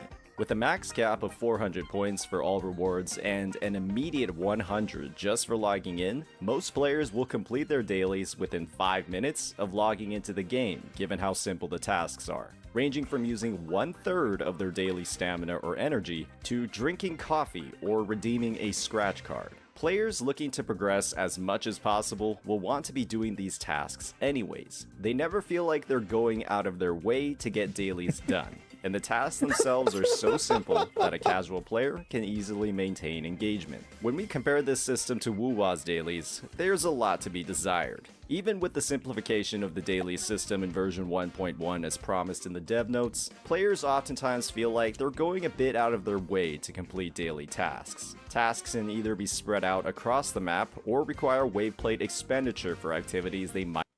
Yo, Saint, buddy. I know you're gonna end up watching this. I know you're gonna end up fucking getting a clip on this. But my question is, yo, what the fuck happened, man? Like, yo, ZZZ was good apparently, dude. It was fucking good. I don't remember the dailies fucking changing.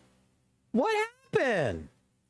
Might not want to do. With the range of tasks differing each day as well, what gets you the full 100 points one day might not get you 100 another. Even with the system allowing for 100% completion without doing the daily quest, achievements awarding astrites tied to these daily quests end up promoting that daily quest every single day. In my opinion, aggregating all of these different tasks like a forgery challenge or a tacit field into a simple 40 to 60 points for consuming 180 wave plates would reward a player for their daily activity while simplifying the process. If you're online long enough to spend 180 wave plates, that's a respectable time for any player, regardless of where they are in the game. The next feature tied to progression focuses around pulls, specifically on the standard banner. Wuthering Waves' standard banner is easily the best I've ever seen, with weapons and characters separated while still using the same currency. You don't end up in situations like other gacha games where you wanted a standard banner character and got a weapon instead, or vice versa. On the other hand, Wuthering Waves doesn't have a reliable built-in way of receiving standard pulls. After completing the main story and progression to UL 45, standard pulls seem to evaporate into...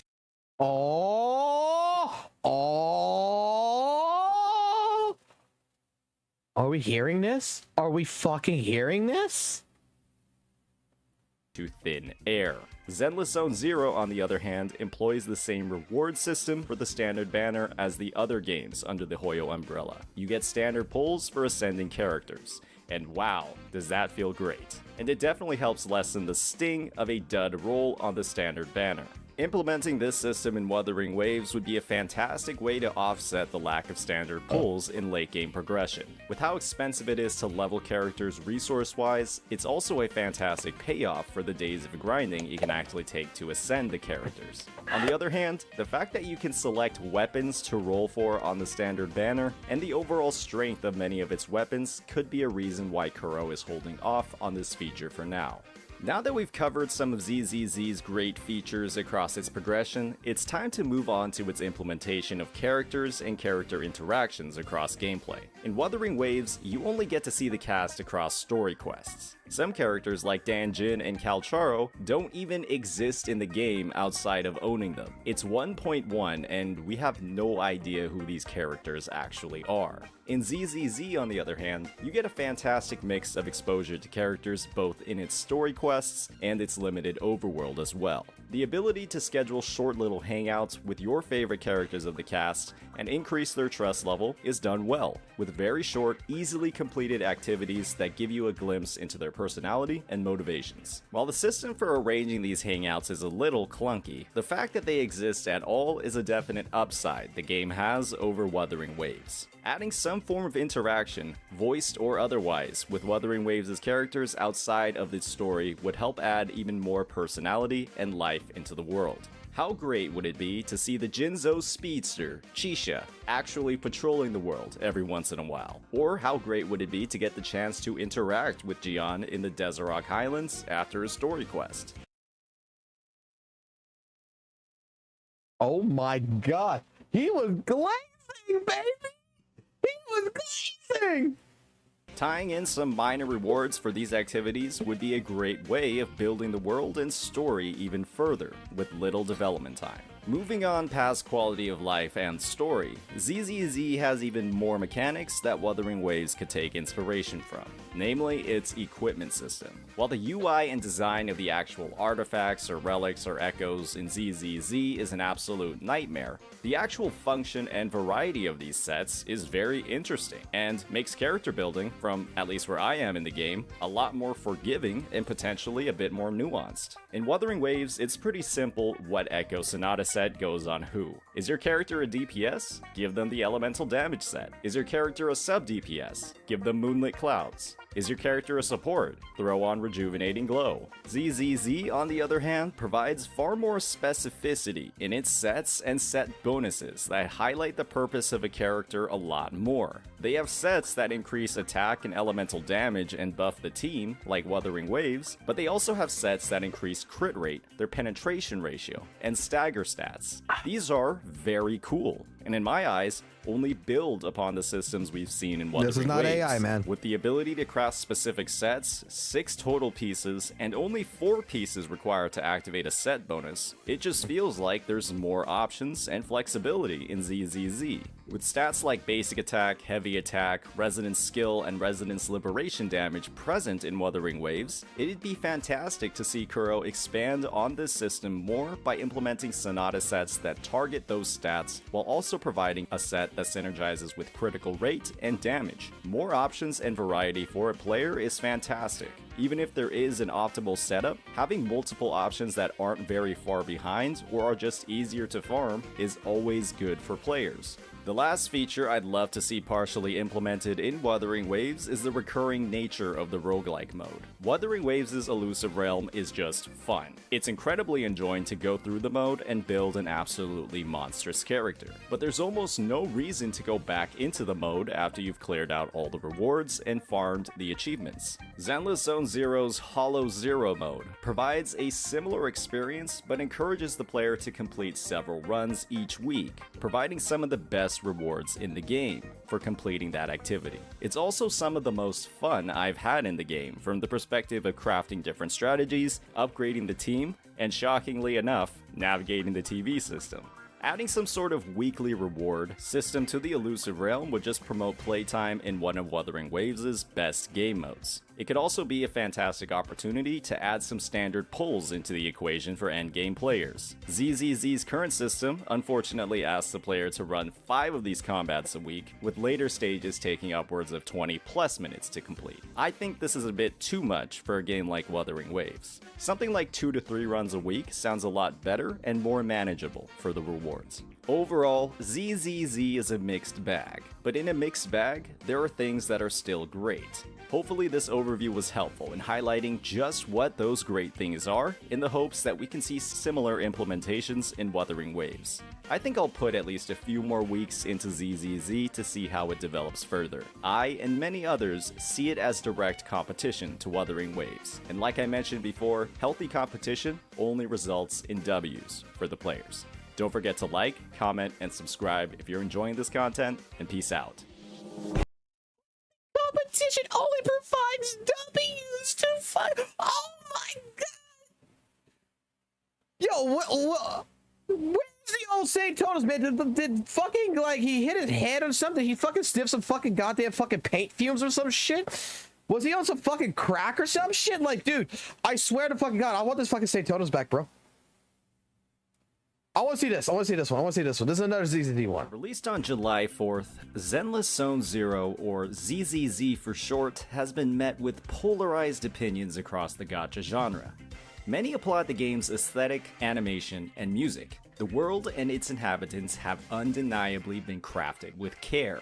While this design has drawn universal praise across many content creators and public forums, this recognition hasn't come without critiques. And there are many critiques for Zenless Zone Zero. Many cite its gameplay, or in many cases, lack of gameplay, as a common source of frustration with the game. With its heavy emphasis on combat and action-oriented gameplay across its marketing, many were thrown off by just how much of the actual game was anything but that. With the release date in July, less than 2 months after the launch of Wuthering Waves, many have compared their gameplay experiences across the two games and have driven the idea that Wuthering Waves is simply a better game than Zenless Zone Zero.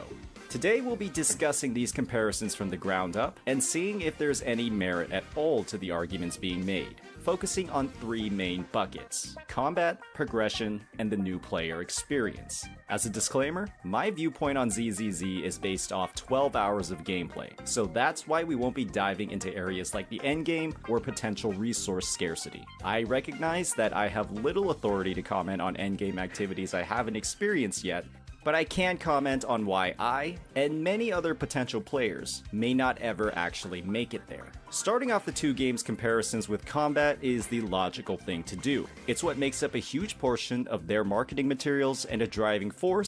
Let me put it this way. 12 hours of gameplay. Okay, this is him at 12 hours of gameplay, right? At this time period, ZZZ was not like now. It's not a year later or something. This is 12 hours. Wuthering Waves and ZZZ are both still very much babies. In why people download both games. There's a huge emphasis in both games on spreading gameplay across every character on the team. Both games opt for a fast-paced playstyle, driven by dodges, parries, and bonuses when characters are swapped onto at the right time. It's a formula that relies on a lot of inputs from the player and recognition of enemy attack patterns to pull off properly. But when you do it properly, wow, there are some fantastic moments to be had. Diving a bit deeper, there are some major similarities and differences in how the two games implement these mechanics. When it comes to similarities, both games have a perfect dodge system that, when activated properly, allows the player to counterattack with a highly damaging move. Both games also have a baseline Bad B-roll footage. Bad B-roll footage. You said they both have perfect dodge when mechanics. It comes to similarities, you said they both have perfect dodge mechanics. I don't think that's a perfect dodge system that, when activated properly, I don't think that's a perfect dodge, man. Fucking go ahead, fucking rip this fucking video out, man. That's bad B-roll footage. You're not showcasing it properly. Oh my god, you went after Varys for this shit. I'm going after your ass for this shit. allows the player to counterattack with a highly damaging move. Both games also have a baseline skill for every character that can be cast at will. Zenless Zone Zero, however, uses a resource bar unique for every character that can amplify this skill to deal additional damage, and has no cooldown. Wuthering Waves, on the other hand, typically has a cooldown on this ability, with certain characters able to empower that ability as a part of their baseline kit. When it comes to these features, I can comfortably say that both games have a unique take on driving varied movesets and attacks, and it's hard to say if one design on these implementations is better than the other. However, Zenless Zone Zero falls incredibly short when it comes to their implementations of ultimates. Every character across both games has an ultimate ability that uses a resource generated across combat to activate. Zenless Zone Zero shares one resource across all characters, while Wuthering Waves has a separate bar for each character. What this ultimately means is that you can only cast one ultimate across your 3 characters in ZZZ, while in WUWA you're able to cast 3 ultimates at the same time. Ultimate animations are some of the most satisfying in both games. They are a cornerstone of a character's design and typically have some of the best animation and special effects when compared to the rest of their kit. Zenless Zone Zero has some of the best animations and special effects that the genre has seen. Why does the gameplay not actively promote it? Why is the combat designed in a way that prevents you from seeing the other 2 ultimates on your team?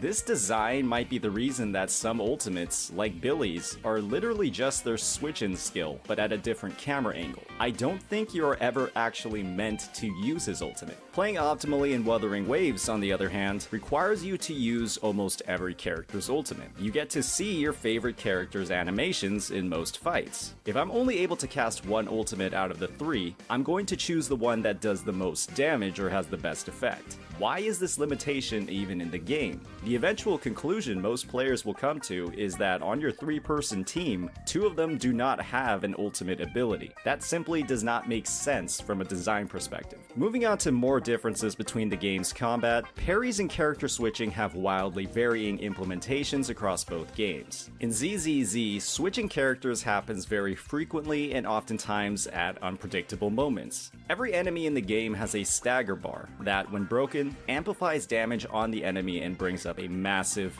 QTE prompt to switch characters. With impact characters breaking bars at a faster rate than others, the general idea is to break meters with those characters and then swap onto another that deals more direct damage. These hot swaps activate a special ability that deals additional damage. This system works pretty well in creating defined roles for every character, but in many ways almost demands an impact character on every team if you actually want to make use of this mechanic. Wuthering Waves, on the other hand, implements similar switching mechanics that have far more player agency. Each character in WUWA has a circular gauge built up from doing anything on the field, be it attacking, dodging, or casting abilities. Once this gauge is filled, any swap onto a different character will activate a special attack from the new character and activate a buff or a highly damaging move from the exiting character.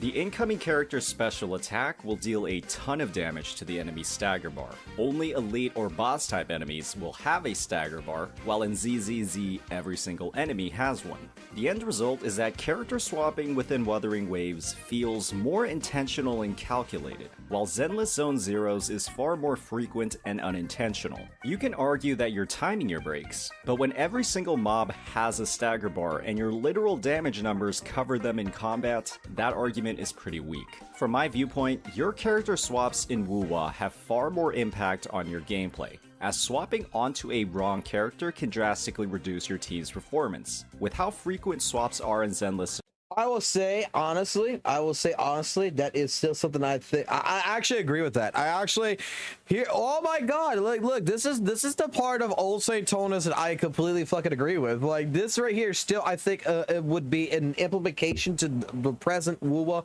and present ZZ.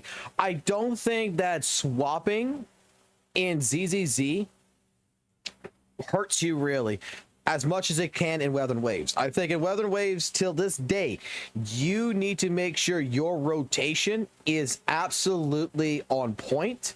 Whereas in ZZZ, you could fuck up and you could still fucking clear. You could still relatively correct yourself and still be fine.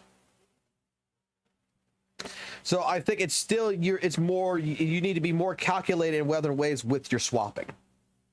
Zone Zero, and from what I've read about how team buffs work, it doesn't seem like swapping or the order you swap ever really matters. I think that this is where the idea of button mashing to win is from, and coming from WUWA's combat, it feels off.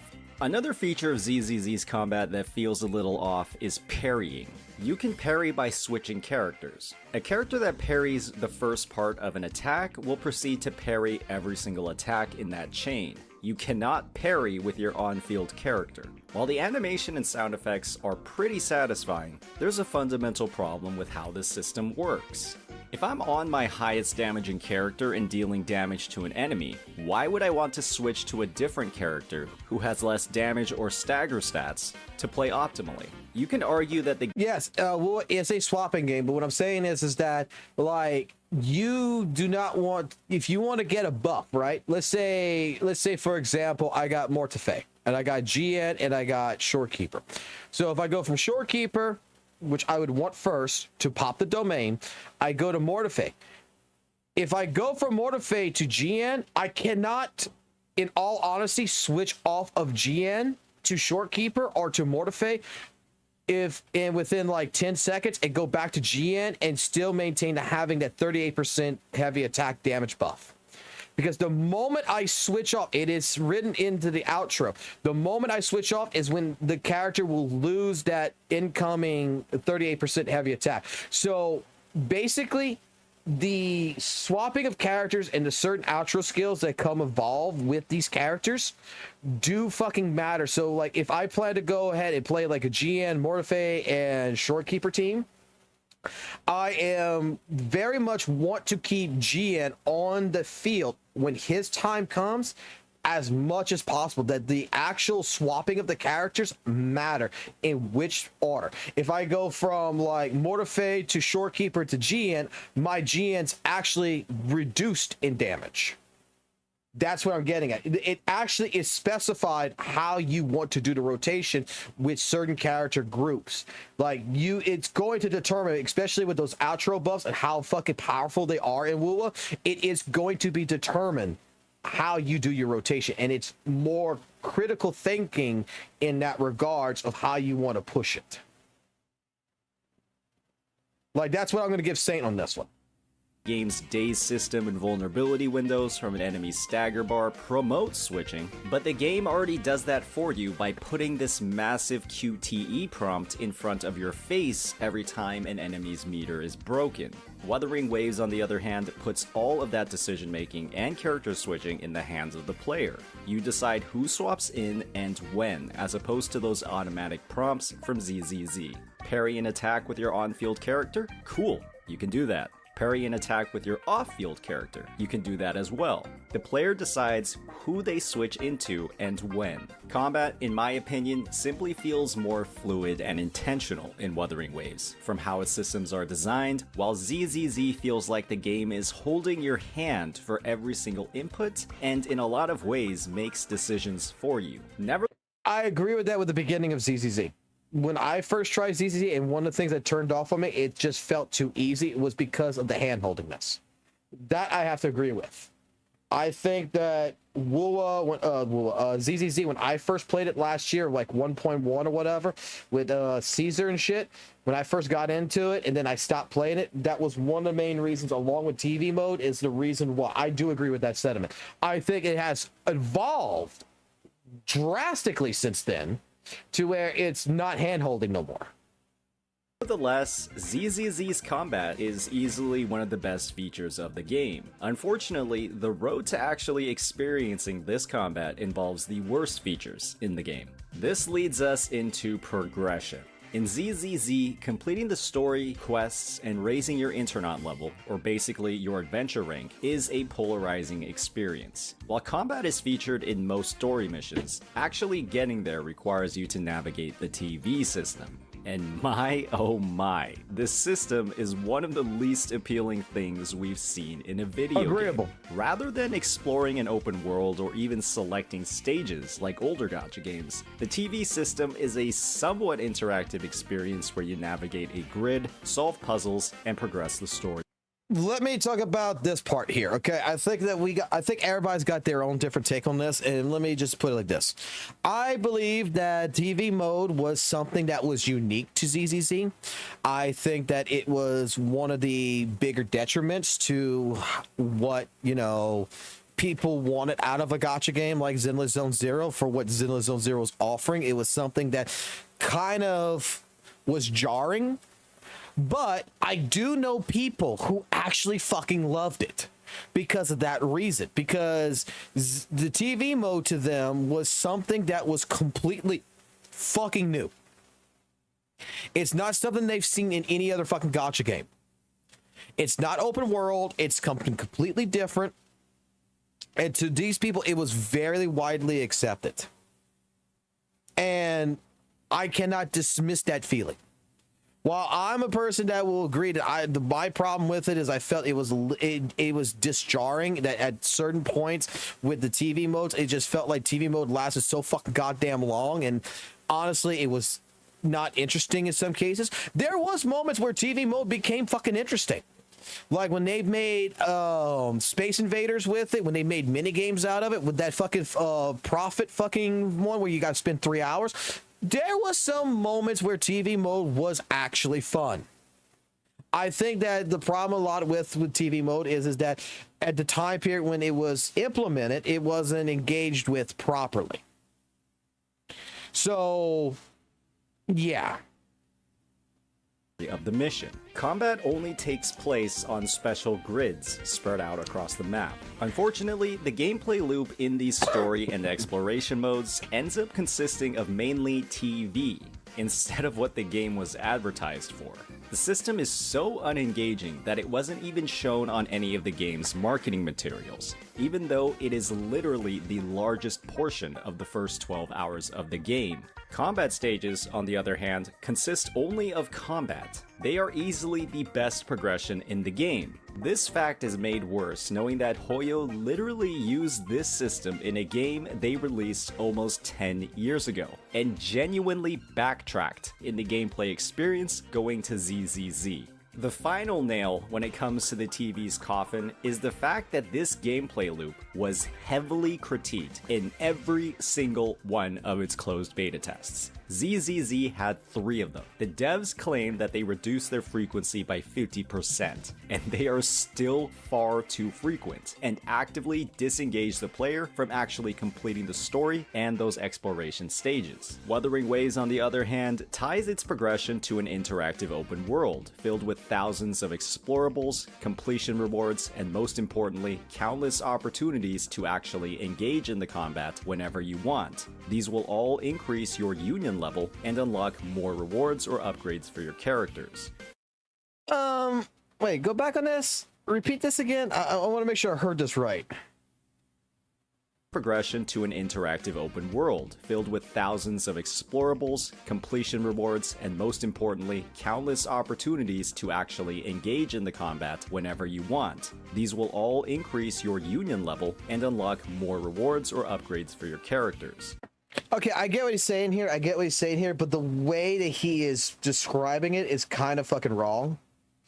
It's because it's making it sound like, oh, just go explore the world and you're gonna level up. Like, that's not how it actually, and I know he knows that that's not how it actually works. Like, yeah, go find the few little side quest missions that was there, but like me, I 100%ed the fucking map, man.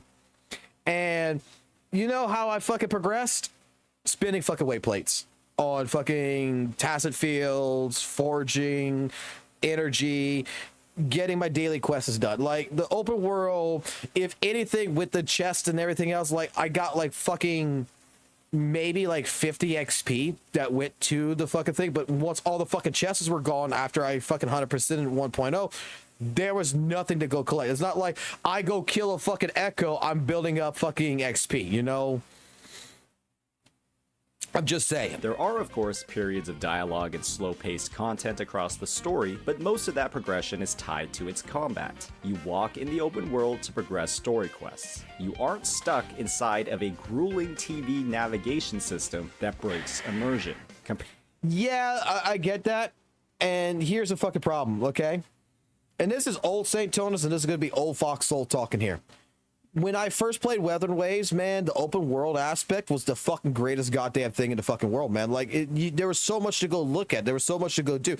When there was no fucking flying ability, walking from place to place and everything, it was exciting. But then it got to a point to where the overworld, what's the fucking point? Just do my dailies and sit in the fucking town all fucking day. Like, what's the point of going to explore? Oh, go get echoes or something.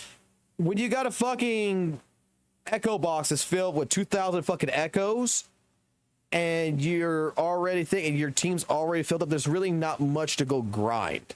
That you're only going to be going grind different things. So the overworld appearance later on, after this point in time, I think wore down to the point to where it was absolutely useless. Like, I honestly feel like even now in WUWA, the open world is, it's great to go see it one time. It's great to go see it. It's great to see all the fucking great graphical changes. But just like me go and play any fucking AAA title fucking open world game, there comes to a point to where, like, there's no point. If I don't have to explore and I could just easily teleport to each section that I need to go to, that's all I'm gonna fucking do. I've seen it once. I don't need to see it again. There's tourism being like, wow, look at these arches. Wow, look at the fucking Elden Ring tree. Went out the window quite fast. There was no more incentive to be in the open world. Comparing the first 12 hours of both games, there is almost no doubt in my mind that Wuthering Waves' progression and leveling is by far a more engaging experience. Having reviewed how players progress through each game, it's time for us to talk about the new player experience, and in particular, the gacha and its rewards. ZZZ has some of the most pitiful pull scarcity I have ever seen. At an internet level of 21, I've been able to pull on the first limited banner less than 50 times. I have one character, one 5-star character after 12 hours of gameplay, and only from the beginner banner and its 50 pull pity. Gacha games are driven by the characters. Characters are a huge reason for why you play the game. The inability to access more characters and experience the best parts of combat unless you buckle down and sit through dozens of hours of TV-based gameplay is one of the largest barriers to entry I have ever seen in the genre. While the devs have given out a free 10 pull for its 50 million download reward, pulls and in-turn characters feel like they're drip-fed through the smallest tube they could find. There is a 5-star standard selector, but only at 300 total standard pulls. You will not be getting that unless you play this game for a very long time or spend a lot of money. Wuthering Waves, on the other hand, took their new player experience very seriously. While undoubtedly making up for a shaky launch on the technical side, Wuthering Waves gave out so many rewards within its first few days of launch that it's legitimately difficult to keep track. Which caused a problem that is happening to this day, and the anniversary was the biggest fucking reason that shows this. The anniversary of Wuthering Waves showcased the fucking problem of doing that. And I think also encompasses another reason why the Wuthering Waves community can be batshit fucking insane. This is my point of view on it. I made a video about this with Kuro's Generosity. Kuro Games gave us a 5-star free, like, standard character vulture weapon. Cool. Awesome. We got that. Later on, they gave us Zhangli Yao for free. Awesome. Great. Then it was even better when they gave us these new events that was never even fucking planned to give us over 8 million shell credits, all the material items you needed to basically level up like 2 or 3 fucking characters all the way to max, because people were complaining that it was hard to level up the characters. What ended up happening is that Kuro kept giving all in the fucking beginning of the game. And then by the time, like now, with the anniversary and everything, when we ended up getting the rewards that we got, people got pissed. Because it's like, wow, when you first started this game, you gave us so much shit, but now you're just like hog dogging that shit from us. And it's like I made the statement back then, when you are going to basically spoil your community and you're just going to straight up give them everything they fucking want in the short time period, you're basically like in my personal opinion, what they ended up trying to do, and the best analogy I can use is that Kuro Games was the guy in the fucking van, in the white van, that kept throwing candy at the kids and said, come into the van. And then for a little while, kept feeding them fucking candy until they brought them to the sweatshop and said, okay, no more fucking candy. Go to fucking work. Go grind if you want candy. And that was something that I think ultimately was a problem of what it created, this construct that Kuro Games is better than everything else. It's because Kuro just kept giving and giving and giving all in the beginning. But at that point in time, it's just when the time came to where Kuro said, okay, it's time to stop, the community kind of lashed back. And now look at where it's at. Like, now I don't see all these special new events or anything. I don't see, like, you know, random events that they just create to just give something to people. Everybody's assuming there's going to be another fucking free 5-star character given to you at some point in the future. That's what they were estimating. That's what the leaks were all saying. Oh, Chacona's going to be free. Never fucking happened. Summary of the key rewards: Kuro gave out a free 5-star selector, a beginner banner with That's why I 40 say I pity, think the disc and over actually was a 60 problem. combined standard and limited banner pulls, and even a 4-star weapon to help gear characters. This was all accessible within the first hour of the game. You had immediate access to at least 2 standard 5-stars and at minimum 20 pity on the limited banner. You were given everything you needed to build powerful teams and limited players' frustration with re-rolling or receiving a disliked standard 5-star on their beginner banner. The new player experience was simply amazing. While at Zenless Zone Zero, you genuinely feel like your currency and your chances of actually obtaining characters without spending is on life support. Let's not forget the fact that the Wuthering Waves weapon banner is also 100% guaranteed, while ZZZ's is still a 75/25. You've also got 10 less pity, 80 instead of 90, across all of its banners. Overall, ZZZ and WUWA are games that have a fair number of similarities, especially in their combat. They did give a free 10 pull for 2.4. They did. But what I'm talking about is that, like, in the past, man, they were giving you fucking free fucking characters, free fucking weapons, not even a fucking pool. They just gave you the fucking character. Go select the character you want. Boom, here's your free 5-star standard character. Oh, here's a free 5-star character. Oh, the limited character. Here's a free 5-star weapon voucher, you know? They gave you, like, more shit. Here's all the fucking materials and fucking shell credits and everything else with these events that we're gonna give to you in what, 1.2 or 1.3. Like, they did all kinds of fucking, like, random little giveaways that just, I think, spoiled the fucking community.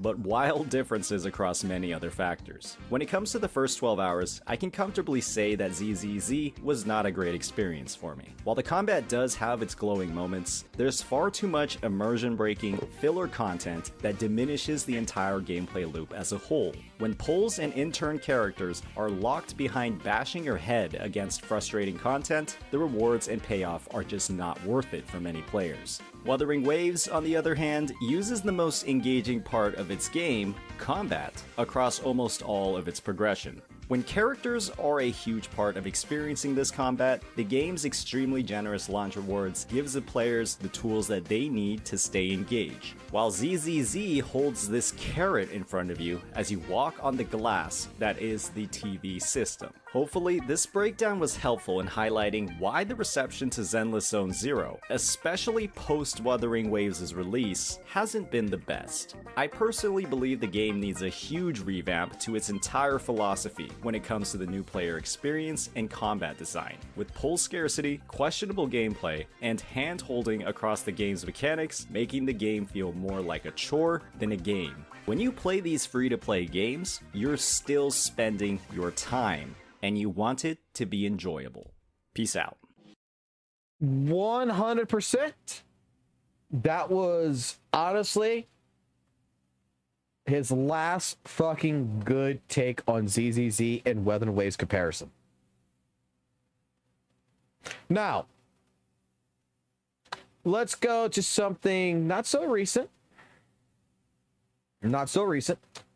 But let's see. let's take a look at something.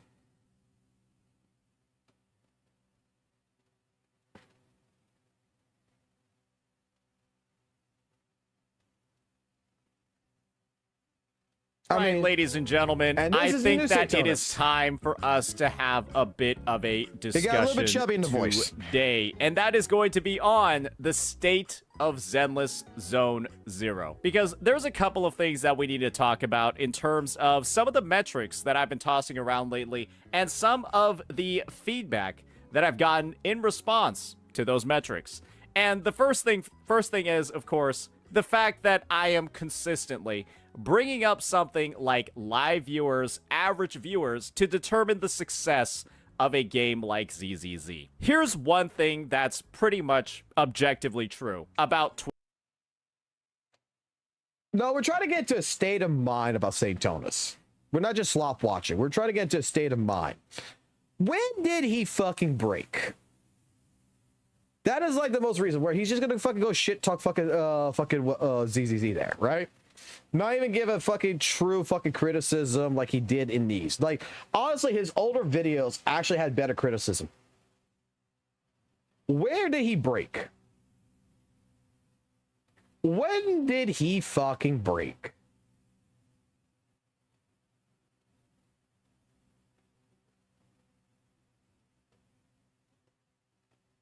I want to say, I think it's right here.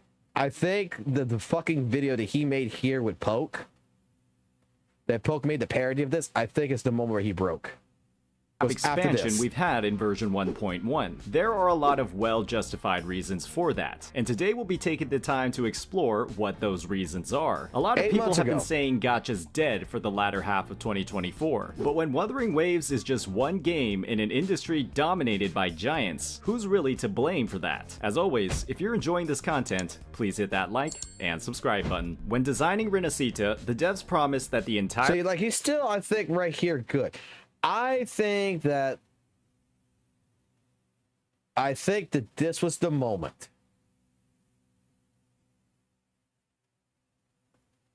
The moment he turned into a fucking streamer. There's something I wanted to discuss a little bit, and that is some of the updates that have happened to Pridewin's tier list. Bar, you have hit the nail right on the head when it comes to this. I might get flamed a little bit for this, but I think people generally agree that this entire category of hybrid that we're seeing over here, it doesn't make any sense. It's confusing. So first things first when it comes to Pridewin's tier list is they've said that they've revamped the entire tier list with the addition of 4-star characters set at sequence node 6. So you guys have to factor this in when you're reading the tier list. These are all S. What did Pokey do? Oh, I can show you what Pokey did. I can show you what Pokey did.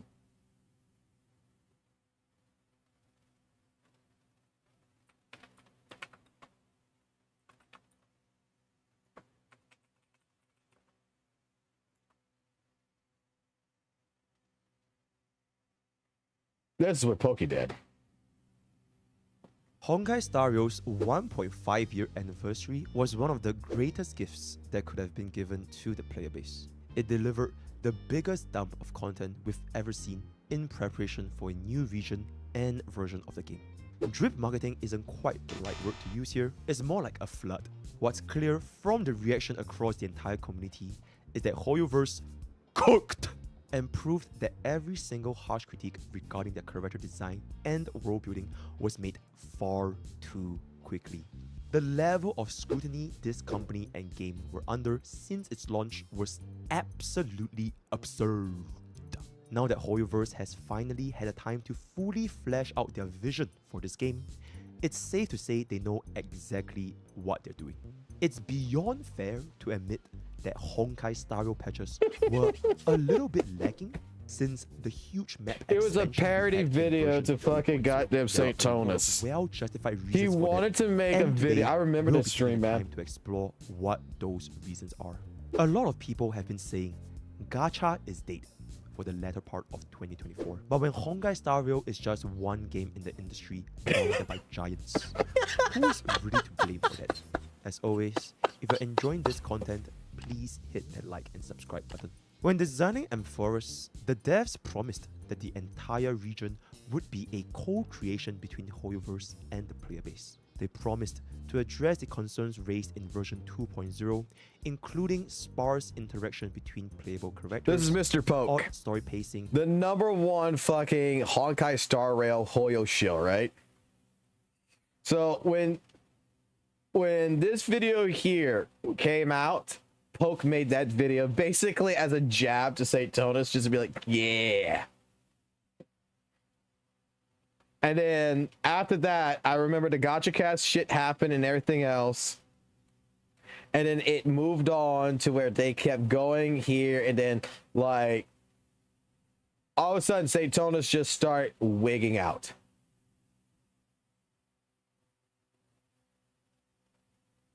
Like the two that I remember the most of in this entire arc. In addition, since there aren't that many combat engines in the game, the support category is effectively non-existent. I'm about to have a heart attack. This bro just said the support category doesn't exist in WUWA. Huh? It is time for the VARS 2 video on the problem with Wuthering Waves team building. The main purpose of this is to get a bit of a react. We want to share our thoughts about the situation. So let's see what our boy VARS 2 has been cooking. I'm seeing people say he rarely misses, so the fingers are crossed. Just so you guys know, I went ahead, I previewed this video on his homepage, and I did see a lot of Genshin Impact. And when people generally say that Wuthering Waves has a combat system that's a lot better than Genshin Impact in almost every single way, I'm curious as to how he's using those Genshin Impact clips to drive some points here. So let's see, ladies and gentlemen, let's play the video.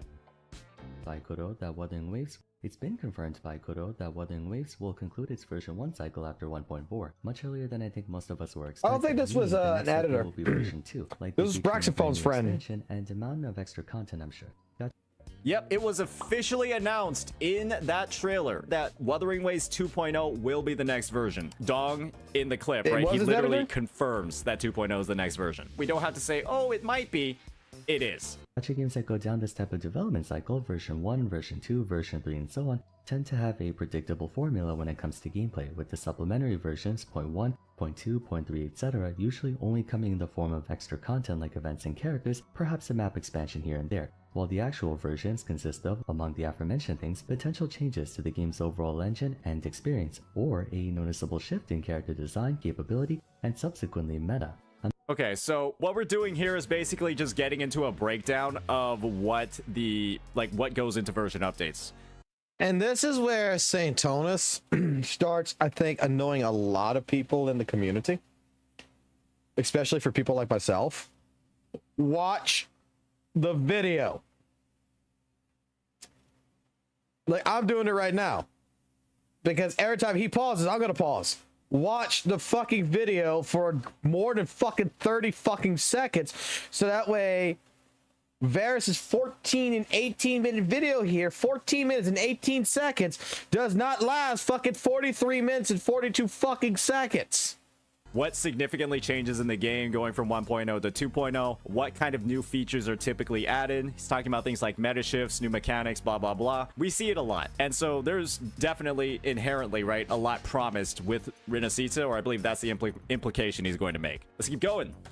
I'm led to assume WUWA plans to go in that direction too, otherwise they wouldn't make. I see a problem here. Brotherman is using Camellia and Dan Jin, two Havoc damage characters, against the Impermanence Heron, which is Havoc resistant. So maybe that's the problem.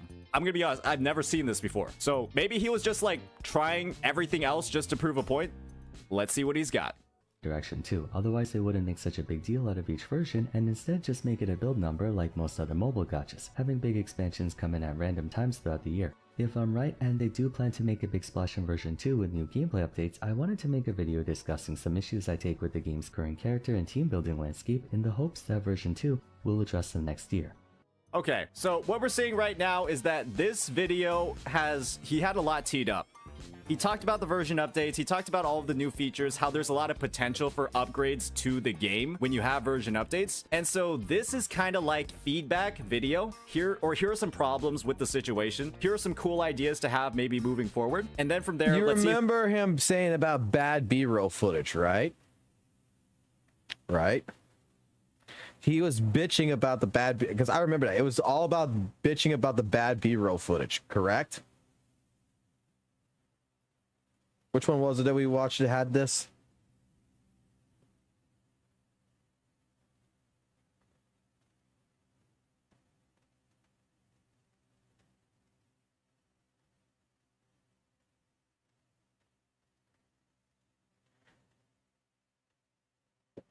Two minutes and 6 seconds. Remember that. Wow, there are some fantastic moments to be had. Diving a bit deeper, there are some major similarities and differences. Ready? You ready? Differences in how the two games implement these mechanics. When it comes to similarities, both games have a perfect dodge system that, when activated properly, allows the... That was a perfect dodge! Bad B-roll footage! Alright, moving on.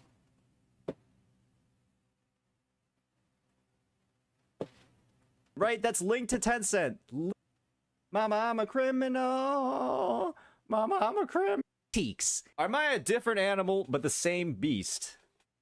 What the f did I do, man? You look like you just had the most sour fruit on the planet. It looks like somebody just shit lemons down your throat. All right, now he's laughing. Okay, this is kind of long. Actually, it seems like he's gotten a little... This was an 8-minute video! This was an 8-minute video! How's it 51 minutes? What did I do? Put a fucking profile picture at least. Why is it like this green default Google Home F? What the fuck is this? We're gonna be here until version 2.0 launches if we watch all of this. I think there was a thing about Chang, Li, and Jinsei playing the exact same. Buddy, you probably have those thoughts because all your characters are fucking S6. So yes, everything blows up when you press a single button. With systems like the Elusive Realm, you hear the holiday bells? And the Black Shores. Oh, he just likes the music. Firmly established in the tail end of 1.0. He's just dancing. Kuro set up the player base with all the tools It's they'll Christmas need to music? experience Renacita to the fullest, with all of these existing features directly applicable to the newest members of the roster. And with the PS5 version, Oh, you hate it? Nah, I like the music, bro. 2.0, he's just WUWA's vibing. incorporation of their skip button. Watch will a let 25-minute those new mark for the players Chang Li experience the Jinsei best point. All right. that WUWA has to offer in record time, minimizing the clunky pacing issues we all experienced back in. Saint Tontas, I can't believe you would glaze so much about story and then tell people to use the skip button. Like, come on. What's going on? This is what playing gacha games with no skip button for 5 years does to you. A skip button puts more of the responsibility on the developers to create a quality story that people are actually trying to experience more. And having the skip button there ensures that the writers have to put in a lot more effort to keep that engagement. Otherwise, the players are just gonna not watch it. And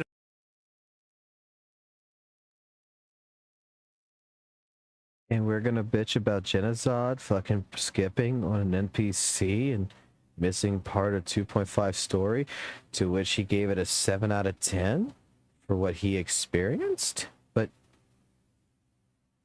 Hoyoverse games, when you have no skip button, you are basically forced to watch the story. And if you're forcing somebody to do something, right, you have no need to make that thing good. You can make it good, right? Like Bellabog's story is good, or you can make it like Panaconi, or you can make it like Honkai Star Rail 2.6. Stories that are arguably bad or have really shitty parts, and you can't do anything about it, and the developers really face no consequences for that because there's no skip button. So, Fob, you're wrong, buddy. That's unfathomable. You're saying the story's so good, but you would tell people to skip it? That's not what I said. You are Hoyopilled.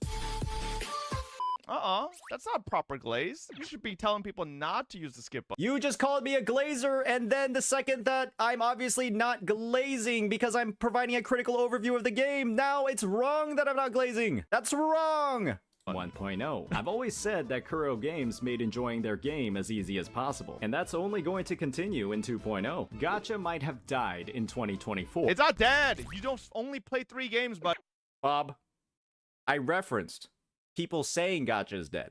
I didn't say gacha is dead. Now we're arguing semantics here, buddy. I said people said gacha's dead, and then I linked 4 videos at the start of the video where they are all saying gacha is dead. So again, you're wrong. Buddy, go play others. And Wuthering Waves' backloaded development for 2.0 definitely contributed to the problem. But the fact No! Tons of people play gachas outside of Wuthering Waves, you donkey. Now he's calling me an animal. I don't like that very much. Kuro Games was making a massive investment in Renacita across the latter half of 2024, and they're only— No, it's called Tencent. This guy. I'm joking, but this guy. One developer in an industry dominated by a giant with a lot more—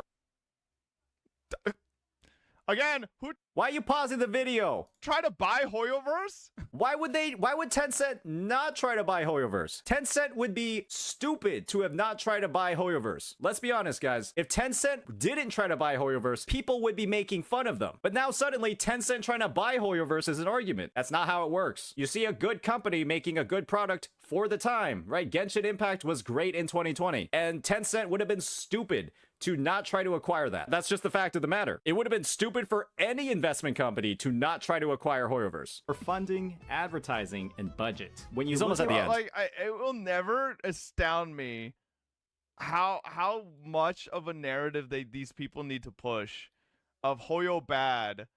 Hoyo is the fucking big bad in the gacha space. But they are.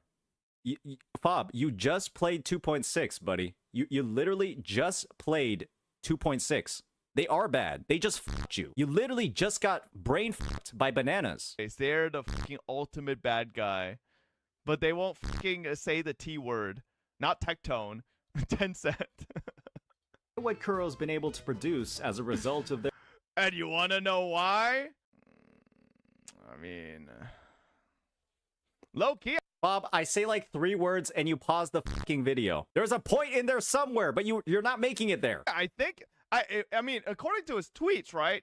He's saying he is genuinely now getting paid by WUWA, right? Yes, because I won the creator contest, which had a public dollar reward for winning first place. They literally put it in... They put it in the definition of the thing. I miss the old St. Tonus, bro. So maybe he has an agent from Tencent. All right, he's just farming at this point. Guys, me saying I'm getting paid by Kuro Games after winning the creator contest, that means I have a 10-cent agent. Doing the sponsored work for him. That's probably why he won't say the T word. Is this an attack or not? Is this an attack or not? I'm not entirely... Is he just farming or does he actually believe what he's saying right now? Because I'm going to be honest. This is like reaching... This is reaching like street basketball. He has to be just farming, right? He's not actually serious about this, right? I can't tell anymore. I don't know. Maybe not. Who knows? Right? But their investment, you can't help but wonder why a company like Hoyoverse, with 3 massive titles in the genre, weren't able to save gacha in 2024. Kuro had an excuse. We witnessed it live on November 22nd. What is Hoyoverse's? Where is all that money from FOMO-fueled banners and predatory... Well, Saint Tontas, just like you excused Kuro Games for 1.3 or 1.4 being dog shit for prepping for 2.0, actually, Genshin Impact is prepping for 5.3, 5.4, 5.5, 5.6 for 6.0. They're prepping Shneznaya, right? And actually... I could comment, but I think he is digging his own grave, so I'm just gonna let him do that. Chasar, the reason why Rappa's patch was so dog shit and boring is because they're preparing for fucking 3.0 with the new place as well. And actually, ZZZ, they actually need the next couple patches as well to prepare for the next one. So if we use your argument, technically every gacha game can have dog shit patches because, oh, they're just preparing for their next version, right? Predatory practices going. It certainly isn't back into the games themselves. Kuro Games openly admitted in interviews the struggles across their development process to the player base. They dedicated a majority of their livestream towards reaffirming their commitment to the game and their players. They promised that they would listen to critiques and implement changes that would satisfy the player base. They followed through on all of their promises in version 1.0, and with all of these reveals for 2.0, they've done nothing but repeat that very same dedication. This game has received a lot of criticism. Some of it just... Why is he not pausing the video anymore? Is he just like, well, I can't say anything against that. He's right there, folks. He's right. He got me there, ladies and gentlemen. But a lot of it was completely unwarranted. Many are simply unfamiliar with a developer that genuinely plays and enjoys their own... I think this guy's got like gacha victim syndrome. Bob, I don't have gacha victim syndrome. You have gacha victim syndrome. You are literally brain rotted from a lack of skip button. Like I said, you got brain fucked by bananas in 2.6. Like, I'm a diagnosed a new disease. It's called gacha victim syndrome. Yes, and it should be named after you because you are the first person that has it. They feel like their gacha game is looked down upon and not respected enough, so they feel like they need to overglaze to make up for it. Bro, I'm telling you, Saint Tontas, plenty of people love Wuthering Waves. Stop reading Twitter. On Twitter, people hate everything, okay? Like, stop playing the victim here and pretending like Crow Games is a small indie company, fucking poor man, like, a gacha company that makes no money and, like, you know, they're barely making it through. Because guess what? If that was the case, Girls Frontline should have EOS'd a long time ago. Hey, that's a good one. That's a good joke. The amount of money Kuro Games is making compared to some of these other gacha games, like, bro, Kuro Games is a millionaire, all right? Multi-millionaire, all right? Like, trust me. But Fob, I didn't talk about those other games. Like, stop trying to pretend like Kuro Games is a small indie company. It's not. They make very good money, okay? Like, god damn. This guy literally has victim syndrome for his own favorite gacha game. Like, it's fucking crazy. I'm now hoping WUWA never actually EOS, or else this guy will feel justified in their narrative. Yeah, no, I mean, why would WUWA EOS? They're doing very fucking well. If you watch this guy's videos, you would think the whole world hates WUWA. Dev creativity, banner breakdown, weapon overview, sort of glazy, character lore overview, guide on the character, game mode breakdown, S6R5 showcase, new farming features, game of the year video, rotation guide. Camellia is in almost every thumbnail in a fucking 4x3 grid. What he's talking about is the fact that in every single one of the videos, we just watched a bunch of them, right? In every single one of the videos, St. Tonus makes it sound like Kuro is this small indie developer that's fighting the big global conglomerate of fucking companies and shit. It's fighting Hoyoverse, the big bad wolf of the fucking trade shit. That's what he's trying to get at. Like, he does end up making it like we just heard it. Like, he makes it sound like Kuro is this tiny little company that's fighting Hoyo, and it's doing its best in every video. Let's not talk about that, though.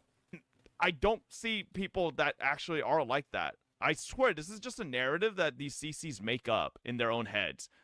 Actually, you'd be surprised. There is a lot of people who still play PlayStation 4, and the fact is that the PlayStation 5 actually implements PS4 capabilities in it. I know a lot of people who play Guilty Gear and a lot of different games in PS4 mode on the PS5 because performance-wise it's somewhat better for some games. Just saying. Am I making it up, guys? Am I just creating this out of nowhere? I don't think I have. If I'm being honest, I don't think I have. Like, they need to be the Jesus of WUWA and be like, hey, Fob, your words, not mine. Your words, not mine, buddy. I'll be the hero that saves Wuthering Waves. Bro, relax, buddy, okay? You're not the one. You're not the chosen one. But EO said I am. So I think there was something at 9 minutes. A real shame to put Tencent up here. The real They might actually make a PS5 version of it. What am I going to put for Tencent, Fob? Tower of Fantasy?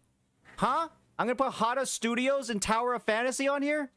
What does that mean? What do you mean Tencent's not on here? I'm put Diablo Immortal? What the I wonder why he didn't put Tencent on here. Because the only games people think of when they think of Tencent in gacha is fucking Tower of Fantasy and Diablo Immortal, which are like not really good games. Oh, who am I gonna fucking appeal to with the vid by putting Tencent in? Gateo?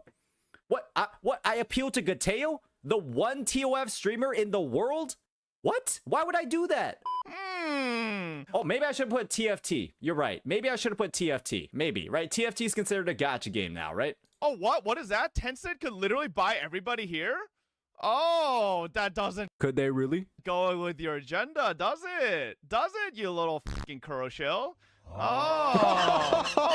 What was that? Back in 2021, Tencent tried to buy all of Hoyoverse with their fucking pocket change that was left in their left pocket after they bought another company. Yes, because they had one of the best gacha games in the world with Genshin Impact in 2021. And so, if you are an investment company whose goal is to make as much money as possible for your shareholders, you would make an attempt to purchase and invest in the best performing product. Because if you didn't do that, you would be a shitty investment company. I don't see how this is a point, buddy. Oh, yeah, they had a... The thing is that a lot of people I know of crash out on Tencent, okay? I know a lot of people who do crash out. Because they do find that Tencent, when they take over something and they become a shareholder and shit, that the game quality or the company that they buy into all of a sudden goes downhill. It's more about fucking making money off of it. But the problem is that Tencent owns a lot of shit. Okay? Like, let's go look at it real quick. So, like, for Tencent, okay, let's go down. Tencent owns Funcom. It owns Riot Games. Sumo Group. Grinding Gear. Some things I don't know of. Techland. I know they have shares in Epic Games, Ubisoft, Marvelous, Netmarble, From Software. They have percentages in Netmarble and From Software they have in there. And in some cases, there is some games that some people have enjoyed. And at the moment that Tencent came in and took over, they seen a drop in their game shit. Like Assassin's Creed and stuff like this. I've heard about this shit 100 fucking times. And I'm just going to say whether that's true, whether it's not true, it is a very much a coincidence. Like some games that I would say, like, you know, Ubisoft with some of their fucking game choices in the last few years since Tencent took it over has been kind of fucking shitty. But I will drive that up to say it's more of a Ubisoft issue, not a Tencent issue. But it's been the common denominator to where a lot of people just, I know of, hate Tencent fucking horribly. Oh, what was that? Oh, you can't because Tencent owns a majority stake of Kuro, and that... What does that have to do with anything? Guys, this is why you shouldn't talk about finances. You shouldn't talk about companies if you don't know what the fuck you're talking about. I don't think Fob knows how corporate and businesses work, okay? And he is speaking like an expert on it. That would go against your... I don't think you understand either how corporate and businesses work because you can't understand how to read fucking gotcha revenue. No offense. Narrative, being honest to your audience. You just have to fucking make shit up. Oh, I am where.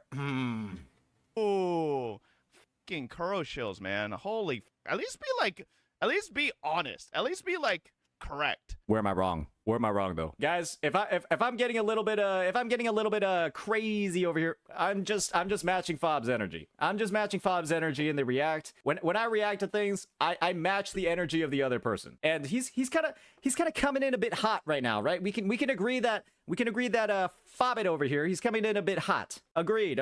Yeah, so me responding with a little bit of spice, right? Pretty warranted. Like putting Hoyoverse here, fair to put Hoyoverse on the left or right, sure. Put Tencent up here. Tencent literally... List a fucking game by Tencent, right? That's linked to Tencent. List one game. List one game from Tencent. Just don't say Tencent.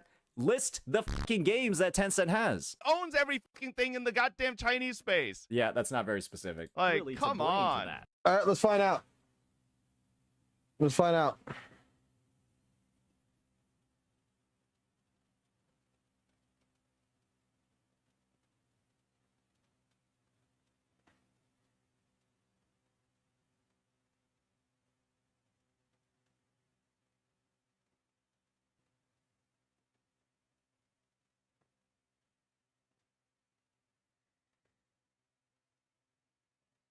fucking find out.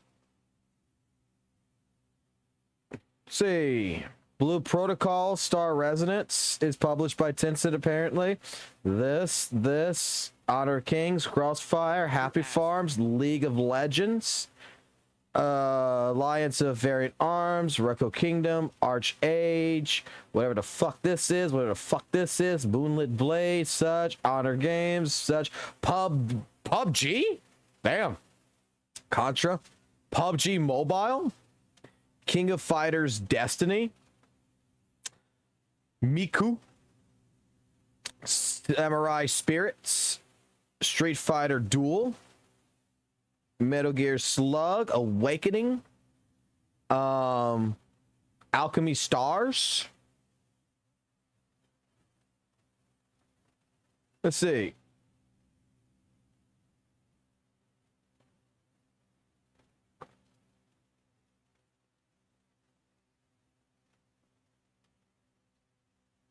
Dungeon Fighters Online.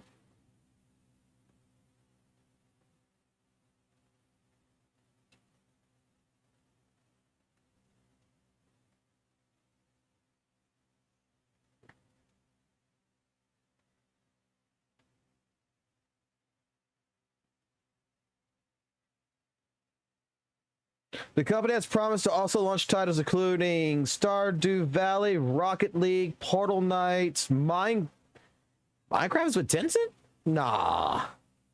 Thought it was Microsoft. Oh, that's back in 2017.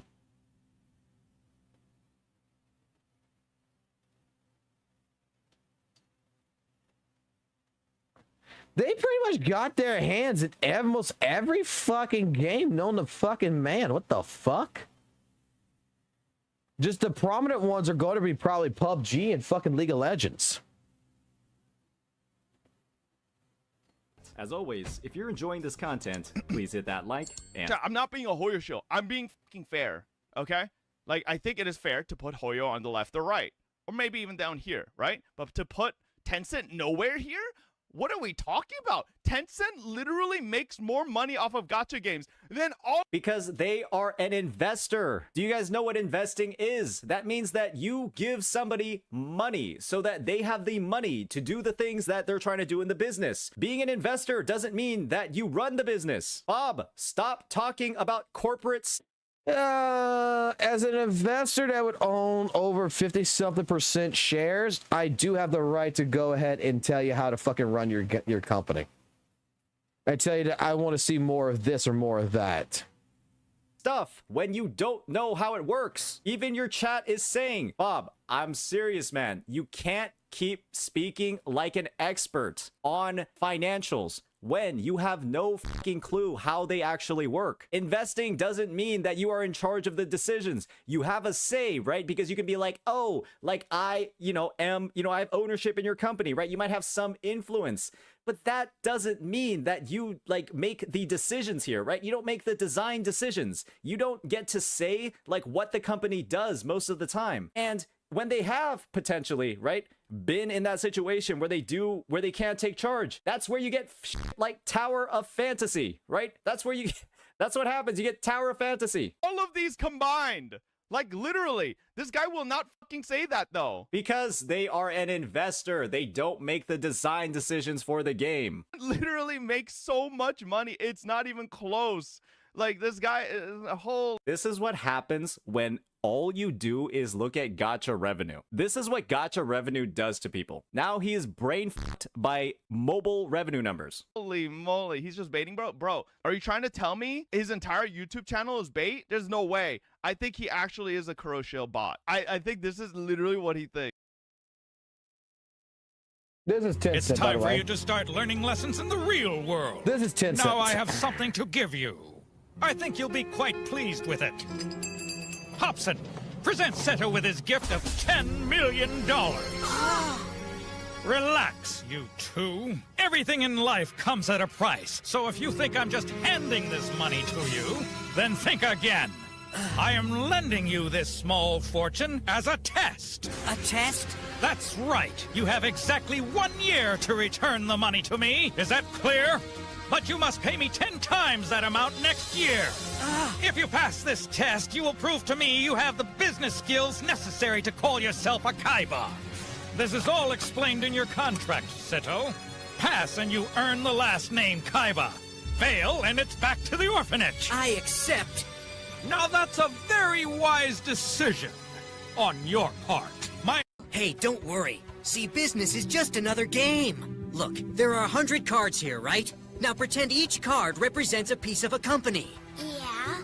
Well, this is where it all becomes a game. The trick is to own more cards than anyone else. If you can do that, you'll control the company. And how many cards do you need to do that? The magic number is 51. No one else can ever have more cards than you as long as you own 51 out of 100. That's how you win. Hey, Lecter, I need you to spend all $10 million of my money and buy me 51% of a company. What kind of company, sir? Any kind, as long as they value their workers. Come in. Sir, I found and purchased the perfect company.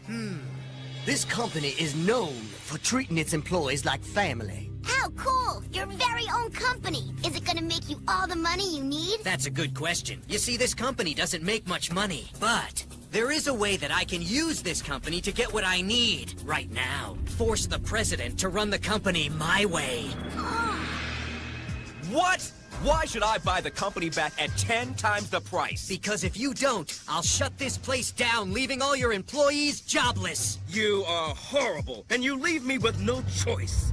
With my help, you made 10 times your money back in that one day. And you got all the credit. Well, of course. It was my business skills that earned me that money, Lecter. All you did was follow orders. That's all you were good for. You never once had your own idea. That's Tencent.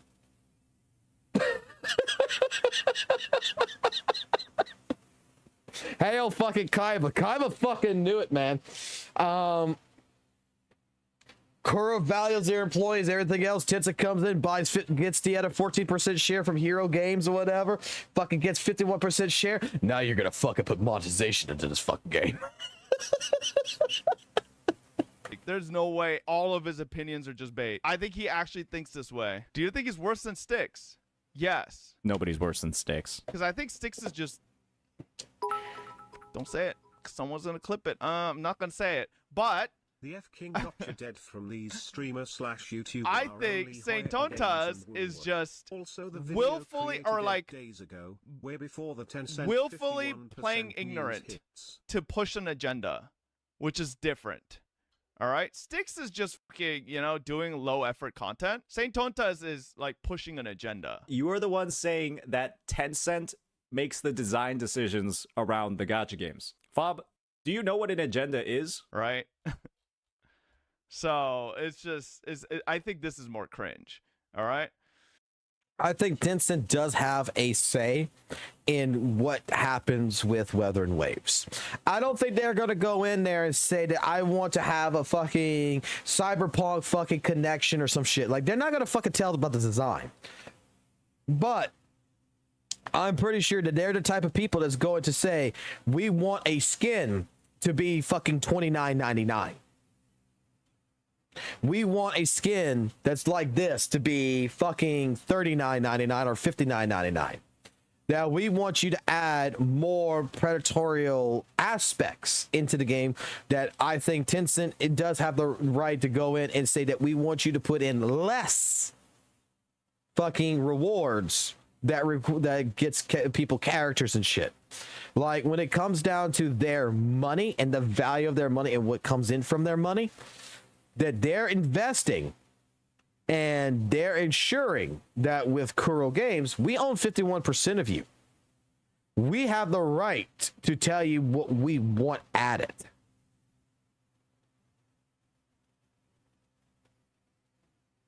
They have the right to make those types of decisions. I want to get to the worst gotcha take. 1.0 was the massive pivot they. Okay, we talk about if I'm being completely fair though, if we're talking about quality of their characters' kits, okay, if we really want to be all right, this is it. This is the fucking take that I think set fucking Saint off. A little facetious here and go down to the bare bones. Jinshi and fucking Chang Li kind of play the same fucking way.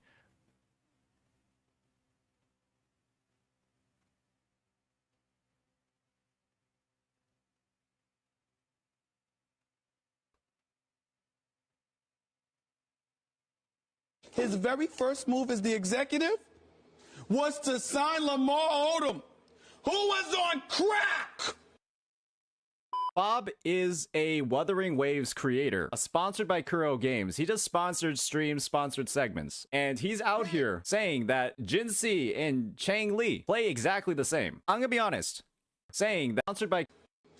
I want to hear what he said again. And go down to the bare bones. Jinshi and fucking Chang Li kind of play the same fucking way. Did he say? He said kinda play the same way. What does St. Tony say? His very first move as the executive was to sign Lamar Odom, who was on crack. Bob is a Wuthering Waves creator, sponsored by Kuro Games. He does sponsored streams, sponsored segments, and he's out here saying that Jin Si and Chang Li play exactly the same. That's not what he said. You're lying. You're lying right there. I just did that right there from 7 months ago. That's a caught lie right there. That is not what fucking Fob said. Fob said they kind of play the same. Not exactly the same. And he's not wrong. I'm gonna be honest. That's fucking crazy. And frankly, it's fucking hilarious. I'm struggling to like find the words like how I want to formulate my next few sentences. Maybe we hear a little bit more before I get my final take, right? I want to give him the opportunity to justify what he just said. I hate to be that guy. They kind of play the same fucking way. Zezu is...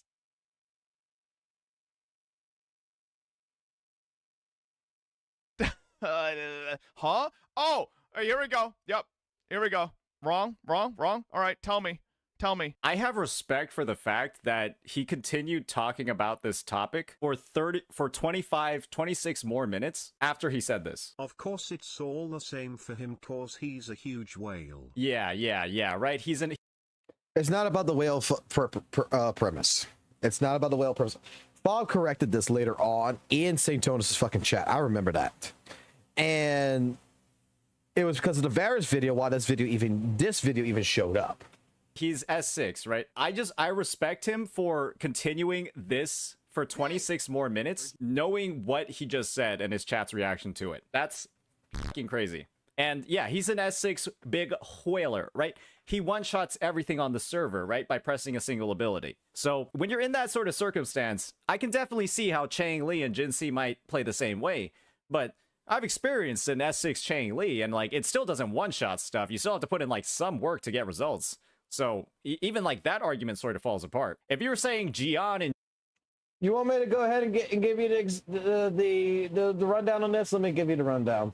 Okay, just for case, future-wise, anyone ever fucking sees this shit, I'll give you the fucking rundown. Give me a new folder. Don't save. Get this back here. So, yellow dot here represents Jinshi. Red dot here represents Chang Li. Got it? Both characters are resident skill.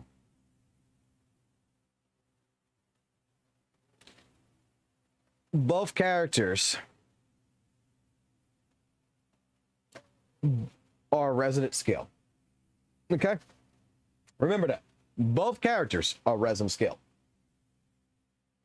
Now, with both characters being resident skill, they each have 2 types of meters, which is above their life bar. Okay? This is their forte meter. Okay? Now, ideally, they don't play, in the right context of this, they do not play the same. Okay? Because where Jinshi needs to build up this forte meter with consecutive attacks. Okay? From like Mortefei, Yinlin, JJ, whatever, to build this up. Chang Li builds it up from her own stacks with the feather. So with her feather ability that you can get from using the resin skill twice, that does 2 of them, and just I think it's like what, every 6 basic hit or whatever, you can unlock it, you build up this meter. The idea is that once both fucking meters are fucking filled, that's where their big damage is going to come in, is from the resonant skill.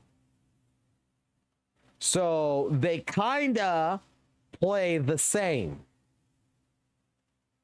You're building up a meter to pop the meter. The alt does not fucking matter in this case scenario. alt does not matter. Loreza's skill does. That's why when Fob said it, yes, he poorly fucking said it. I will fucking admit this shit.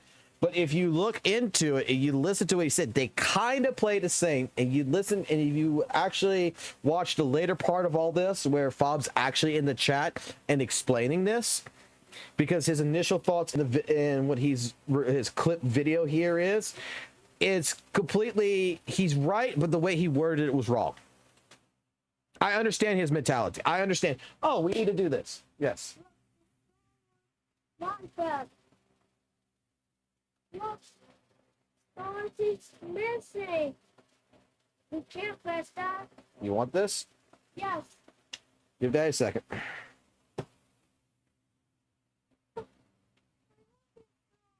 Like, I love it so much.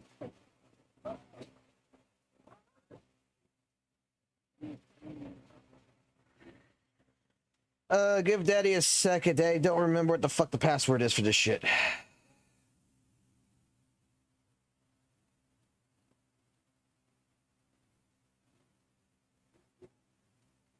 Give Daddy's phone.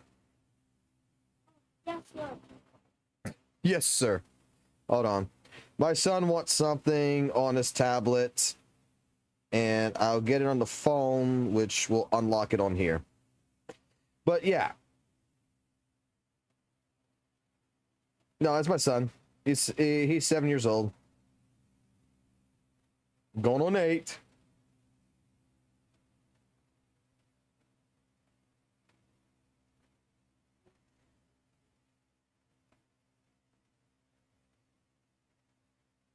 Who asked?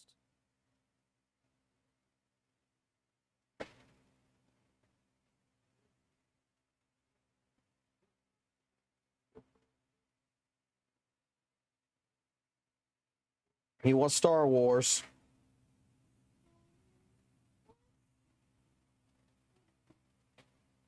You want this one? Which one is you want? You want this one? This one. This one right here? Yeah. This one right here? That's a heavy responsibility. No, sir. Are you fucking shitting me? I gotta do this shit?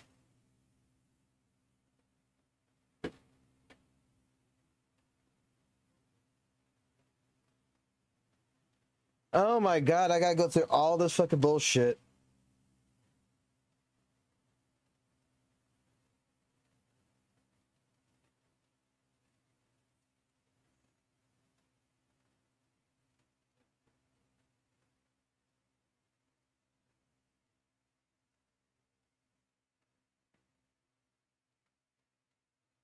Okay.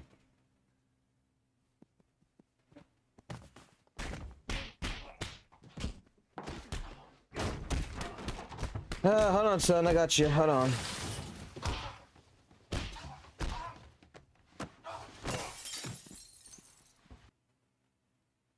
Oh my god. It's telling me to use another fucking password. What the fuck? I'm trying to reset my fucking password. Please use another password. Alright. You want to play this game? I got this.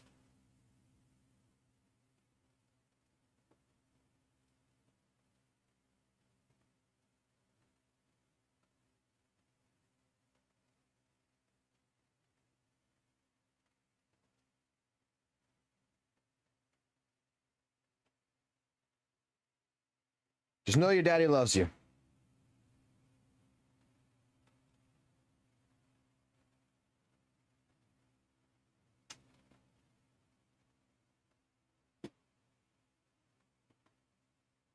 Okay.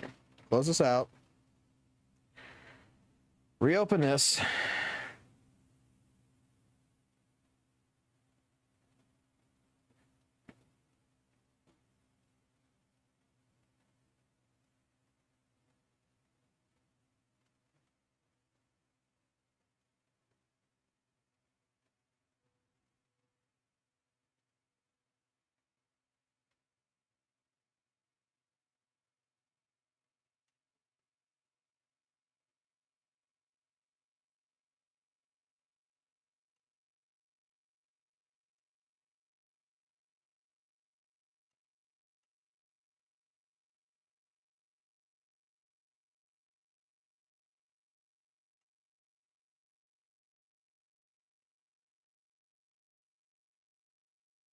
I want to fucking do all that shit.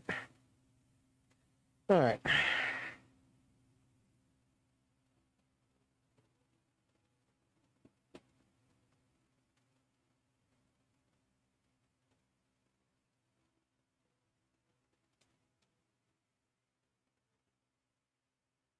Hold on, son. Hold on. I got you.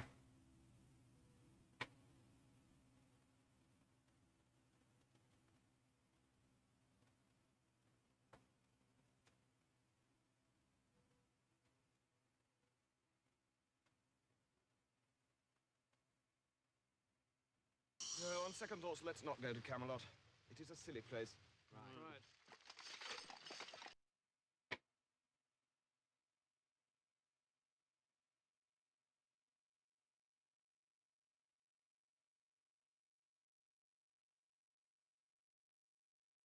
Are you fucking shitting me?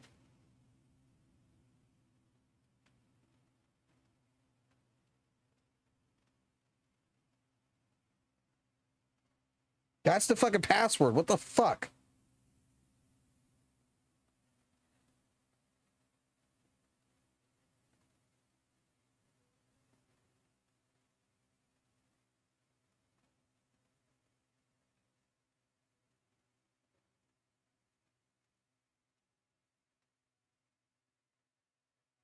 Oh, that's why. All right,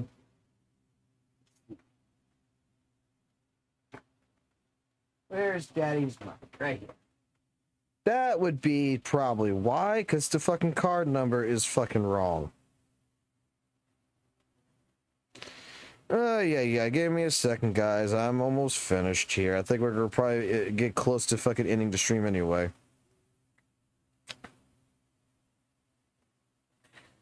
Let me just put it this way. I love my son enough that I'm doing this for him. You guys are fucking second to my son. Sorry. Son comes before y'all.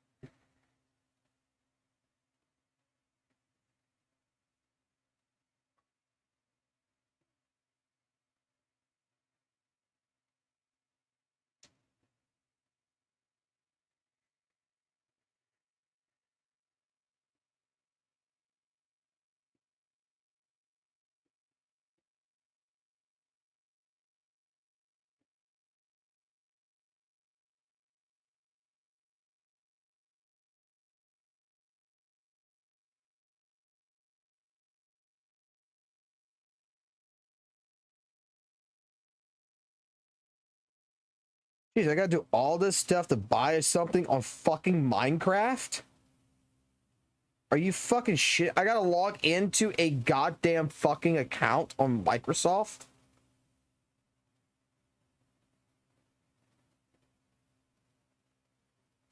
Okay.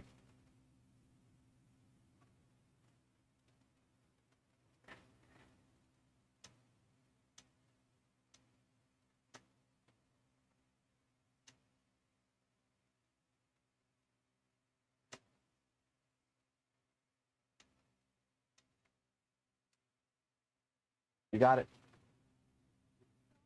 You got Star Wars, yes. God damn, I gotta do all this shit, log into Microsoft, all this. I can't just fucking buy something and own it? Jesus Christ, that is so fucking goddamn horrible, man. Fuck Minecraft. Fuck all this gotcha shit. Fuck Minecraft, motherfuckers. God damn, Minecraft fucking bad game, bro. Fucking making me fucking sign into fucking 3,000 different fucking accounts and shit.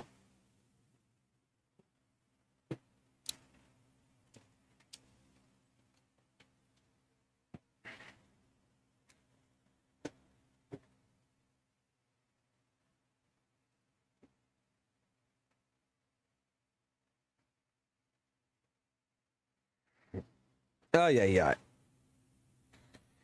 But no, getting back into it, what tonight was pretty much was about in the sense is that this is a fucking man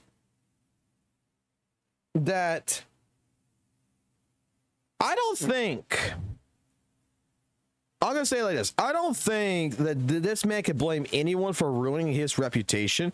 I don't think he could blame a single fucking community. I don't think he can blame anyone other than himself for the way he has handled multiple different things.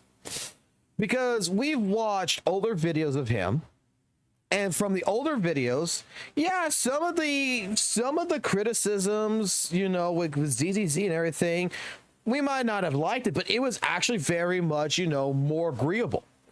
A lot of the older takes that he has had on his channel back last year was a different person altogether that honestly, very well respectable. A very well respectable individual. And that whatever fucking villain arc fucking came across, that came through, slowly changed this man into developing into this. I guess maybe Tencent bought fucking Kuro, which ended up buying fucking him and did all this shit. Like, this man changed drastically from doing actual good intentional videos, I would say, that, yeah, they kind of did spread a narrative, that they did kind of push a little bit into the idealism of Hoyo evil, Kuro good, but what it tried to paint the picture of was that Kuro was this indie developer that made no fucking money and it's fighting the big bad companies. But the moment all this shit started coming in, and the more he changed his content to where it is now,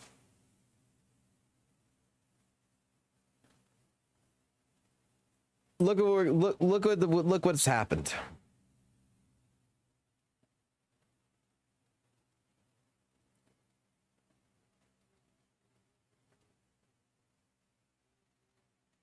Yeah, I mean, it could be the possibility. That could be a possibility because, like, look, not gonna fucking lie, man. Not gonna lie. Maggie fucking stopped talking to him and he got upset really fucking hard over Maggie. I think Maggie was actually probably his really longest fucking arc.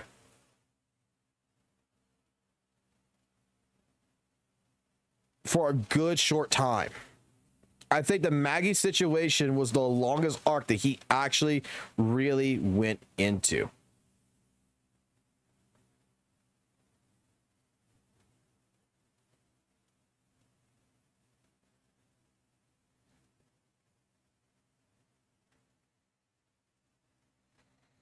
Like, looking at this, man. Like, look at this.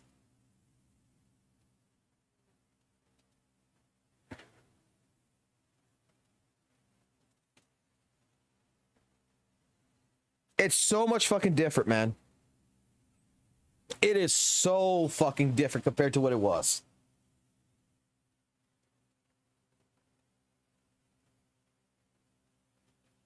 All right. Can we do a petition? Should we start up a fucking petition? Let's do a petition. How do we do the fucking petitions? Hold on.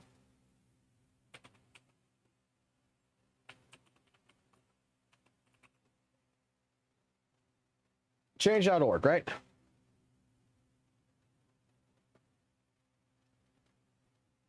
This is gonna be global. Yeah, let's do it AI. I fucking love AI. I want to petition St. Tontis to go back and fight his inner demons and become the original chilled, easy, cool St. Tontis guy personality again.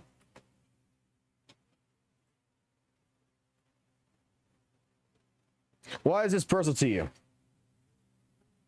He makes my ears bleed now.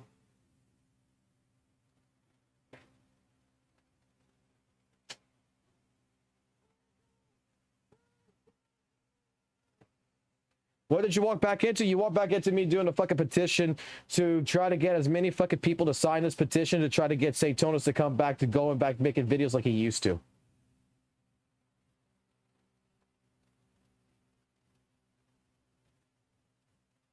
Satanus, I'm writing this out of sheer desperation. Your recent transformation has made my ears bleed from the catastrophic.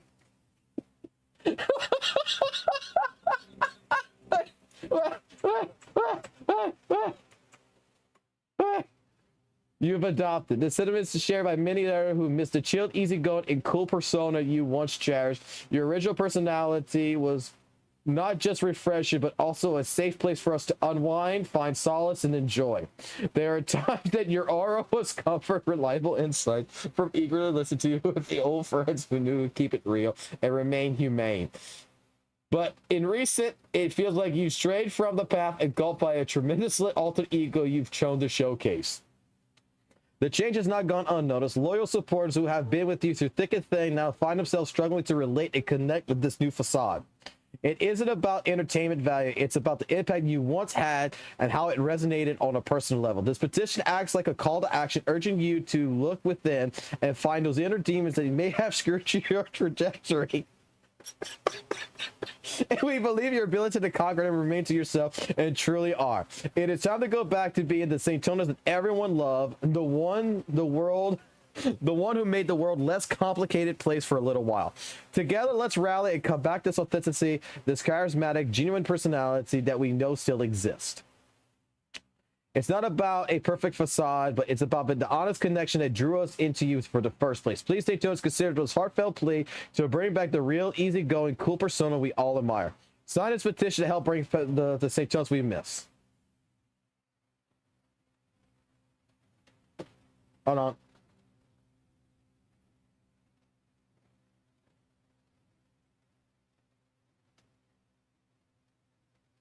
I need a picture of Satanus, man.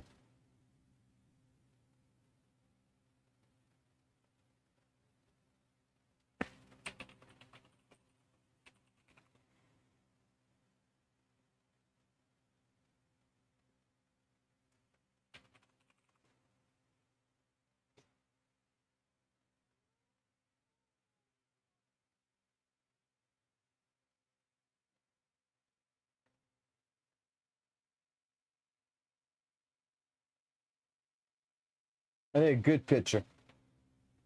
I need an actual good picture. I don't need something fucking trashy.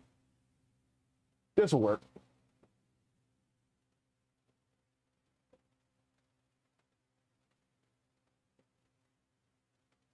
This will work.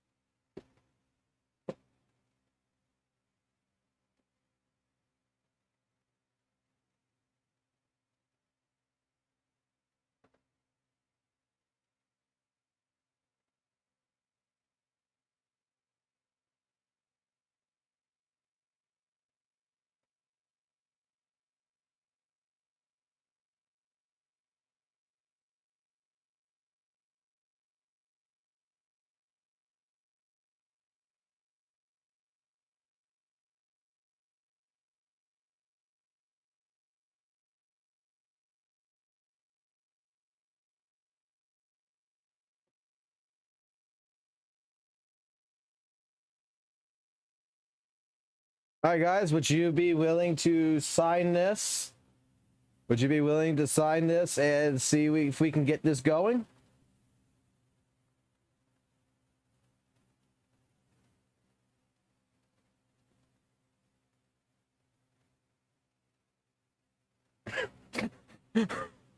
We need to change it. We will pin this. We will pin this. We need to get at least 1,000 supporters, and we will present this to Satanus. Please sign. We want to make this change. Like, read it. We need signatures. We need signature. We want the cool St. Tonus back.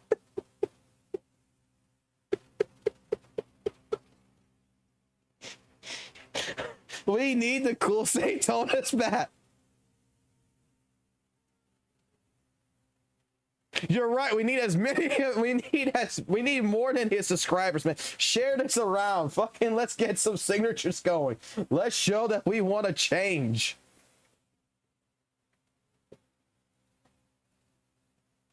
I will start putting this in the end of all my fucking videos now. Send it to 2. We will send this to everyone.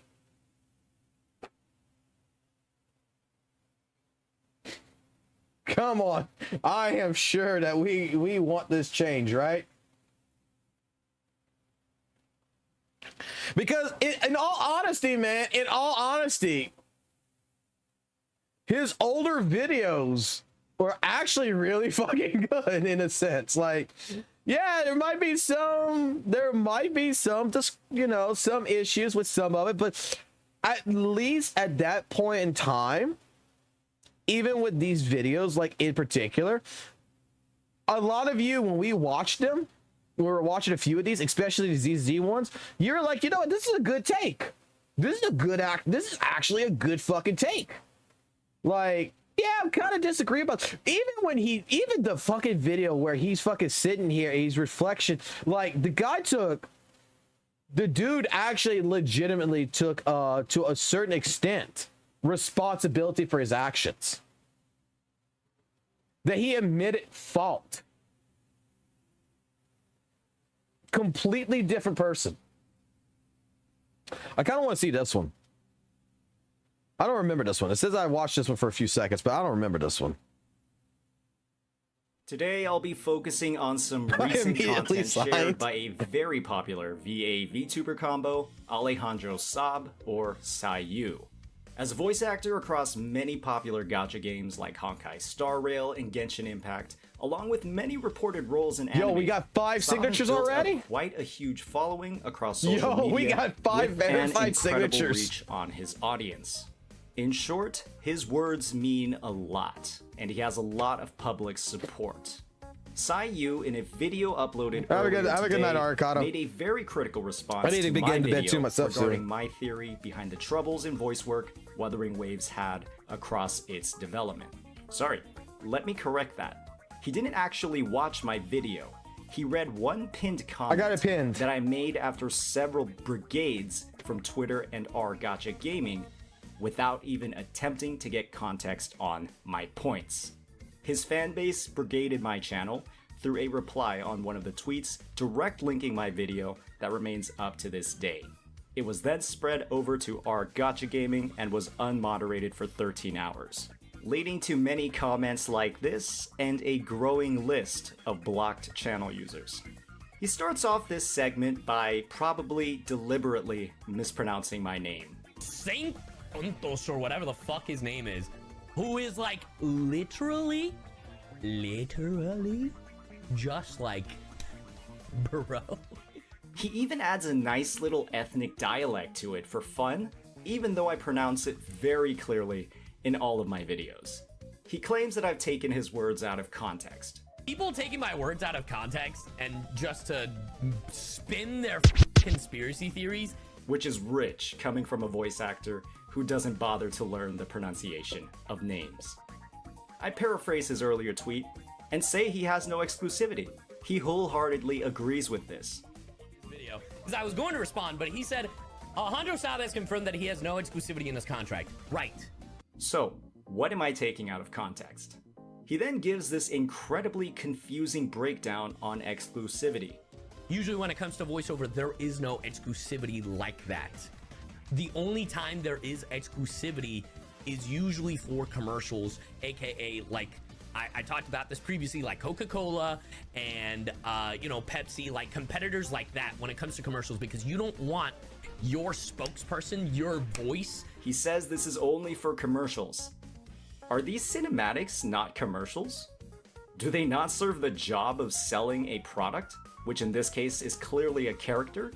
You can't be making general statements like, there is no exclusivity, and then follow up with exclusions that allow for it.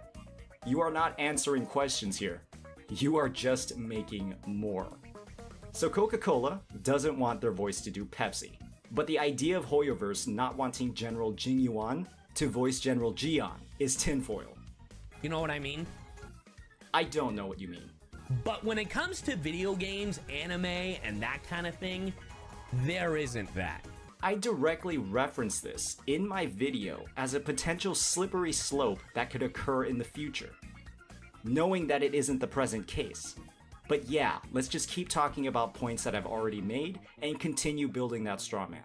He does, and then he goes, he does not confirm whether or not his contract would be not be renewed if he took on a WUWA role. It would. That's great. He refuted it live on Twitch. How is my statement untrue in any way? What am I taking out of context? Where am I lying? Was I supposed to update my comment in real time as his stream was live? Why paint me as some sort of manipulator in front of his audience? Sayu then says this about all voice actors working on all Hoyoverse games. They don't care. They don't care. They don't care. He confirms that any voice actor would not have their contract revoked, but he's mainly actually talking about himself, because later in the video, mumbled under his breath, he says every person gets different contracts. Yeah, everybody gets different contracts, so it's just ridiculous. With that in mind, why is he so confident speaking out on behalf of the entire VA cast across all Hoyoverse games? I won't always be right, because I don't know everything. But I can tell you that contract shit is bullcrap. I might be, because he's an expert, right? A lot of years in the industry, he keeps talking about it in this video. Or maybe he's using his situation and applying it to everybody else, when he really shouldn't be.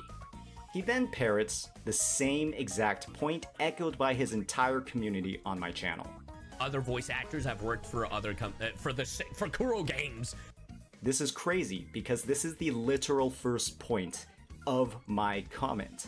He never actually put my comment on the screen and decided to pick and choose what to read to his viewers. He wanted to skip it to keep painting this narrative of incompetency about me. This is what he does to smaller creators. He lies through omission to dunk on them and hopes his audience will not fact check him. It is disgustingly manipulative. Sayu then follows up by announcing differences in CC and VA contracts. The ZZZ contract was confirmed real, many contracts. That's a different contract. The contract for a content creator is not the same contract for a voice actor. This makes a lot of sense, considering they are different careers entirely, with different skill sets and work hours. I know this. What's really odd here is how Sayu seems to imply that I do believe that these contracts are the exact same, despite never stating that in either my comment or my video, and that I'm, well, just take his words for it. And if you genuinely think that, you are fucking stupid. Like, I'm sorry to tell you, that is just not the way contracts work. There are literally contracts in different departments for different reasons. Like, can we use our brains for... Like, I'm sorry to shit on this person. He's a big creator. His fans just take his word for it. But they brought my name into it and, like, just spout... And, like, with their tinfoil hat, it's like, well... Dude, I am just realizing right now. Yo, I am just fucking realizing right fucking now.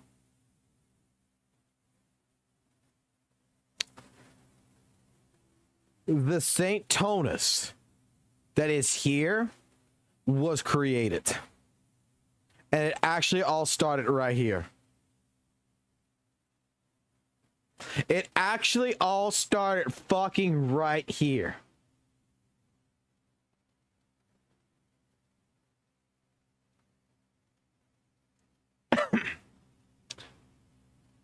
The man was... St. Tonus was a small content creator that got hit on by a bigger content creator, a voice actor, and listen to how the voice actor is treating St. Tonus. Listen to this shit. St. Tona's got. St. Tona's was created right here. St. Tona's took this personality. He said this, but he didn't say this.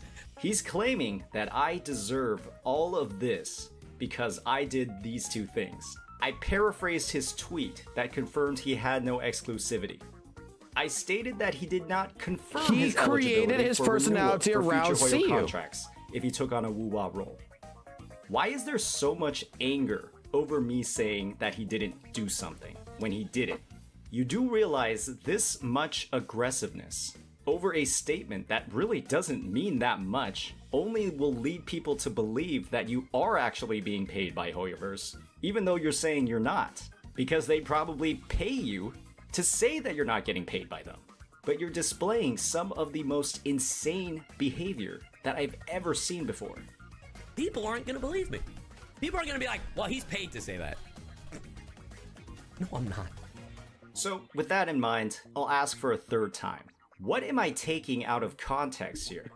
What did I do that warrants a 17-minute rant, misconstruing my words from a 360k sub VTuber and famous VA? What did I do to deserve this continual brigade by your community? So now, like me talking about it, he's probably gonna be like, well, he didn't say this thing. Guess what, Sayu? I am talking about it. But I'm not asking why you didn't say things. I'm asking why you're saying things that are definitively false. Let me explain. He dives into my list of examples where Hoyoverse has directly worked against WUWA. Like right here, like look, okay. Correct me if I'm wrong, but this sounds like every other kind of like content creator that has been going against St. Tona's that's been, you know, on the up and up. Like they're not, you know, yelling at him or anything on the videos. They're just like going point by point and stuff like this. And it sounds like, you know, St. Tona's is defending himself against CU. And CU is like fucking St. Tona's to another fucking CC that's doing this shit.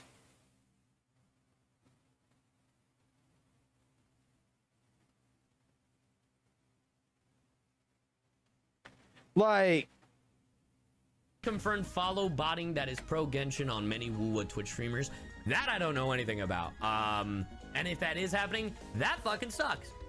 They literally dropped Natlin news and quality of life upgrades the week of WUWA's release.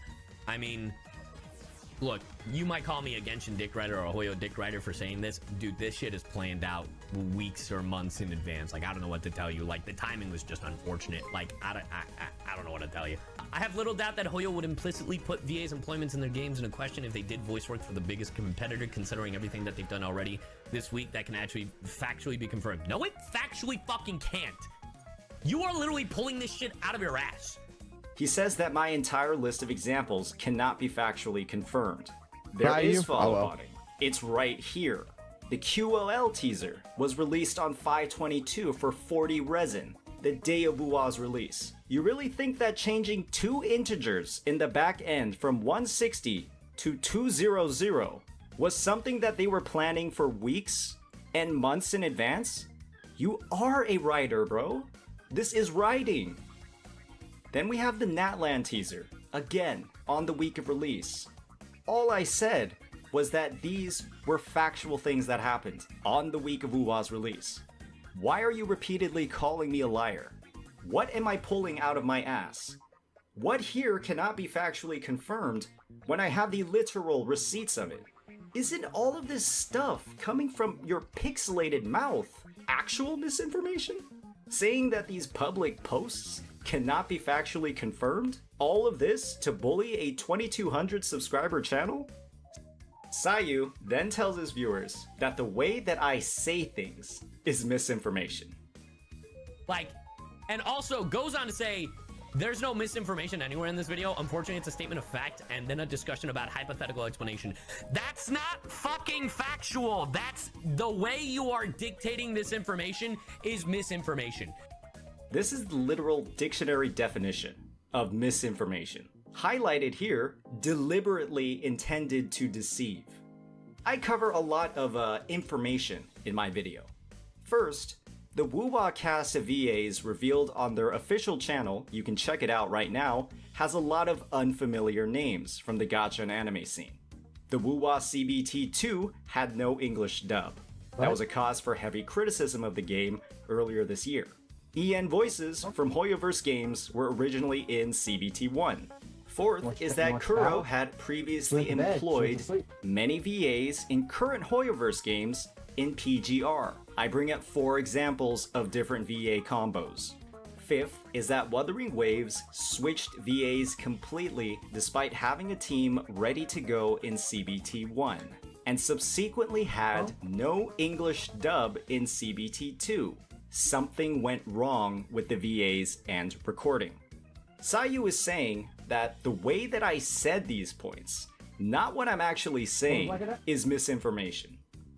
Imagine a 360k sub YouTube channel explicitly calling your channel and video out, refusing to watch the video, and then going on a 17-minute rant about how you are spreading misinformation and how nothing you say can be factually confirmed. They tell you, no, it's not the actual things you're saying. It's the way you're saying it. The way you say things is misinformation.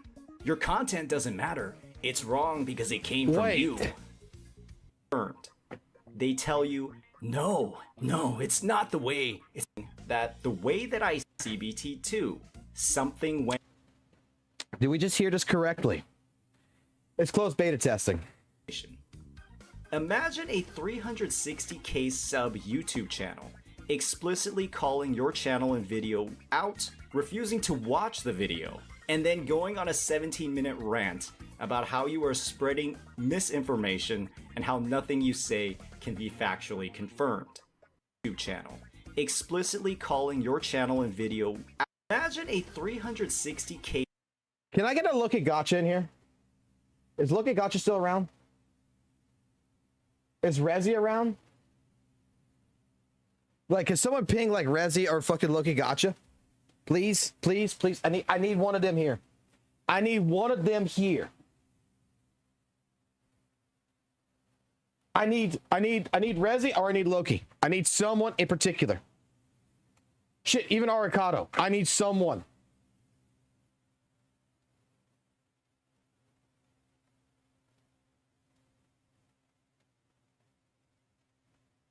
Holy shit. Holy shit. This is, we found it. We found the mental fuck up. We found the critical point.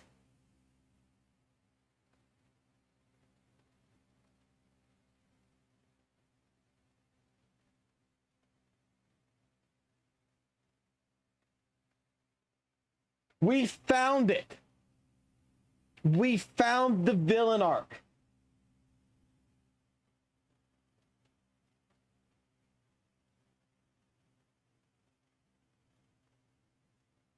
We need videos made of Sayu ruining Saintonus.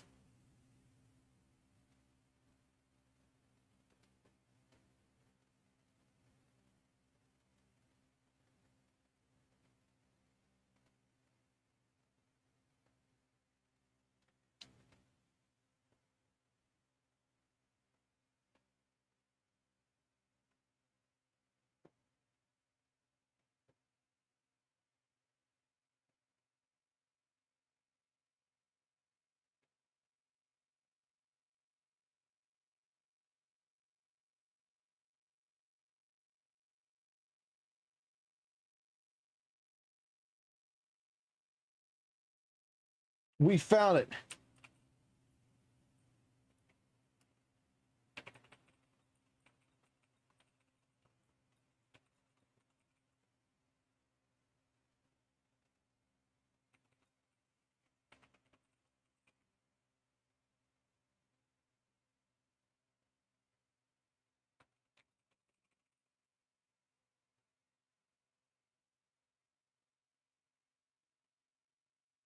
We fucking found it.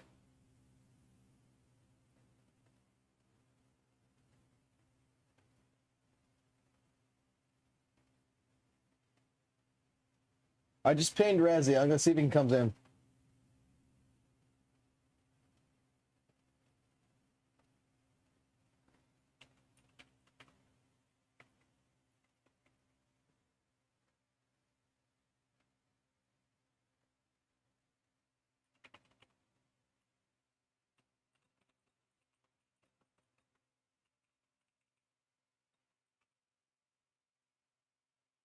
Oh, great. My stream's fucking dying. Hold on. Let's see if it fixes itself.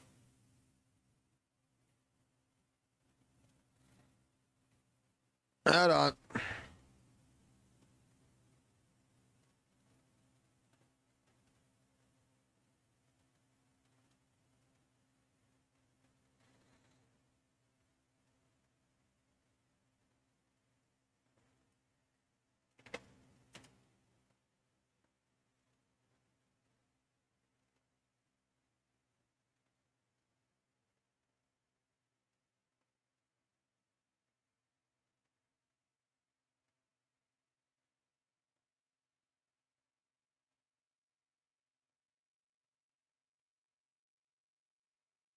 It's doing that YouTube shit.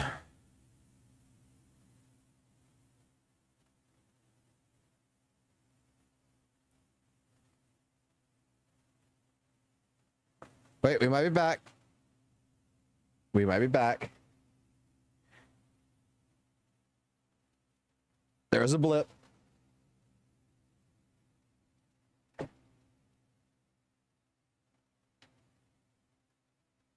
God damn it, fucking, like, everybody I need to know, like, everybody who needs to know this is fucking guy, like, fucking not online right now. Fuck. We found it. Because what Satanis is doing is this.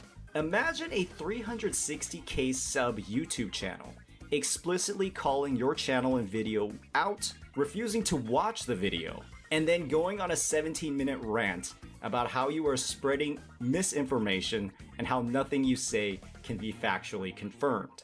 Just like what the fuck he does to everyone else. They tell you, no, it's not the actual things you're saying. It's the way you're saying it. The way you say things is misinformation. Your content doesn't matter. It's wrong because it came from you.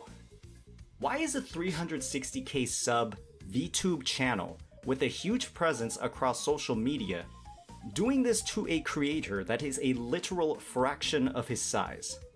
He does the same thing too! Why was I not given enough respect from him for him to watch a 6-minute and 30-second video before going on a 17-minute rant?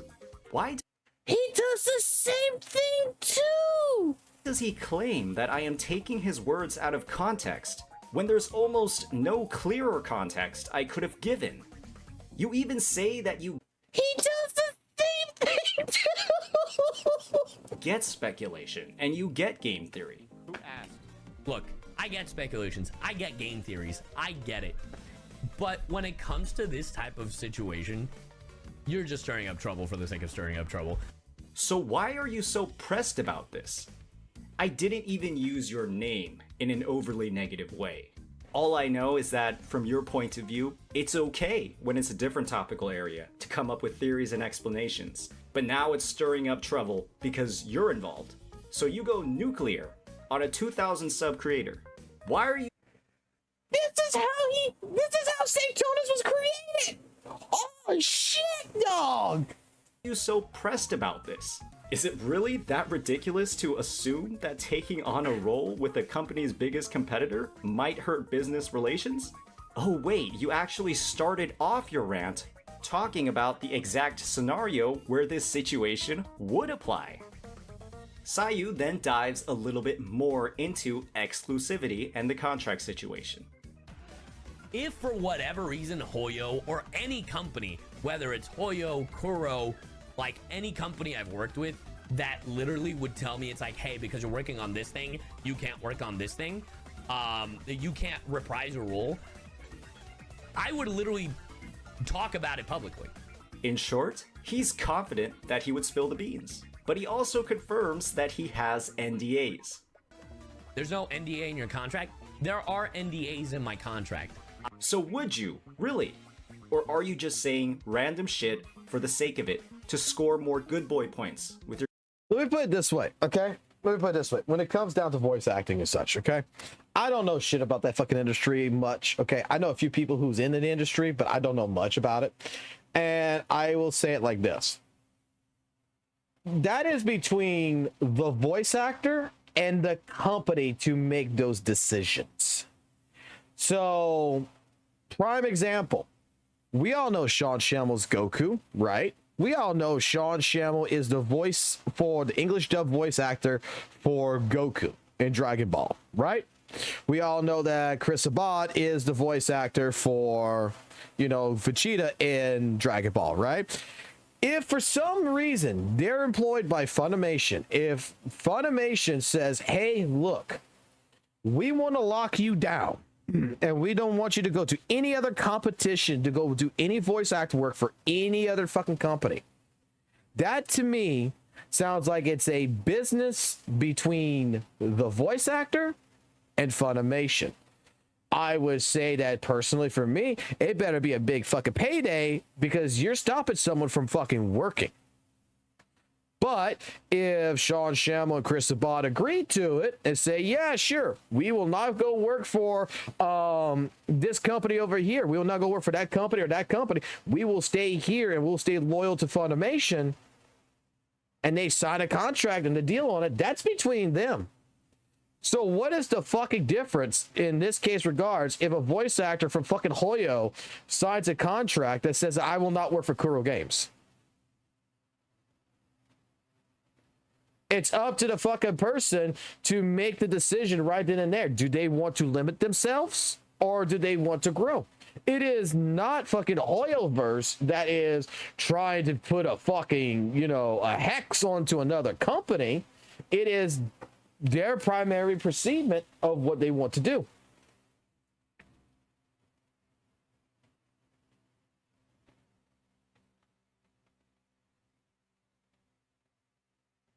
I mean, I think that makes perfect sense, right?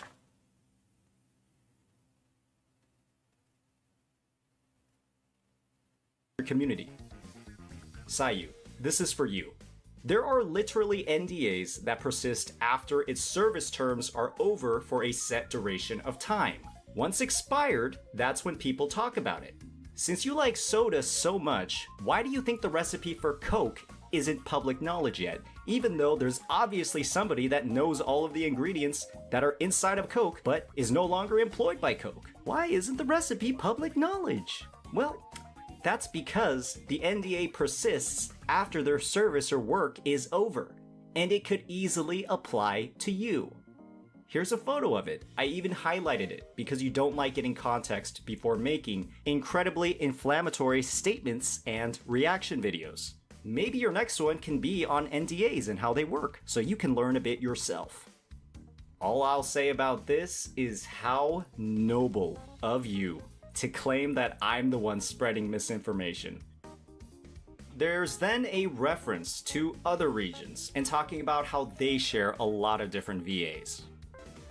And also in other languages, there are literally in the Chinese and the Japanese cast folks who voice in Genshin, Honkai Star Rail, and Wuthering Waves. The autonomy and additional protections granted by these regions extend far beyond those in the United States, especially for voice actors. You mentioned that studios can go ahead and change direction all the time for whatever reason on the US side. That does not happen on the Japanese side. These VAs are celebrities over there and have much more sway in negotiations, much like how Sayu probably gets better contract terms than smaller name VAs because of there and have much more sway. We do realize that I'm just asking here. We do fucking realize that when it comes to like Dragon Ball Z, there is different animation companies that did get the license around this to where they're allowed to fucking hire whatever voice actor they fucking want. Like, does anyone not know that like Ocean Dub did fucking Dragon Ball Z? a long time ago before Funimation finalized and got the entire deal and they recasted everybody. I mean, I'm gonna tell you right now, I'm a fucking goddamn Ocean Dub fucking fan. I am 100% Ocean Dub. Not ready! This wasn't anime. This wasn't done by fucking Funimation. I don't have a choice. It's now or never. Triple Kaioken attack. Like you can't really say like okay in that regards. Like in Japan, yeah, they're more like celebrities, but in the United States, there's different studios that goes under that different things happen. What if Hoyo fucking originally had okay, me not trying to dick ride fucking Hoyo here, but me gonna fucking just theoretically fucking pop this out of my head. What happens if they hired a voice acting studio in America to go ahead and these are the voice casts, these we want you to voice cast these characters in English, okay? This studio gives them this, then all of a sudden something happens between Hoyo and that voice acting studio to which, hey, look, we're no longer on good terms. Maybe the voice actor studio went under, whatever. They have to hire a new voice actor studio. The new voice actor studio now has to, they're not going to fucking take on the same deal with the old company, with the old voice actors. They're going to find new ones and they recast them and they redo the cast. I mean, what happens if like Kuro had lined up originally a voice acting studio, right? With a different GN and all this other stuff that, hey, look, we want to, use this guy for GM. We want to use these voice actors. Okay, cool. They were doing it, but something happened in that company and Kuro couldn't pay the bill, or maybe they went under or some shit that Kuro had to find another American-based, English-based voice acting studio that was able to reprise like 2 out of 3 of the voice actors, and the other 3 voice actors need to be replaced because they can't obtain to their contract. It was like, wasn't it just recently with Lycon that I overheard? Correct me if I'm wrong, but I heard before I got to ZZ that Lycon's voice actor got changed. And it was nothing to do with them getting fired from ZZZ or anything like this. It was not an issue in regards like a bad issue. It was a scheduling conflict that they couldn't do the new lines. And they had other projects going on, so they couldn't do it. So in that terminology, the company couldn't wait. And the company said, well, we're going to have to replace you.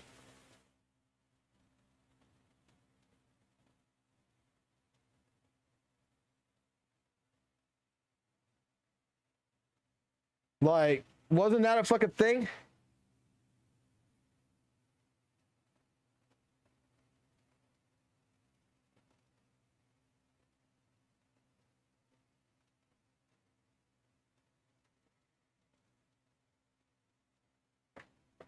Because I thought that's what it was. Like, I thought like Lycon's voice actor or whatever. Let's see. Lycon VA Z.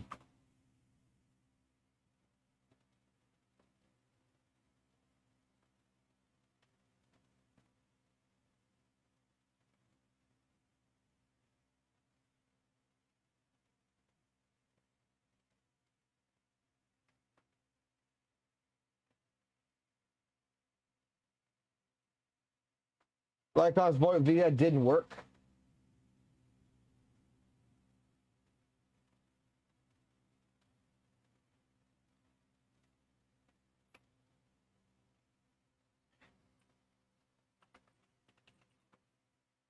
Okay, so they were on strike.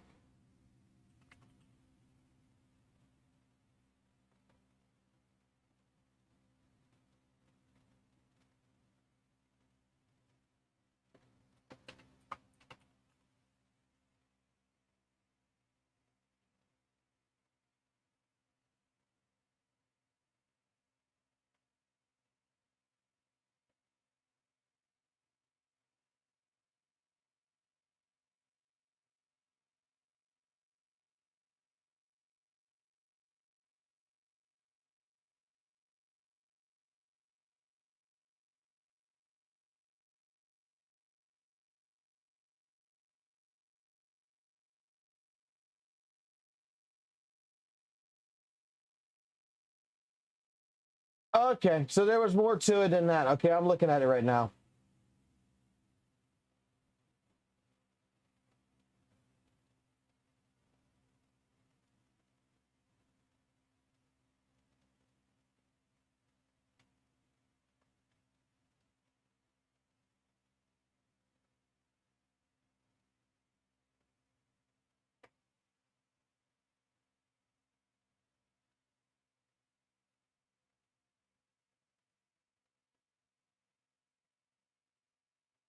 I'm reading up on this real quick.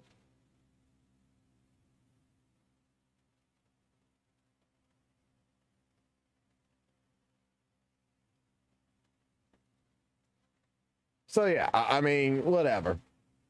In negotiations, much like how Yu probably gets better contract terms than smaller name VAs because of his brand. Okay. Well, it is close to 2 o'clock in the fucking morning. I do have work in the morning. But this has been an interesting insight so far. I think we might continue this tomorrow. I think we might continue doing more of the deep dive in the mind of St. Tontus, because we're finding out that that pretty much, Spectre One, thank you for subscribing, because we're finding out pretty much right now, and correct me if I'm wrong, but we're finding out currently that there is more to the construct of what St. Tonus's personality, persona, if you want to call it, has been created from. This right here is like key part. Everything that happened here in particular. And I actually implore y'all to go watch this 22-minute video from St. Tonus. I actually am going to recommend this. I would say watch this. Watch the Sabotage by Hoyoverse video. And then go watch the Reflection. Okay? Go watch those 3 videos in particular.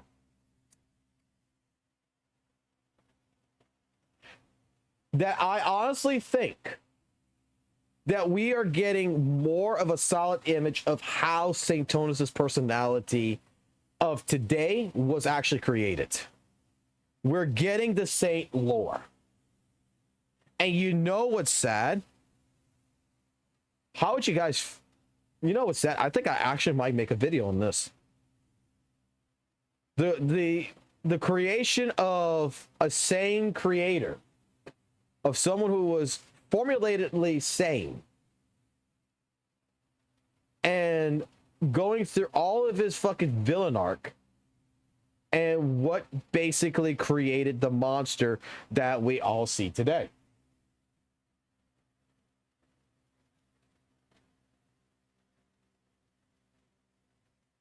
Now I only wish Foxhole don't change. What do you mean don't change? I haven't gotten into a villain arc. My villain arc, I've had one in the past as a content creator. And that was during the fighting game scenario. And it is what it is. He changed from WUWA to ZZZ. But I still like fucking WUWA. I haven't changed. I still fucking criticize it. I criticized it in the past. I still criticize it now. I nitpick the shit out of it.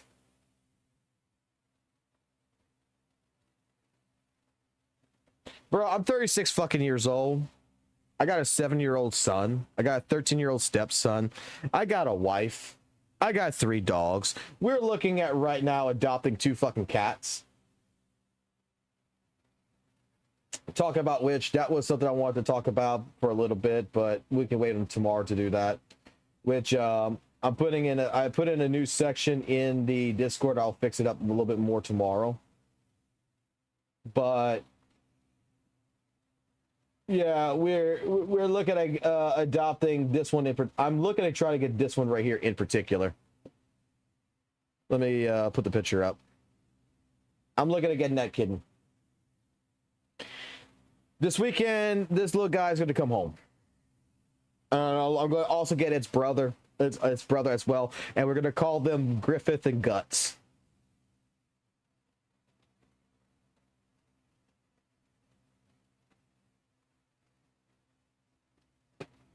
So we're looking at getting this little guy right here. As you can see, he's got an issue. And that issue is that he's got an affected eye, which could be missing. We don't know. But if he, yeah, it's infected.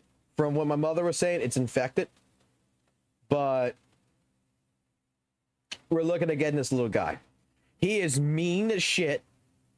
Like, when you first meet up with him, he is mean as shit. But when you grab him, he acts like he goes completely soft, and he just starts meowing, and he starts purring. But the moment you put him down on the ground and you try to grab him, he fucking hisses, and he fucking tries scratching at you. He's fucking like guts. That's why I want to get him. He's little guts. And he's got a twin that it looks just like him that I want to call Griffith, and I want to bring Guts and Griffith home. Now, I'm just going to say that I'm probably going to be open up, like, I'm opening this up to y'all if y'all want to do it, because I talked to my mother about this. My mother fucking basically has nothing but fucking stray cats. We could talk about it for a little bit. I got 10 minutes. My mother has nothing but stray cats. Okay? And I'm talking about when I say stray cats, like this was born over there from stray cats. And there's at least like 20 to 30 of them that just keeps coming around. Mom keeps buying them food and stuff like this. But it's getting to the point where my mother is not at the point where she can do all this. So I'm looking at taking stream funding, possibly from the pools, like we were talking about, and go and give her like $50 a month to feed the cats. Whether it's let her go buy cat food and shit like that, and just buy them maybe like a little fucking house or some shit, and maybe see about putting up like a fucking little security camera to where we could actually on the live stream fucking watch the cats. I'm not sure if y'all are interested in something like that. Not sure if y'all would be interested in watching a fucking cat live stream.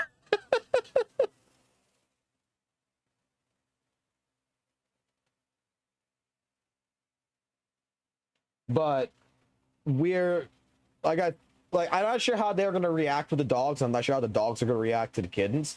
But I'm going to buy a cage to probably Thursday or Friday, and then Saturday the live stream is not gonna be till late because I'm going to get that set up, and I'm gonna get the two kittens here because the mother's not taking care of them. That's the problem. The mother gave birth to them, and my mother is the one that's actually taking care of them.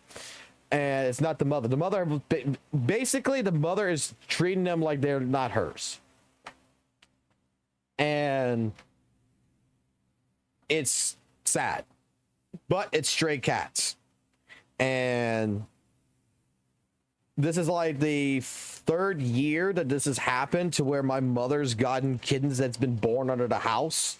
And it's been born in the shed, it's been born everywhere, and then these kittens and everything. She found like she found basically last year like 4 of these kittens that was born that was just dead, that the other cats killed.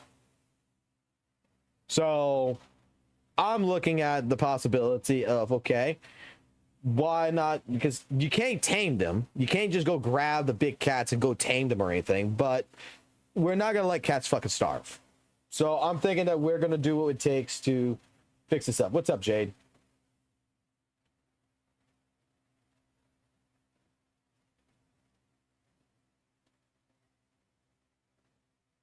Oh God. I'm gonna become Fox Software. God damn, I didn't think about that. Okay, well I guess yeah, we'll be like Pirate Software. Instead of ferrets, we'll do cats.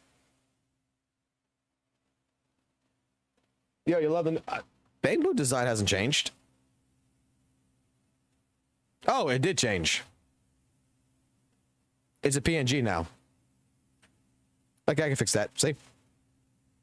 I forgot about that. I got several of them. These are the old ones. The normal one, the thinking one, the action pose one. But I kind of prefer the animated one. Cat funds.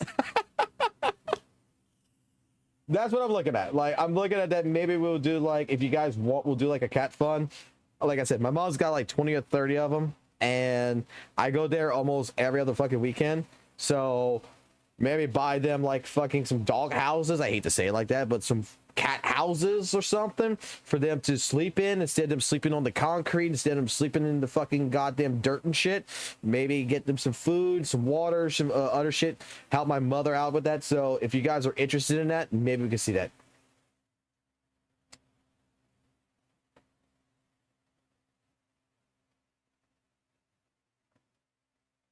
Well, you see, this big boy creeps people out because this one actually fucking talks. And I could pull that. I could pull that voice out too. But Jade, you fucking missed it, bro. You fucking missed it earlier. We went through several different Satonus videos. Straight up. We went through a bunch of them. And we found out the villain arc, man. We found out the entire fucking how he got created. How his personality fucking got established. How it fucking worked. We went through all of the fucking drama. And we're still not done. This is just part one, man. This is just part one. We even got, if you go look at it, we even got this right here, right? Copy the link right here real quick. Because we were talking about how chill he was back in the day. We got 8 signatures right now to urge Satonus to embrace his original cool persona again. We're actually doing a petition to request that he goes back to being this old self.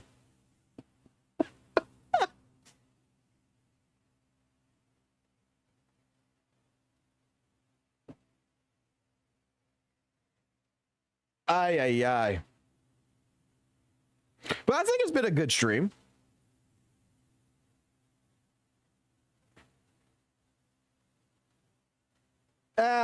Whether you watch drama, whether you don't watch drama, it is what it fucking is. The thing is that, let me put it this way. Drama is going to come from each and every one of us in one way, shape, form, or another. It's how we react to it. It's how we look at it. Like, I want to get into the mind, and we're still not fucking done. Like, dude, there is so fucking much more that we have to go through.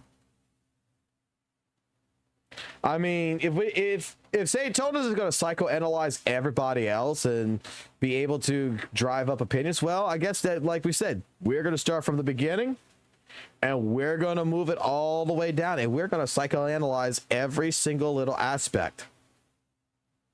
We're going to see how the creation is. And then Alice comes out tomorrow, so for me, I think Alice comes out tomorrow, right? Let me see. I didn't do my dailies yet. Fuck. I got too fucking entwined in this shit, bro. I got too fucking intertwined. 10 hours. I won't be here for it. I'll be at work.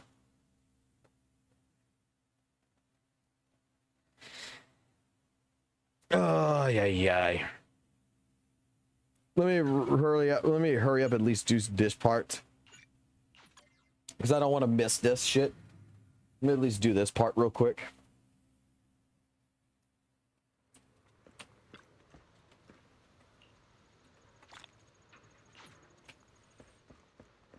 I mean, it takes less than fucking 30 seconds to do all this shit in.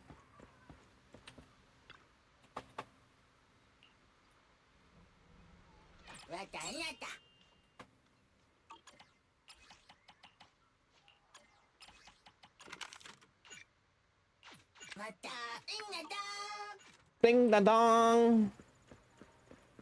Also, I'm gonna go ahead and show y'all, because I do plan to do another video tomorrow when I get back off of work before doing Alice, before we live stream anything with Alice. So I guess I might as well show y'all the next video in line for our AI fucking joke. Let me go find it. Not that. Let me do this real quick. Claim my shit. Open up flow.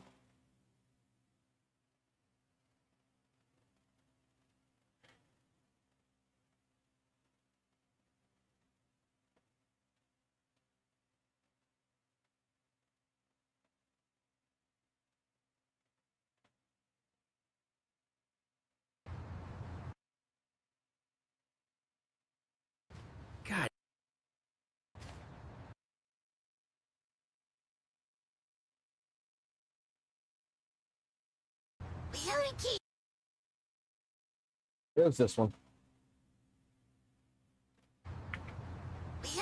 seats for Yeah. freestyle. Yeah, there's this one. Let me download it. I need it anyway.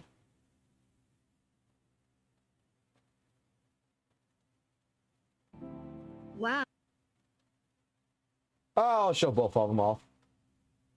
But the first one is this one. This is going to be your next joke for next video. We only keep seats for freestyle. God damn, that a big bitch.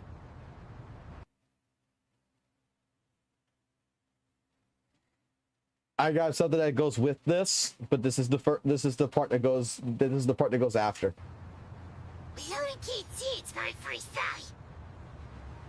God damn, that a big bitch. I need to take a look at the clip suggestions. We also going to be doing some stuff there, but here's the other one too. Wow. The developers really went out their way to make sure that both Ellen and Jane are symmetrical. It's a fucking joke about her tits, by the way. She calls her tits Jane and Ellen. Wow. The developers really went out their way to make sure that both Ellen and Jane are symmetrical.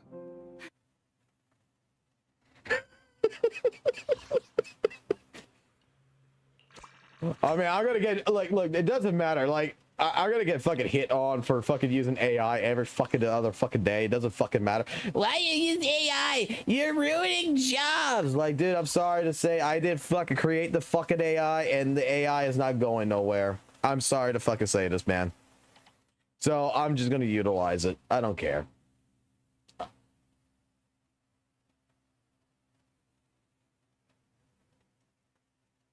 So I will chat back with you guys tomorrow. I do plan to get off early tomorrow for Alice.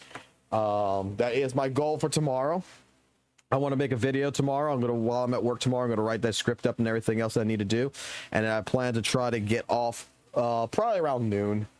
It's currently 2 o'clock in the morning, so I plan to get off around noon my time tomorrow. And then come on, and then we can talk about Alice. We can do everything about Alice. And then what I would like to see, okay?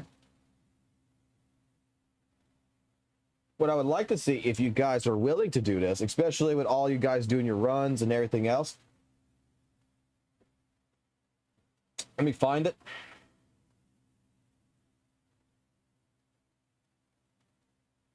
Where the fuck did I put it at? Nope. Here it is. We have a section on here in the Discord. If you are on our Discord and you're interested in coming to our Discord, that I have put in here a section which is called community runs. So whether you're running Deadly Assault, whether you're running Shiyu Defense, whether you're running the Battle Tower, whatever, that by this weekend, I would like to see this grow more with more runs and basically review the runs. Kind of like an account review, like y'all would do typically, but instead I want to review the runs and I want to sit here with the community and take a look at it, diagnose it, say, okay, what we think about it, what could have been better, what could have been, you know, what's great about it, stuff like this. This is a section that, you know, I figure for a lot of players out there, let's showcase their amazing runs. Let's showcase their Miyabis. Let's showcase their Bernices. Let's showcase Caesar DPS. Let's showcase it. So if you upload videos and you want to go ahead and, you know, put the downloads in here, your YouTube links or whatever, by all means, upload the video footage. We have mobile players, stuff like this. Don't care. If there's issues you're having, let's just say you are having issues. Only thing I'm going to ask of is please also provide the build with the video. You know, if you're like at the end of the video, just showcase like you do the run, then at the end of the video, show us the build. So that way, in case you say, hey, look, I'm having problems with doing this Deadly Assault run, I can't clear it. Let us see what you're doing. Let us watch it. Let us see the build and let us make suggestions and stuff like that as an entire community, not just by myself, but as an entire community to try to help those out there. And I'm going to do like what I used to do with Guilty Gear, which is review footage to where we could slow it down, we could play it, and we could draw on it, and we can just, you know, basically try to help out people in that regards if that's the case. And at the same point in time, if you're a fucking whale or whatever, it doesn't fucking matter. If you just want to showcase, hey, I got a fucking cool ass fucking run, I got fucking 60,000 fucking points in this deadly assault, killed the fucking boss, creamed it, made it fight, bitch, let's fucking watch that shit too. Doesn't have to all be leveled up. We don't give a fuck about that. Bad runs are good. Bad runs are good. Good runs are good. Doesn't fucking matter. Especially, all I will say, if you want to see about, hey, look, can we look at improving these runs? Show it. And put in the, when you put in the video in, put it right down in it. Like, you know, when you put it in, when you upload it, just write down, hey, look, not a perfect run, but put in something into, like Gomez did right here, put in something right here in particular to say, look, I'm having issues, any suggestions could happen, and we'll take note. We'll talk to like Chris GM, we'll talk to different people, I'll get other people associated, and we can look at this together.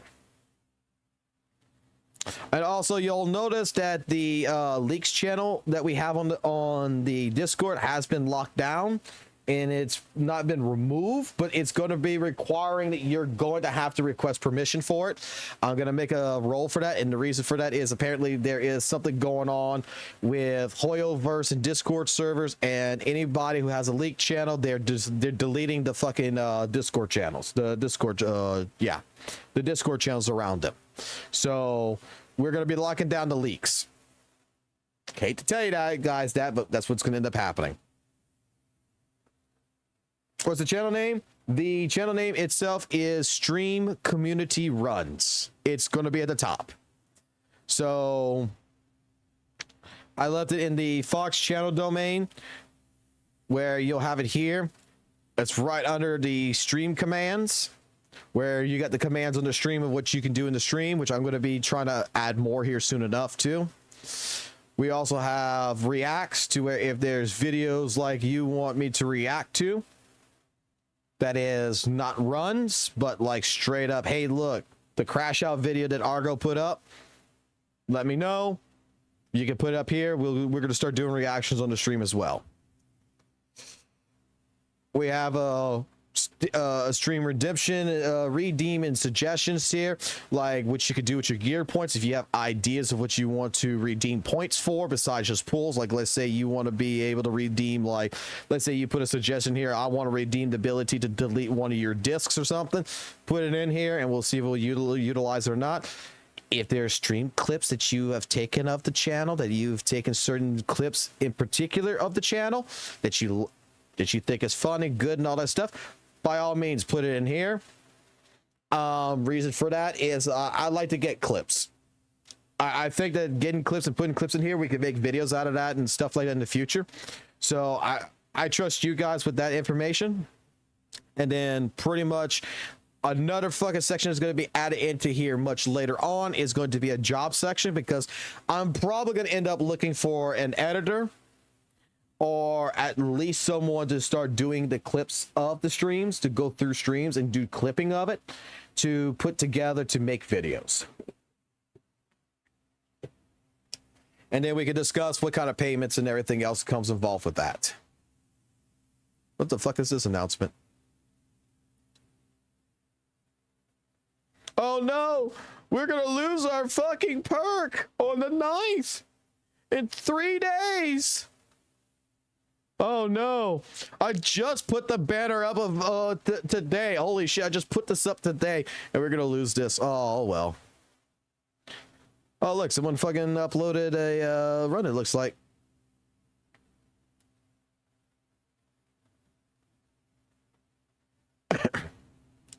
Makes 100% sense.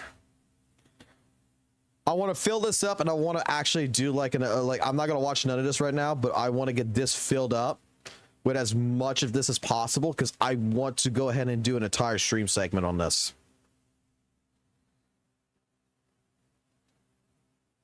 So otherwise than that, guys, you have a good night. I know Jade should be streaming soon enough if he's not already streaming. Since you're in my chat, you're probably not fucking streaming. So when that son of a bitch right there does stream, Jade Nova 147 right there fucking streams, You should totally go fucking watch him. If anything, if you're gonna go watch Kate,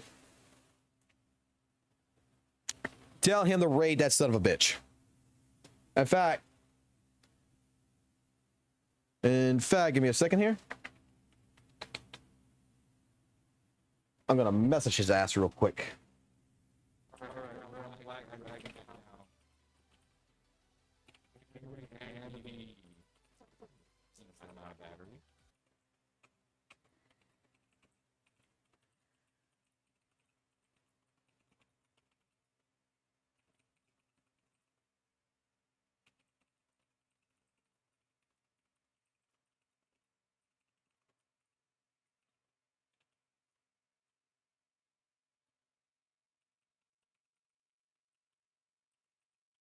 I'm gonna kiss you on the lips, nigga. The fuck you gonna do about it? And then Look, I'm not gonna hide it. I'm gonna hug you. I'm telling you right now, the contagious has. I'm telling him right now. Whenever you're done streaming, if Jade147 is streaming, raid that guy. He's a cool dude. He works a lot with the community. He's a very nice man. As a recommendation, there you go, fucking Jade. I fucking recommend your ass. In fact, you know what? That's where all you guys are gonna go to Kate anyway, right? That's where the fuck y'all gonna go at. Give me a second. I know how we're gonna do. I know exactly what we're gonna fucking do. Tonight's stream's been fucking good night. It's been a good night. Tell him we're gonna send you somewhere where you can tell the man the milk is the fucking poison. Tell him the milk is poison. And watch, he's not gonna be. I'll laugh my ass off.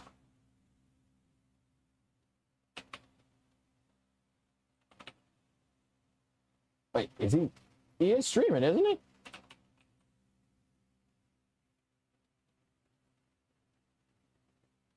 Yeah, he fucking is. Why is not showing up? Ah! There we go. How to do that. Alright.